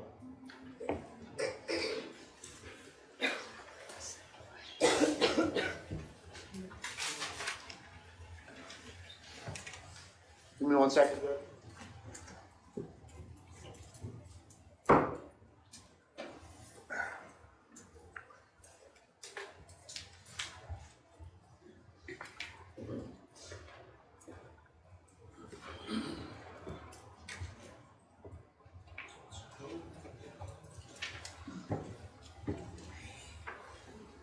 Detective Isom, do you recall whether or not the body camera that you wore on September 30th was an Axum camera?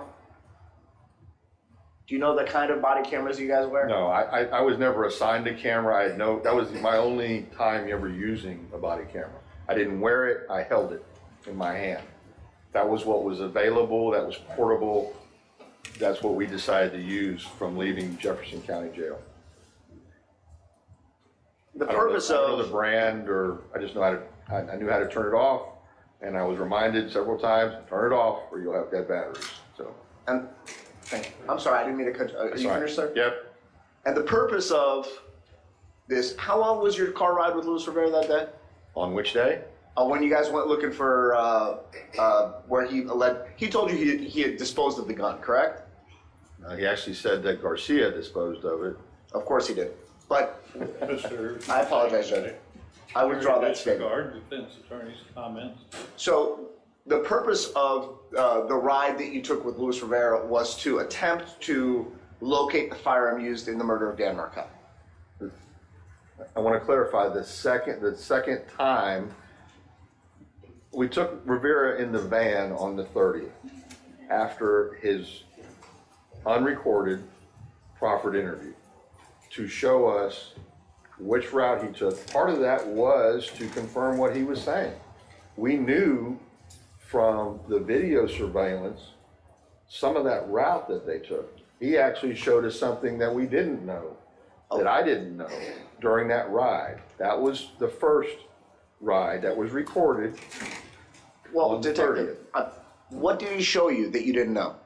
He showed us where he parked at one point on a day before the actual homicide. And where was that? Guyton McCord Park. Spell that for me. I believe the first name is G-U-Y-T-E. And the last is M-C, capital C-O-R-D. It's on Armistead Road.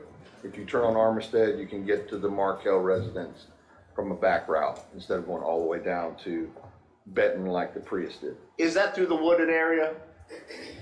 Well, it's you just turn left on if you're going south on Thomasville, you just turn left on Armistead. And there's a park there where people can walk. There's a walking path. Yeah. Goes behind the houses along Trescott. And it, okay. So What I'm talking about, and I appreciate you I educating. just wanted to verify for the jury, there's more than one ride with a recording device. Well, I appreciate you doing that. What I'm talking about is the ride you guys took to attempt to locate the firearm that was used in this homicide. Okay. Now, the homicide happened at around 11 a.m., correct? Yes? And it's about a 6.5 hour drive, maybe 7 hours back to Miami. Objection outside the scope.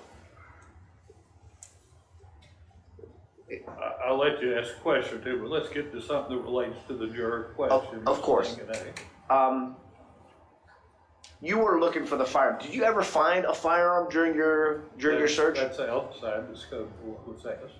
Recordings, that's what we're talking about, Mr. Sanguinet. Do you have a question about recordings? Judge, I'll reserve the right to recall Detective Eisen another time. Thank you. All right, thank you. Mr. DeCosta? Real briefly, Your Honor.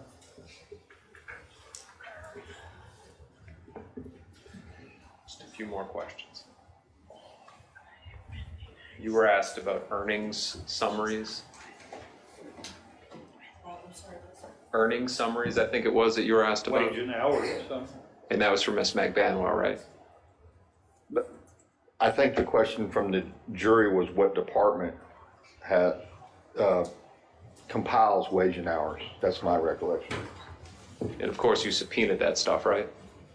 I don't recall if we subpoenaed it or just requested it. I don't recall. Now, a subpoena puts a legal requirement on the person that served or the entity that served to give it over to you, right? Yes. No subpoena. I don't know if we had to subpoena them or not. Let's go now to Luis Rivera. 5/27/2016, May 27, 2016. You go and meet with him for the first time with Special Agent Patrick Sanford. Okay. He denies ever being in Tallahassee in his life, right? Initially, he did. He eventually admits to being in Tallahassee. On a later date. On a later date? You met with him on 5/27/2016. There was 2 interviews. The first one's where he provided that. The second one was very short. He invoked. Let me give you the dates and then I'll ask the question. He's incarcerated in South Florida. And you go and meet with him on May 27, 2016, and again on June 3rd, 2016. In neither of those meetings did he confess to being involved in the murder of Dan Markel, right? He did not confess to being involved in the murder of Dan Markel. Fast forward, September 30th, 2016. You have the meeting with him. This is after he's decided to cooperate, and you go meet with him in Jefferson County, right? September 30th. Now, September 30th? Yeah. Thank you. Yes. Now, you said that you were told not to use the camera too much because you'd wear the battery. On the van ride, yes. Okay. And you had the camera on you. You could have recorded on September 30th, but there was a concern about the battery life, right? The body camera with the battery came up after we had the jail has their own video system. We don't need a little body camera. I needed something portable for the van ride, and that's what was provided to me. What I'm asking you for is you had the means with which to record him in that meeting. And I'm asking you about the battery because, as you said during my cross-examination, this is the biggest case in Tallahassee history. Nobody could grab some extra batteries, record that interview. The interview in the jail was decided by the state attorney's office that it was not going to be recorded. So let's go into that. You worked for Tallahassee Police Department, right? Yes. That is not the Leon County State Attorney's Office. You're your own entity, right? Yes. You don't have to answer to them. Well, sometimes you do. Legally, you do not have to answer to them, right? No, legally I do not. You could have recorded that if you wanted to. Yes. Now, you wrote a report about that interview with Luis Rivera, right? Yes. Dated December 6, 2016. Right? Okay, yes. So a little over 2 months, you spend drafting this report, talking about what he said in that interview room, right? Yes. Now, A moment ago, you said that, well, the reason why it wasn't recorded is because it talked about a deal and, you know, the state attorney's office, what they want us to do. You gave an explanation to the jury. None of that's in your report, is it? I don't know, I'd have to read it. You want me to read this whole thing, or? Please. It'll take a while. All right, we'll take 10 minutes, let the jury step out.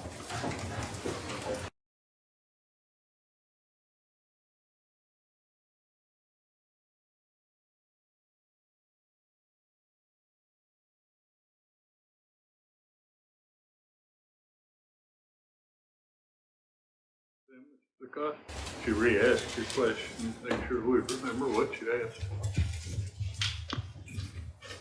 I'd asked you about the reasoning why. Strike that. So you had given an explanation as to why the September 30th interview was not recorded. Then I asked you if that's anywhere in the report that you wrote about what happened on September 30th. This is a report that was written about 2 months after the interview. And you wanted to take a look at the 6-page, or maybe about... To a question, Mr. Cox, please. Take a look at your report. Yes, I did. Anything in there as to the reason why it wasn't recorded? No. Anything about any deals or anything like that? No. Anything about the fact that the state wanted you to get a basis first? No. No. You understood what I meant by basis, right? Well, after it sunk in a little bit. Right. The last line, the last topic, the basis. You're telling this jury that the state wanted you to go in there and find out what he had, right? They wanted to get his testimony to try to verify as much as possible to see if he was going to cooperate and be a witness for the prosecution. Isn't it true that a month and a half before that, Ms. Kappelman on August 8th went and met with him herself to get that information? I'm not aware of that. Nothing further. Redirect.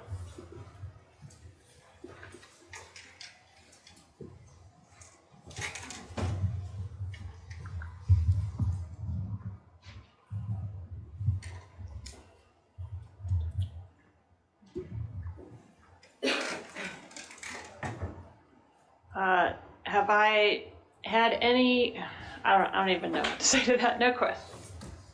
All right, you can step down. You remain under the rule. Call your next witness. State calls Ron Witt.